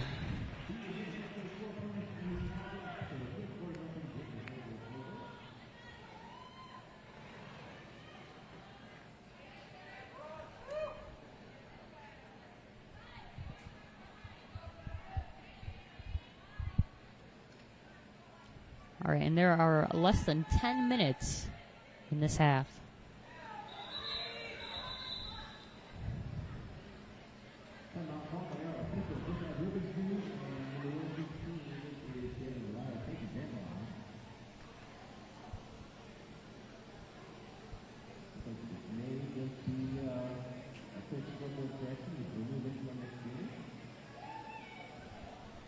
All right, and while we are on this short break,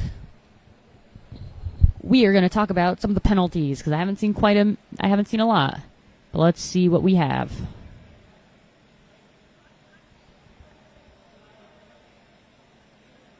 All right, and for Foco, there's 1 or 2. We have 1 outlier, which is a 3. And for the Pixies, we have only 2 people have 3, but for the most part, both teams are doing really well on penalties. Overall, I'm thoroughly impressed with these kids and how careful they are with their ability to skate and ability to hit.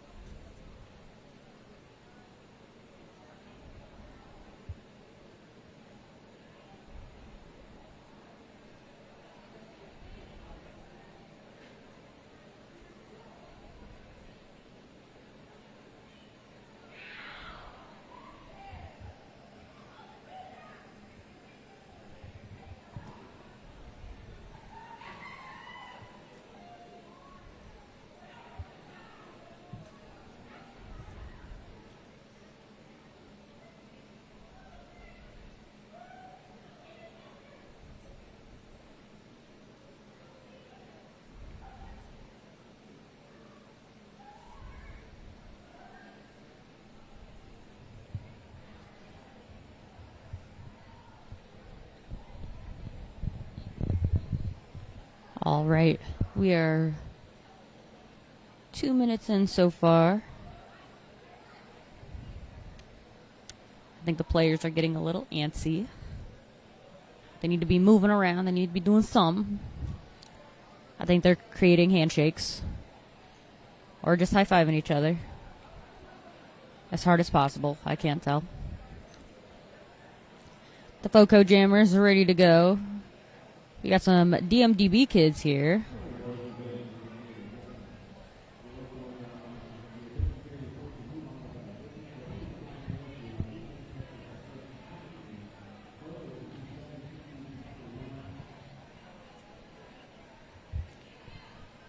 Oh, that lady was trying to show everyone else some. Show her dance moves.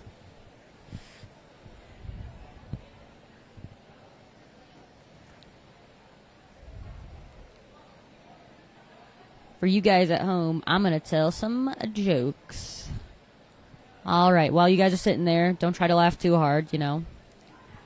What did the cupcake say to the frosting, or to its frosting?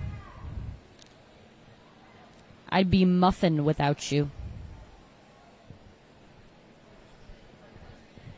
Guys, don't laugh too hard out there.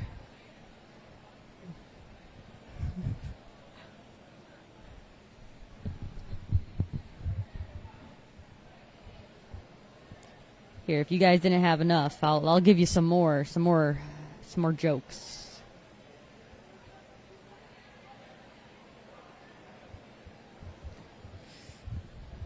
All right. Which bear is the most condescending? A panda.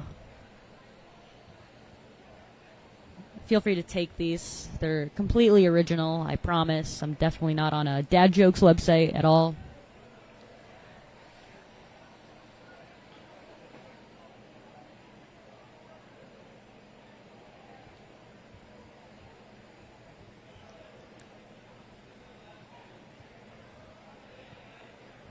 You guys want to know why nurses like red crayons? Because sometimes they have to draw blood.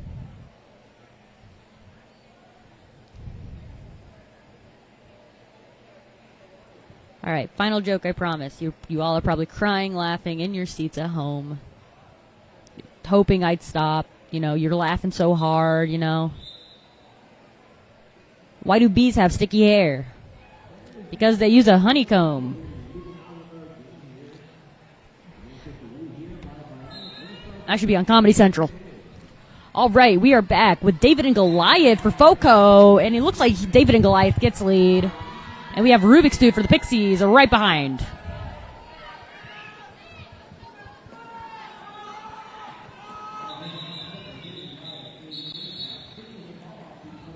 And it looks like David and Goliath calls it off.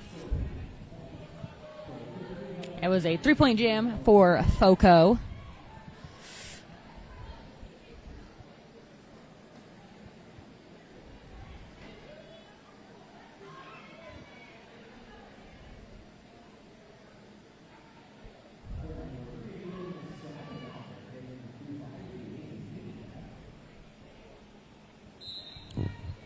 All right, we have Mini Tack for FOCO and Little Miss Savage for Pixies.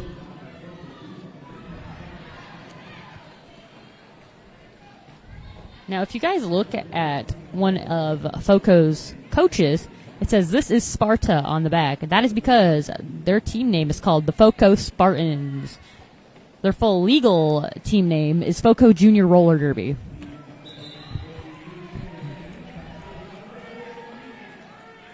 And we have a Mini Tack with lead jam. Little Miss Savage breaking out. Looks like Mini Tack is on the scoring pass. Little Miss Savage not far behind.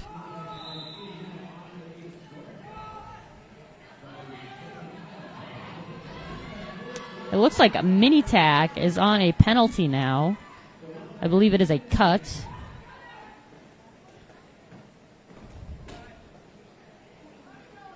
Oh, that scared me for a minute. That falls very scary. We have Little Miss Savage. Pushing. Pushing.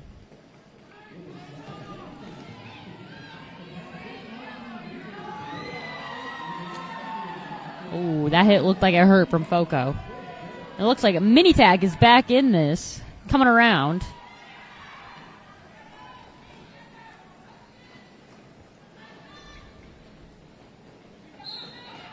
Oh, that looked like a hit to the face.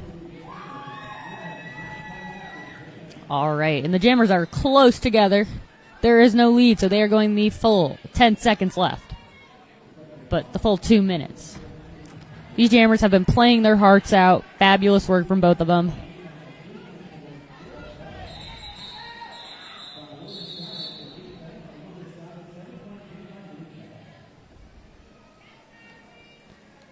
All right.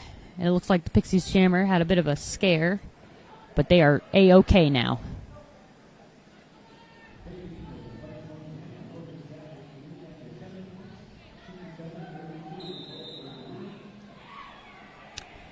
All right. I know you guys were hating when I was making you laugh so much, but we are on another official timeout, so you know what that means. Riddles. I'll give you guys 10 seconds to figure these out.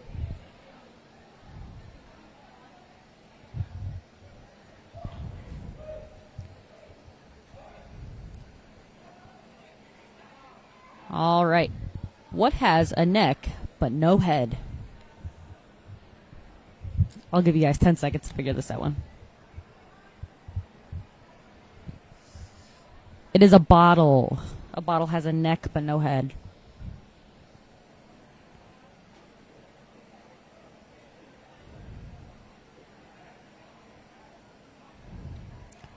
Oh, this one's fun. What has a head but no brain?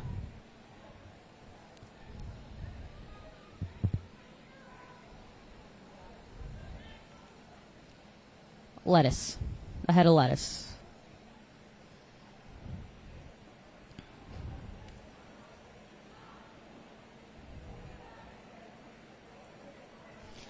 All right. I have a neck but no head. I have 2 arms but no hands. What am I?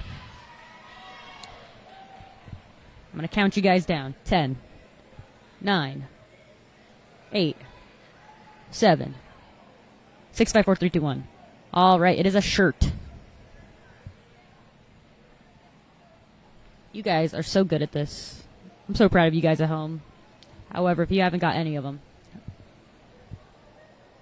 I'm happy you're trying.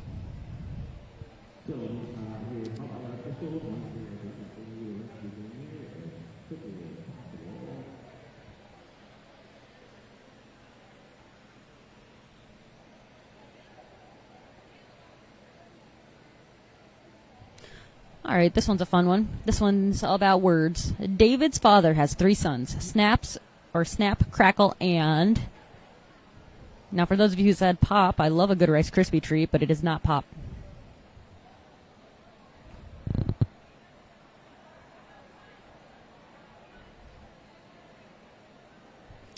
It was David. David's father has 3 sons. Snap, Crackle, and David.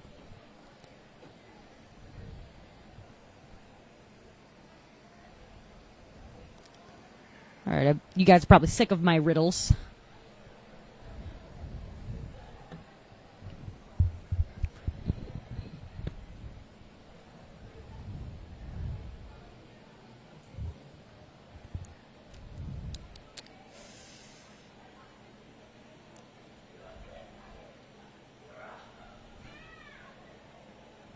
All right, I'm going to think of a number from 1 to 10.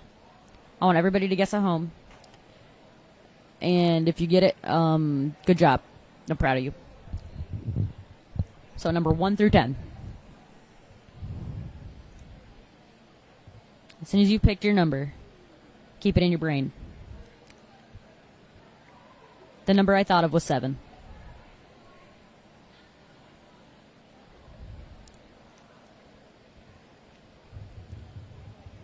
All right.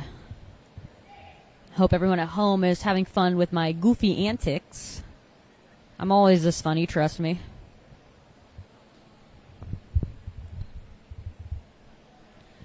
Wonder how many of you are playing this game with me.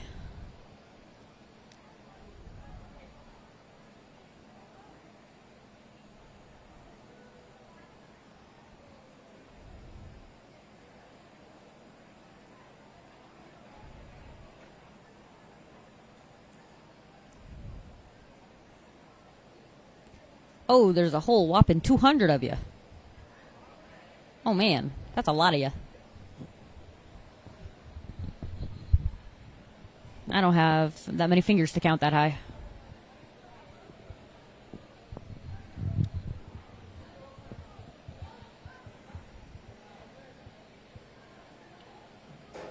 Now, if you guys would like more comedy, I don't know. You're not getting any more comedy. No fun allowed. Other than these amazing players, they get to have all the fun in the world. I would like to think roller derby is the world's funnest sport. You are on roller skates, and it is just amazing. It is an absolute fun game to be in and a fun game to watch. Everyone's having a grand, jolly old time. I'm being legit when I say that. These refs have secrets. Secrets club. All right, we have Seek and Destroy for FOCO and Rubik's Dude for the Pixies. All right, and Rubik's Dude is coming around, but it looks like Seek and Destroy is in the box. So it is a power jam for Rubik's Dude.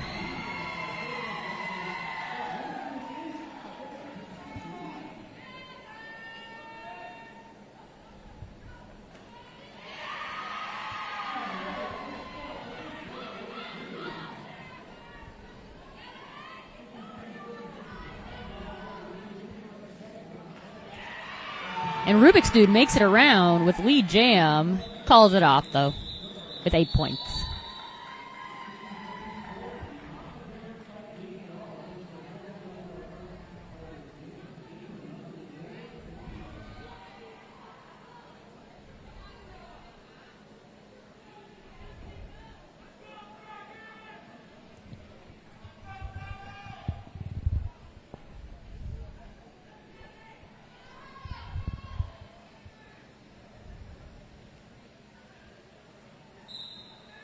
All right, and we have Seek and Destroy and Little Miss Savage. Ooh, that looked like it hurt for Seek and Destroy. Little Miss Savage is pushing through this wall, though. This wall looks tough, though.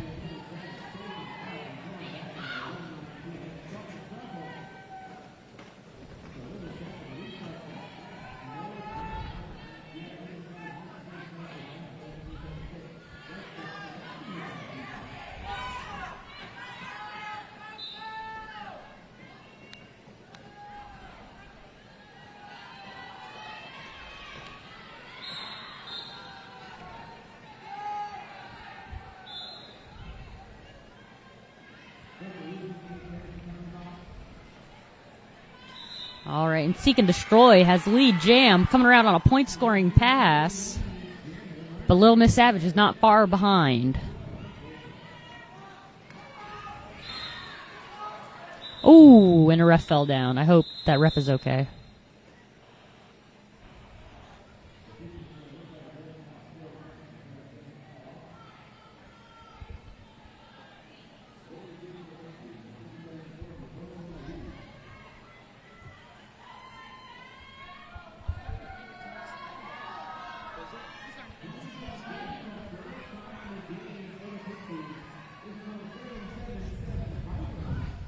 All right, and we have FOCO with 2 in the box.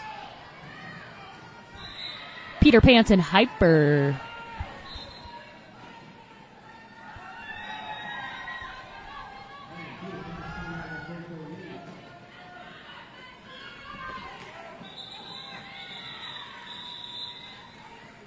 All right, and that was a 4-point jam for FOCO.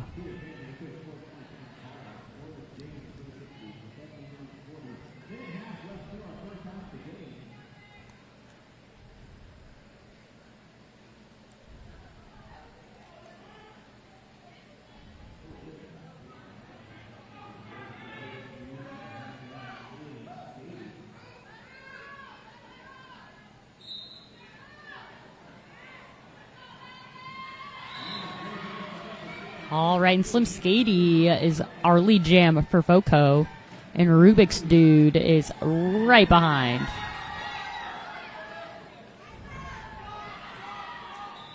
Gets to the 4 and calls it off for FOCO.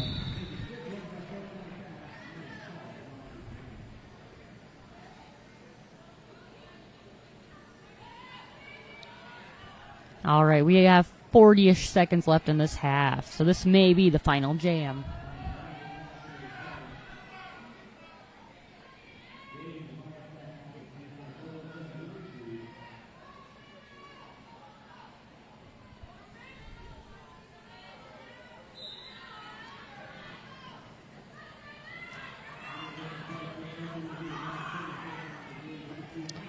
All right, we have David and Goliath and Rubik's Dude.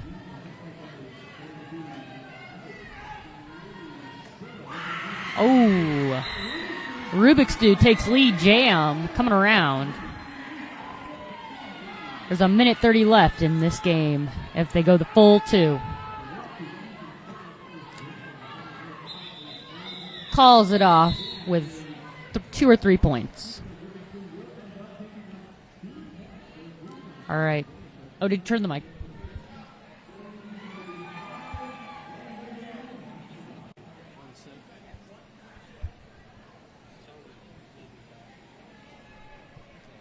All right, we will be back in the next 15-ish minutes, so make sure you guys grab some snacks, whatever you need to start this next half. This is a pretty close game. Only a couple of laps until FOCO maybe leaves them in the dust, or Pixies catch up to FOCO and make a whole turnaround of this game. All right, we will be back, though, in 15.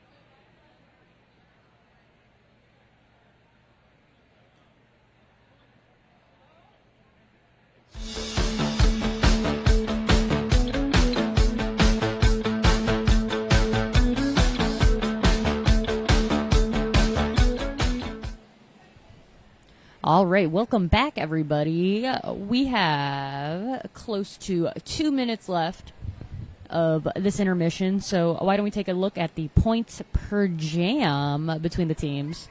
Now, we do only have the first half status because the second half hasn't happened yet. We do have an 8-point jam being our highest on FOCO in the Pixies. Well, no, the Pixies had an 11-point jam. So that is the highest point jam. And we're looking at penalties. Now, Ruby Doom is not on this roster, which is why there are no penalties for that individual. However, it's looking pretty good so far with these kids on FOCO. They are playing a clean game, playing clean, playing good. All right, let's take a look at the Pixies. Pixies, same thing to say about them. They are playing a clean, good, a nice, good game. I think the refs are pretty happy about that, not having to call a whole lot. Other than that, these kids have been doing a fabulous job, and I'm happy they're getting a break.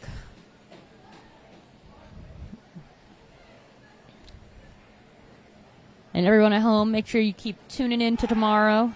Tomorrow's really when we find out where people lie and where teams lie.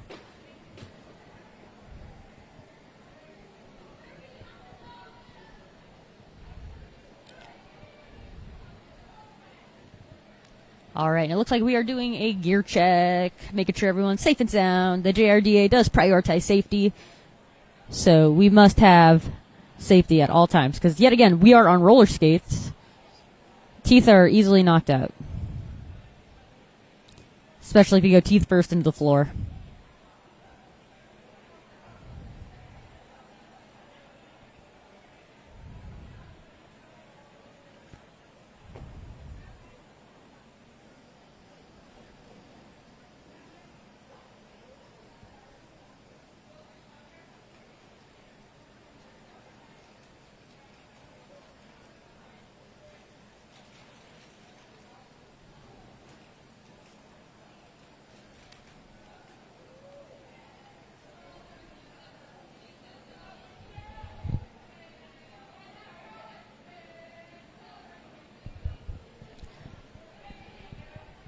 Looks like they are doing the heads, shoulders, knees, and toes dance. At least I think they did.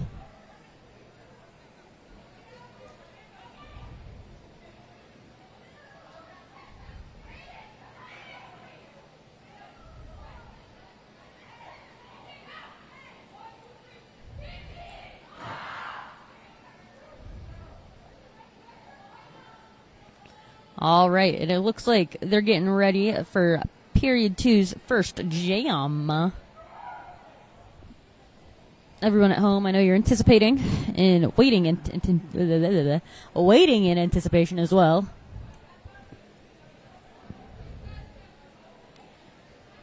Looks like they're starting on the pivot line, but of course they are talking to each other, so I don't blame them if once they hear the whistle, they start moving back.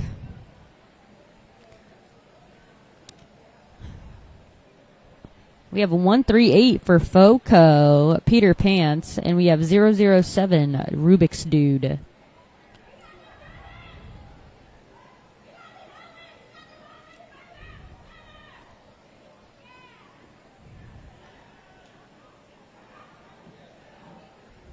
looks like Mini Tack is jamming, or not jamming, but blocking and being a pivot for Foco.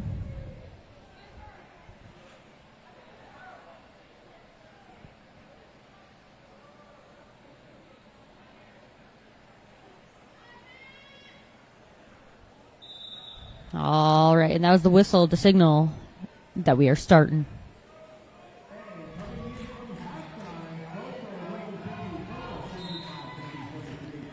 All right, we have Peter Pants and Rubik's Dude. Rubik's Dude makes it out with lead jam. Peter Pants is not far behind, though.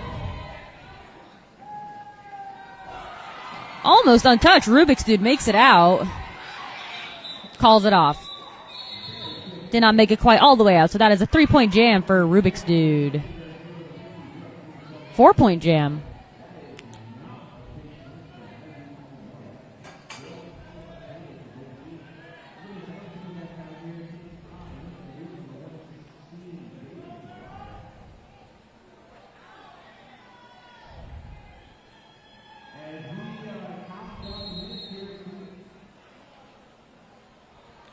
All right, and it looks like we are on an official timeout.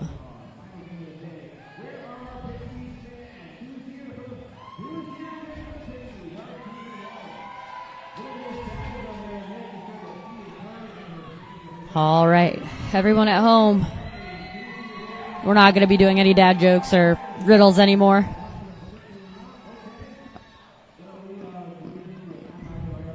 I don't know what we're going to do. It's going to be fun, though. Everyone pull out your Uno cards. We're going to play a group game of Uno. I'm just kidding. I can't do that. I can't see your guys' cards.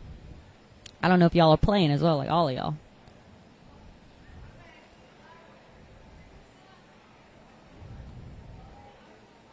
Play Go Fish.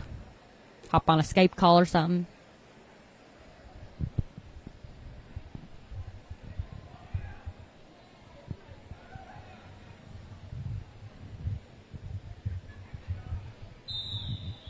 I just kid. I kid about all that.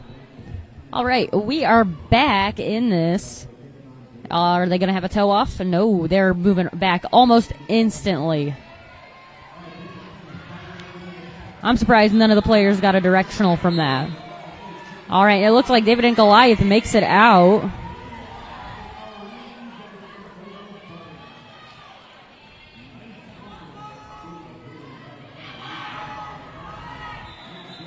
Little Miss Savage, not far behind. Oh, into a ref. Oh, I think that's the same ref that fell down earlier.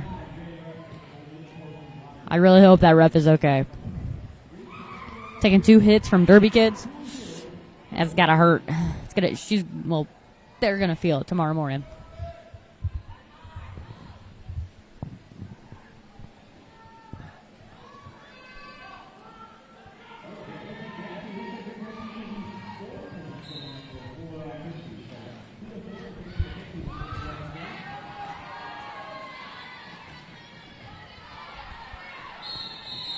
All right, we have Slim Skady and Rubik's Dude. All right, and it's looking like Slim Skady is going to make it out first. Slim Skady makes it out with lead jam, leaving Rubik's Dude in the dust.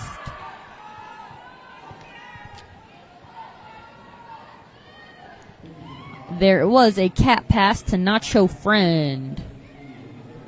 So it looks like the Pixies have Nacho Friend jamming.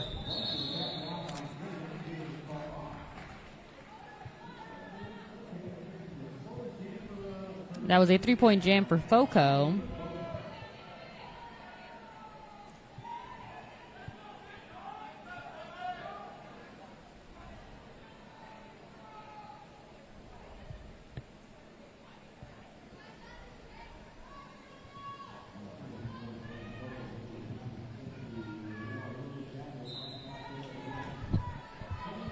All right, and we do have Little Miss Savage for the Pixies.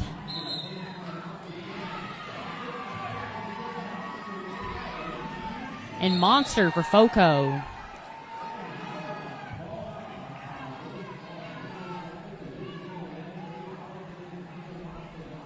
Monster gets lead jam.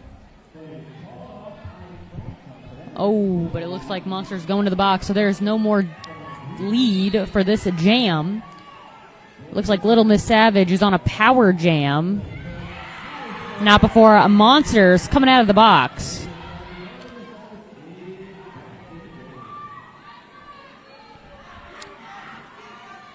Now, I'm not sure on the exact time, but when two jammers enter the box, typically the time will be shortened for both of those so they can continue gameplay. But whoever sat down last gets to go out almost immediately. Or whoever sat down first gets to go out almost immediately after that other jammer sits down to continue gameplay.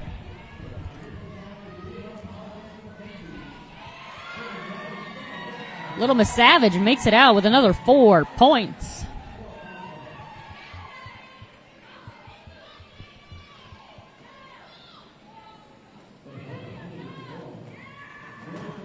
Ooh, that's going to hurt.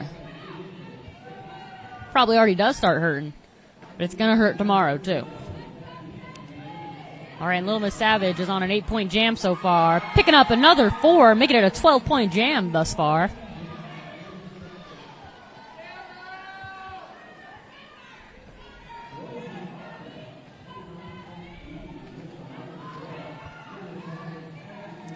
Monsters hitting that wall hard.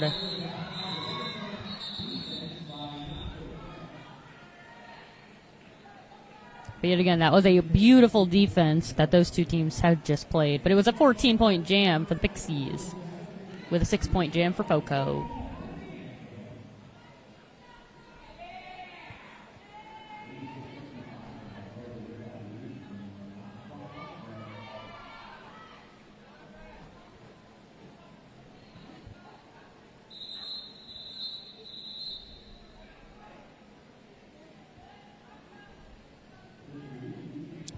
It looks like we are now on an official review.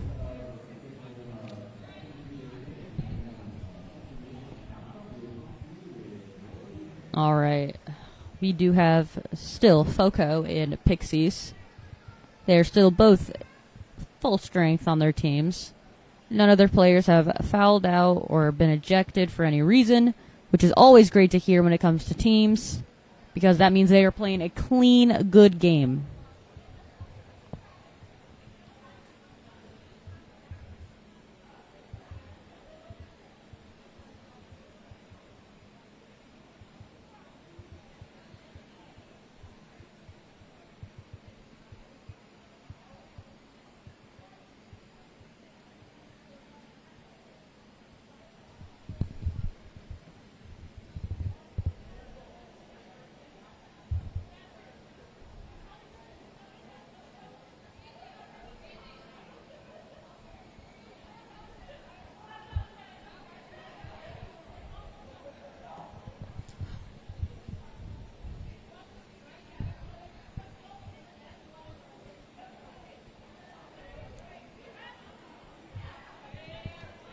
All right, I'm going to start some discussion with you guys.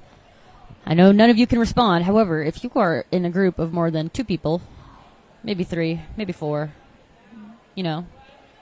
Or maybe call your friend and ask him this question. What is your guys' opinion on certain soups? You know, like, would cereal be considered a soup? You know, because it's a liquid, you got stuff in the soup. You know, start a conversation with them. Conversation starter number 1, is cereal a soup? Conversation starter number 2, cannolis. Burritos, are they, would you say, cannoli? Or is a cannoli a burrito, you know? I'm very hungry. We're going to get off the food topic because I feel like I'm making you guys hungry.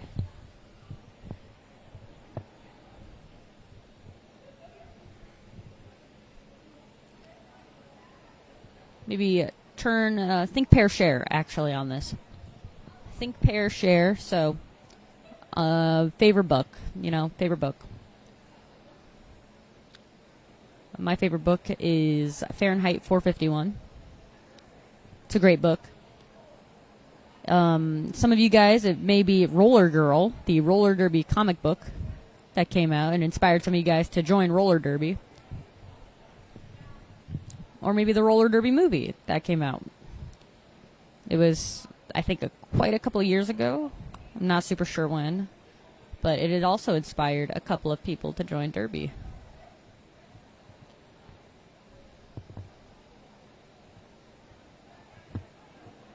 And then there are the third outliers of this entire thing who watched an episode of Family Guy and saw the roller derby episode. That was me.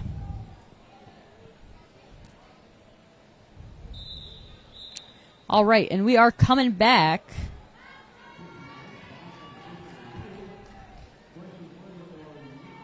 The Pixies are backing up. We have Seek and Destroy and Rubik's Dude. Seek and Destroy not taking any mercy on him. It looks like Rubik's Dude took off the cap. Doesn't mean he's not getting out, though. Seek and Destroy is coming around, gets the 4, puts him in her pocket, and flaunts him. Not actually. That'd be poor sportsmanship. These kids have amazing sportsmanship.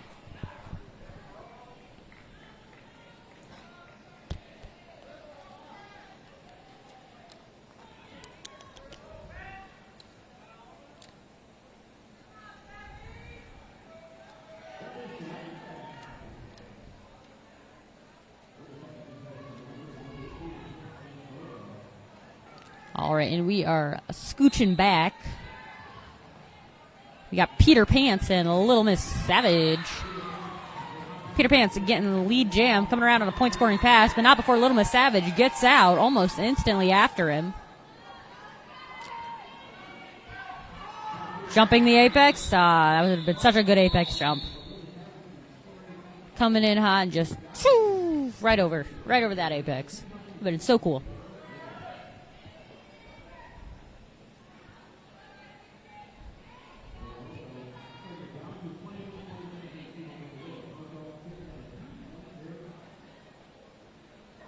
That was a 2-point jam for Foco.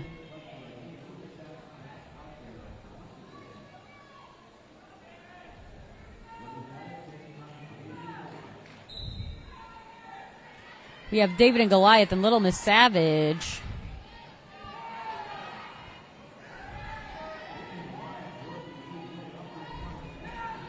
Just pushing them.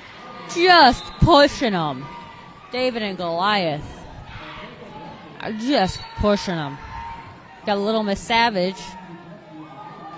David and Goliath just popped right down, sat on his skates, and kept going. No sweat. Little Miss Savage is on the way out. Lost sight of her on Foco. All right, and David and Goliath came through one more time.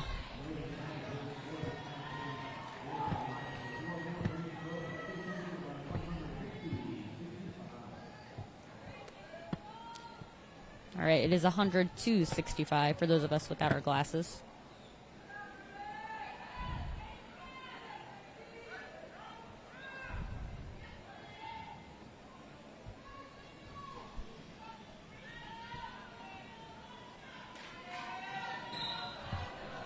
All right, and they are backing up. Surprise, no one got a directional on that one either. Rubik's Dude and Slim Skatey. You got Rubik's Dude coming around for the points. Skates backwards and grabs all four.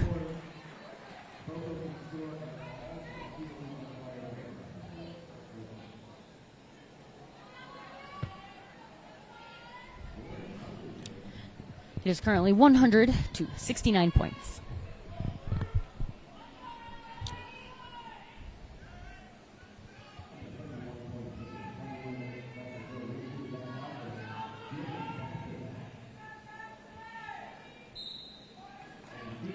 All right, we have Seek and Destroy and Rubik's Dude one more time. Seek and Destroy is on the way out. And Seek and Destroy gets lead jam. Rubik's Dude not far behind.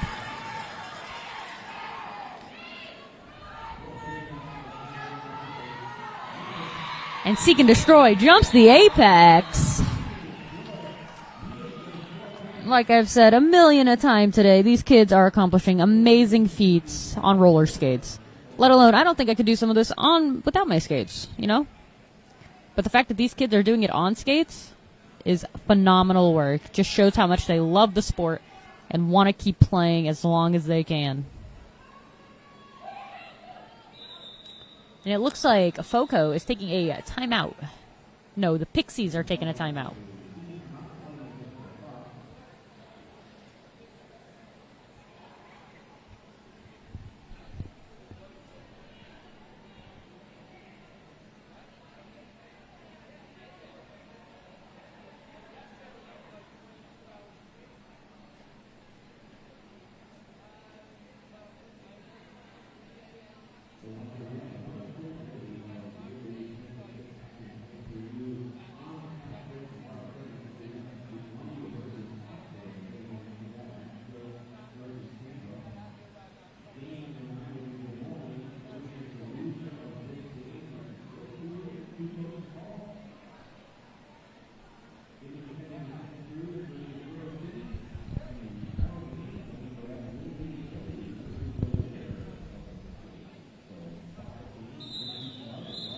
All right.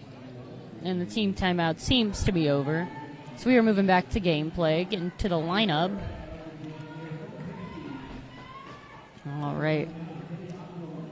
I can't see the numbers from where I'm at announcing currently, but I'm going to take a guess that FOCO has out Peter Pants, and we have 777 for the Pixies, which is Hyper.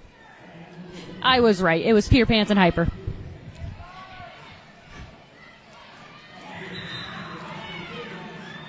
Hyper gets lead jam, but Peter Pants is not far behind. Let's see it. What will they do? What will Hyper do? Will Hyper call it off, or will Hyper try and get those points?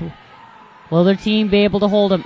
Peter Pants jumps the apex, getting 3 points.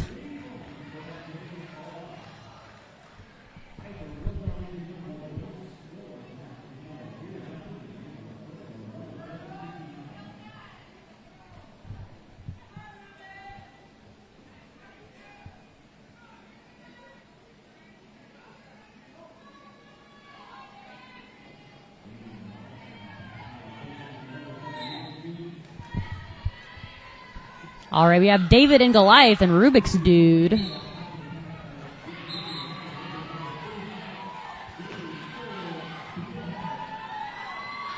David and Goliath is our lead jammer. Coming around for those points, though, with the Rubik's Dude not far behind. Oh, fancy footwork gets you so far in this game. These kids have a beautiful, beautiful toe stop work. I have never seen anything like it.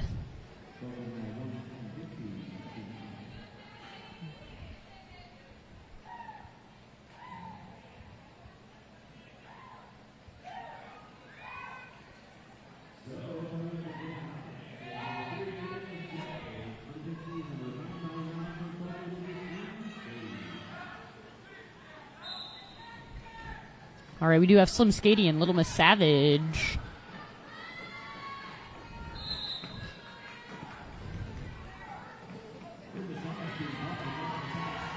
And Slim Skady gets lead jam, but not far behind is Little Miss Savage. Slim Skady is on the way around for points. Oh, that looked like it hurt. Everyone at home, I do hope you said that with me.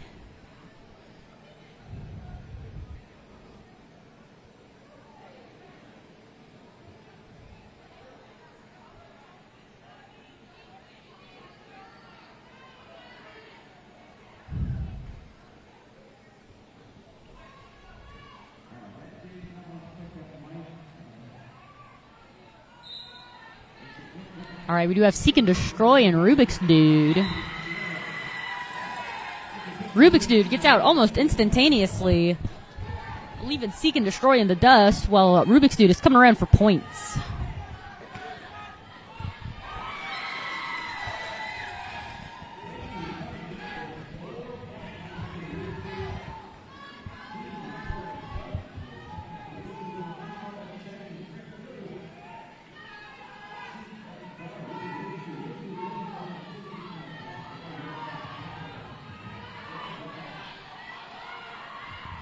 And it looks like Rubik's Dude already has 4, trying to get an extra 4 under his belt.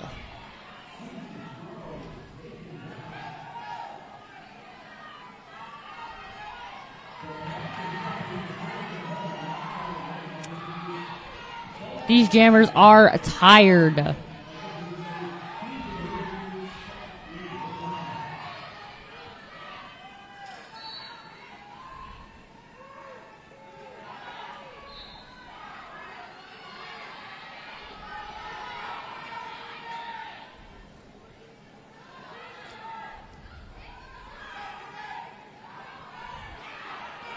And it looks like the Pixies are just trying to keep that truck and trailer steady. They are missing 2 players.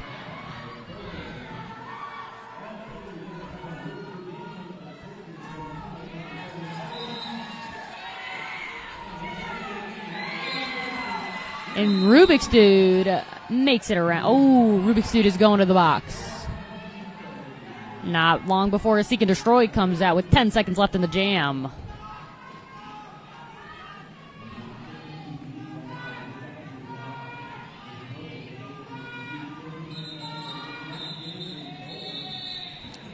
All right, and the jam is up. We are now roughly halfway through this second half. So we are 3/4 of the way through the game.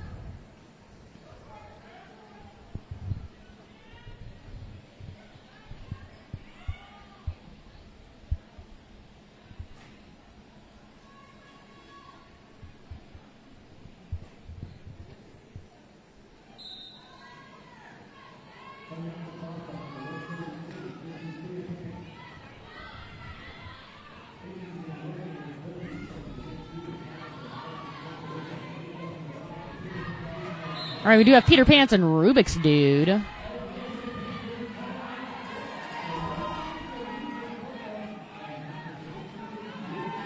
But it looks like Peter Pants is in the box. Rubik's Dude is on the way.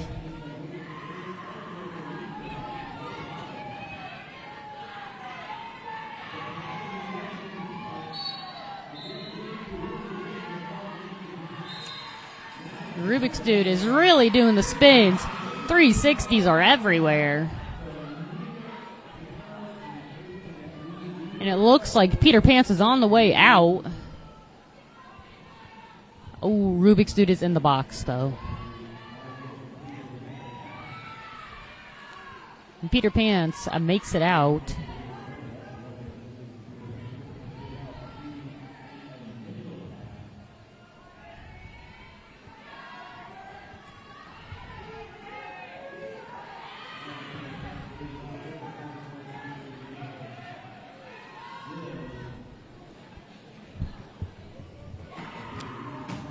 Oh, Rubik's Dude.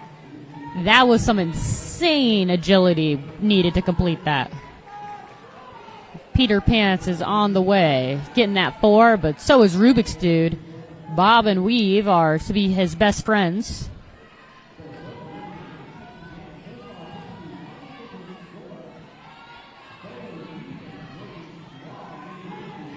And Rubik's Dude makes it out with 4 points.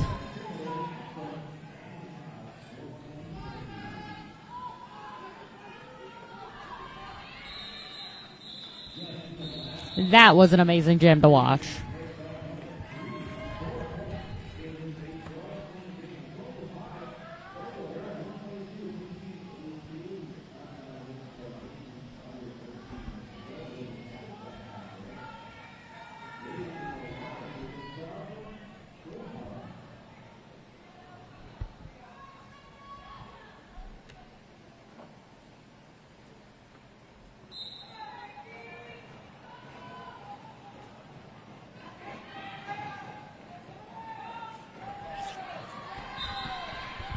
All right, and David and Goliath is our lead jam.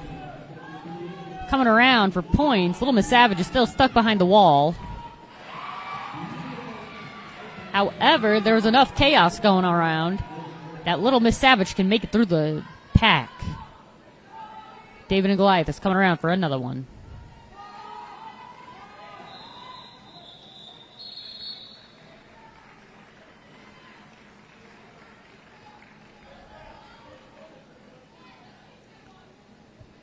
Someone called these jammers DJ Khaled because they are really wanting another one.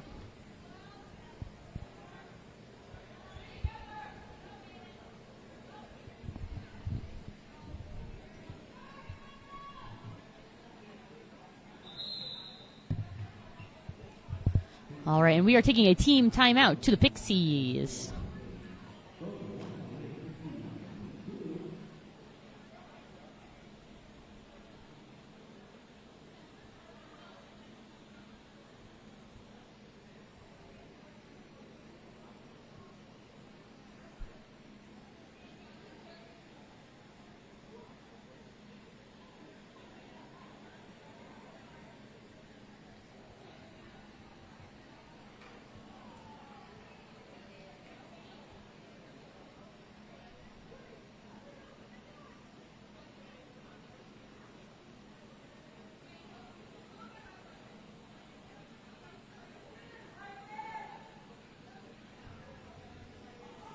All right, and we do have behind the jam line for the Pixies, Hyper, and I believe Peter Pants for Foco.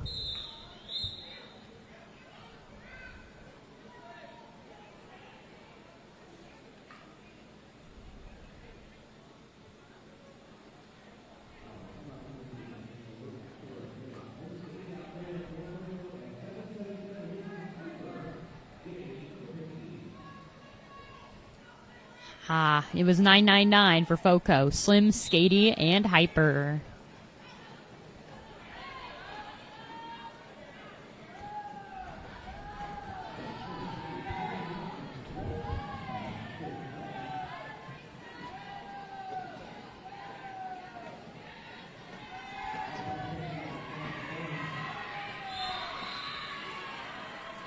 Oh, that looked like a dangerous fall. Looks like a penalty or two was taken. But nonetheless, we still have Slim Skatey out there as well as Hyper. Hyper pushing through on that wall. But they are not letting Hyper budge. Oh, Slim Skatey falls but makes it through with lead jam.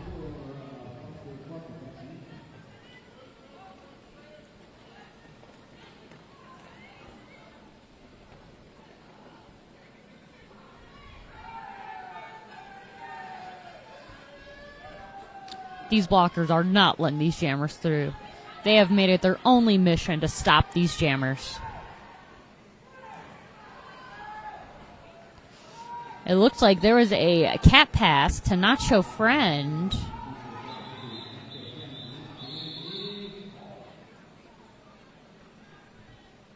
That was a 7-point jam for Foco.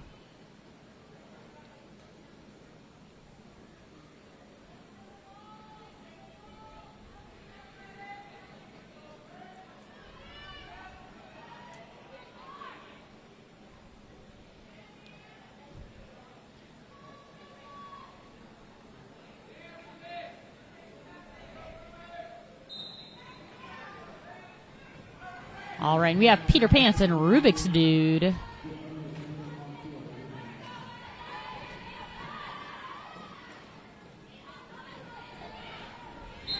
Peter Pants makes it out with lead jam, coming around for points, while Rubik's Dude is not far behind, but he's still got a ways to go.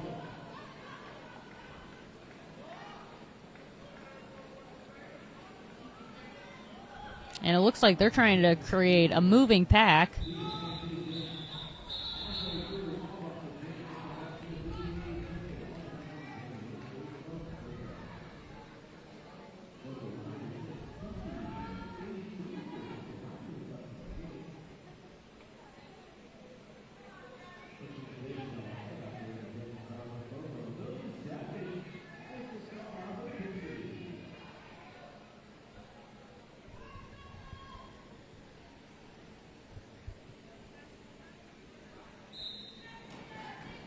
All right, we have David and Goliath and Little Miss Savage.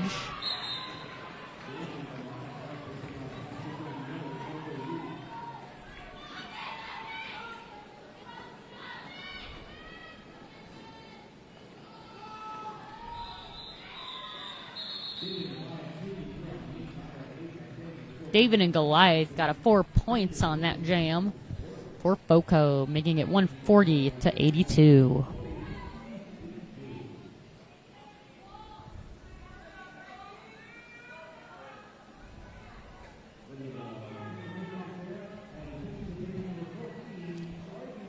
All right, it looks like we have the Striking Viking jamming. And Slim Skady.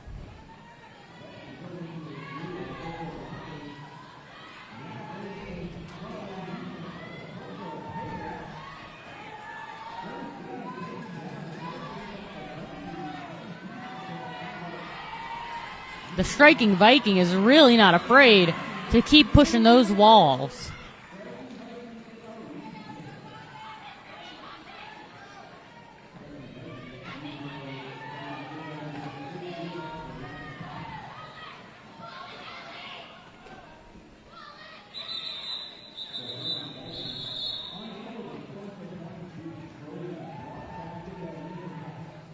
The Striking Viking was our lead jammer on that. I'm very proud of them. We have not seen them thus far in the game.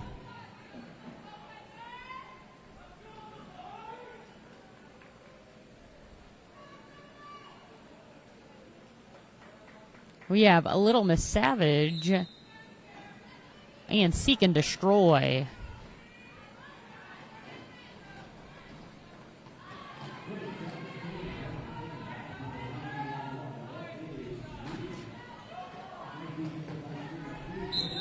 Seek and Destroy makes it out with lead jam. Coming around for points. Little Miss Savage is doing the same. Calls it.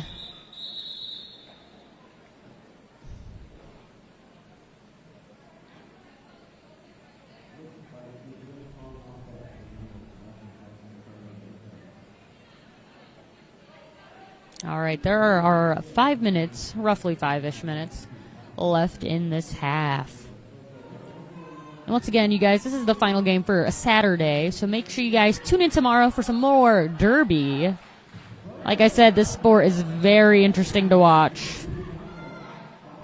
Peter Pants is versus a Rubik's Dude. Peter Pants is on the way as well as a Rubik's Dude. Who will beat the other one to the front?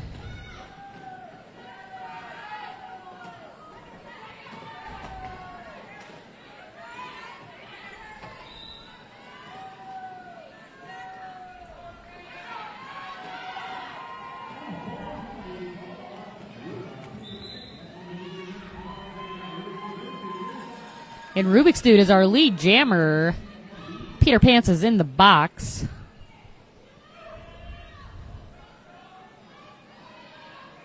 Looks like they are creating a fast pack.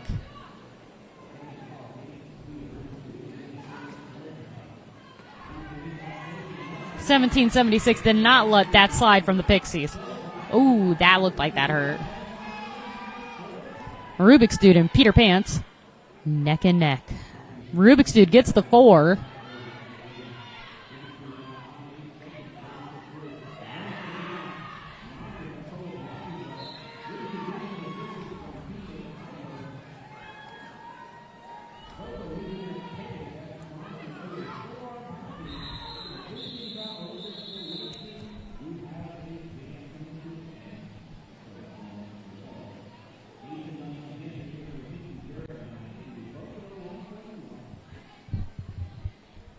All right, there are less than 4 minutes. However, we are on official timeout.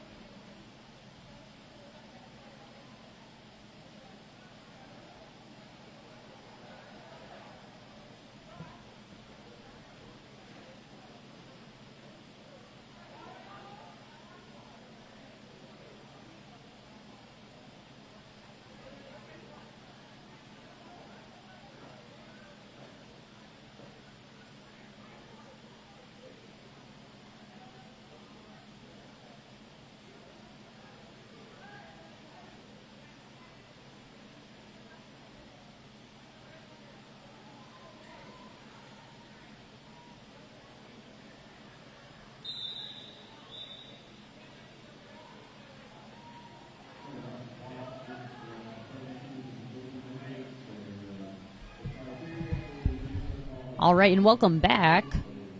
There were 8 points for the Pixies that last jam, but it looks like they are backing up. You have David and Goliath and Little Miss Savage. David and Goliath makes it through instantly. Little Miss Savage follows one of the players from FOCO through that wall. But it looks like David and Goliath is on the way for points, but ooh, rolls and slides out. Yet he gets back up again. Nothing is dragging him down.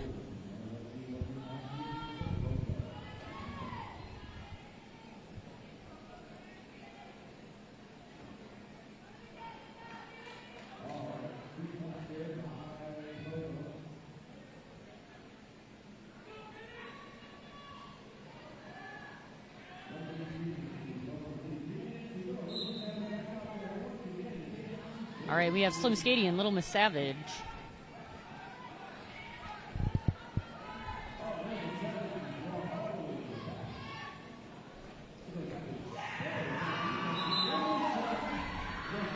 Little Miss Savage gets lead jam, coming around for points.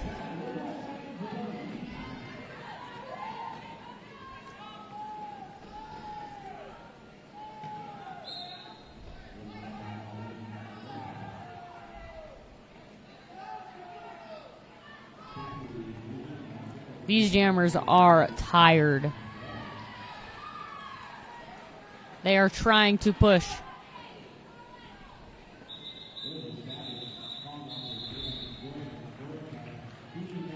And that was a 4-point jam for the Pixies. All right, and you guys, we do have 2 minutes left of this jam, so that means, well, 2 minutes of the period. That means we could get a full jam in.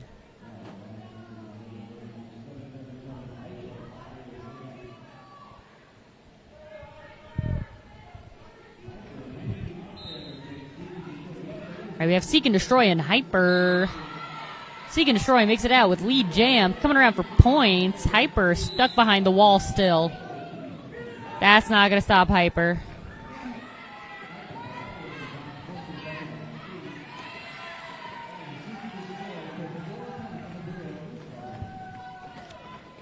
Seek and Destroy is coming around. So is Hyper. Hyper's also on the way. Oh, that looked like it hurt. All right, and there's a minute left in the period.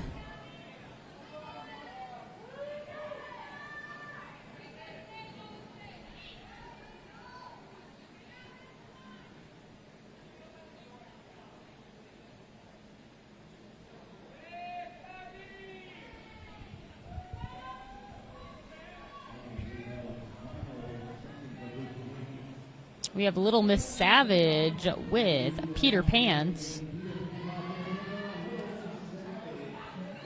And it looks like Peter Pants is making it through the wall. Easy peasy, lemon squeezy. All he needed was a little bit of pixie dust. Now he's through. Oh, that's Peter Pan, not Peter Pants.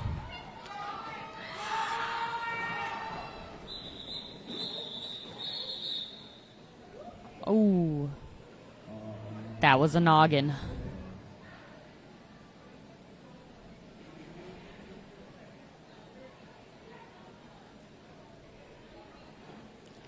All right, and the unofficial score is 148-94.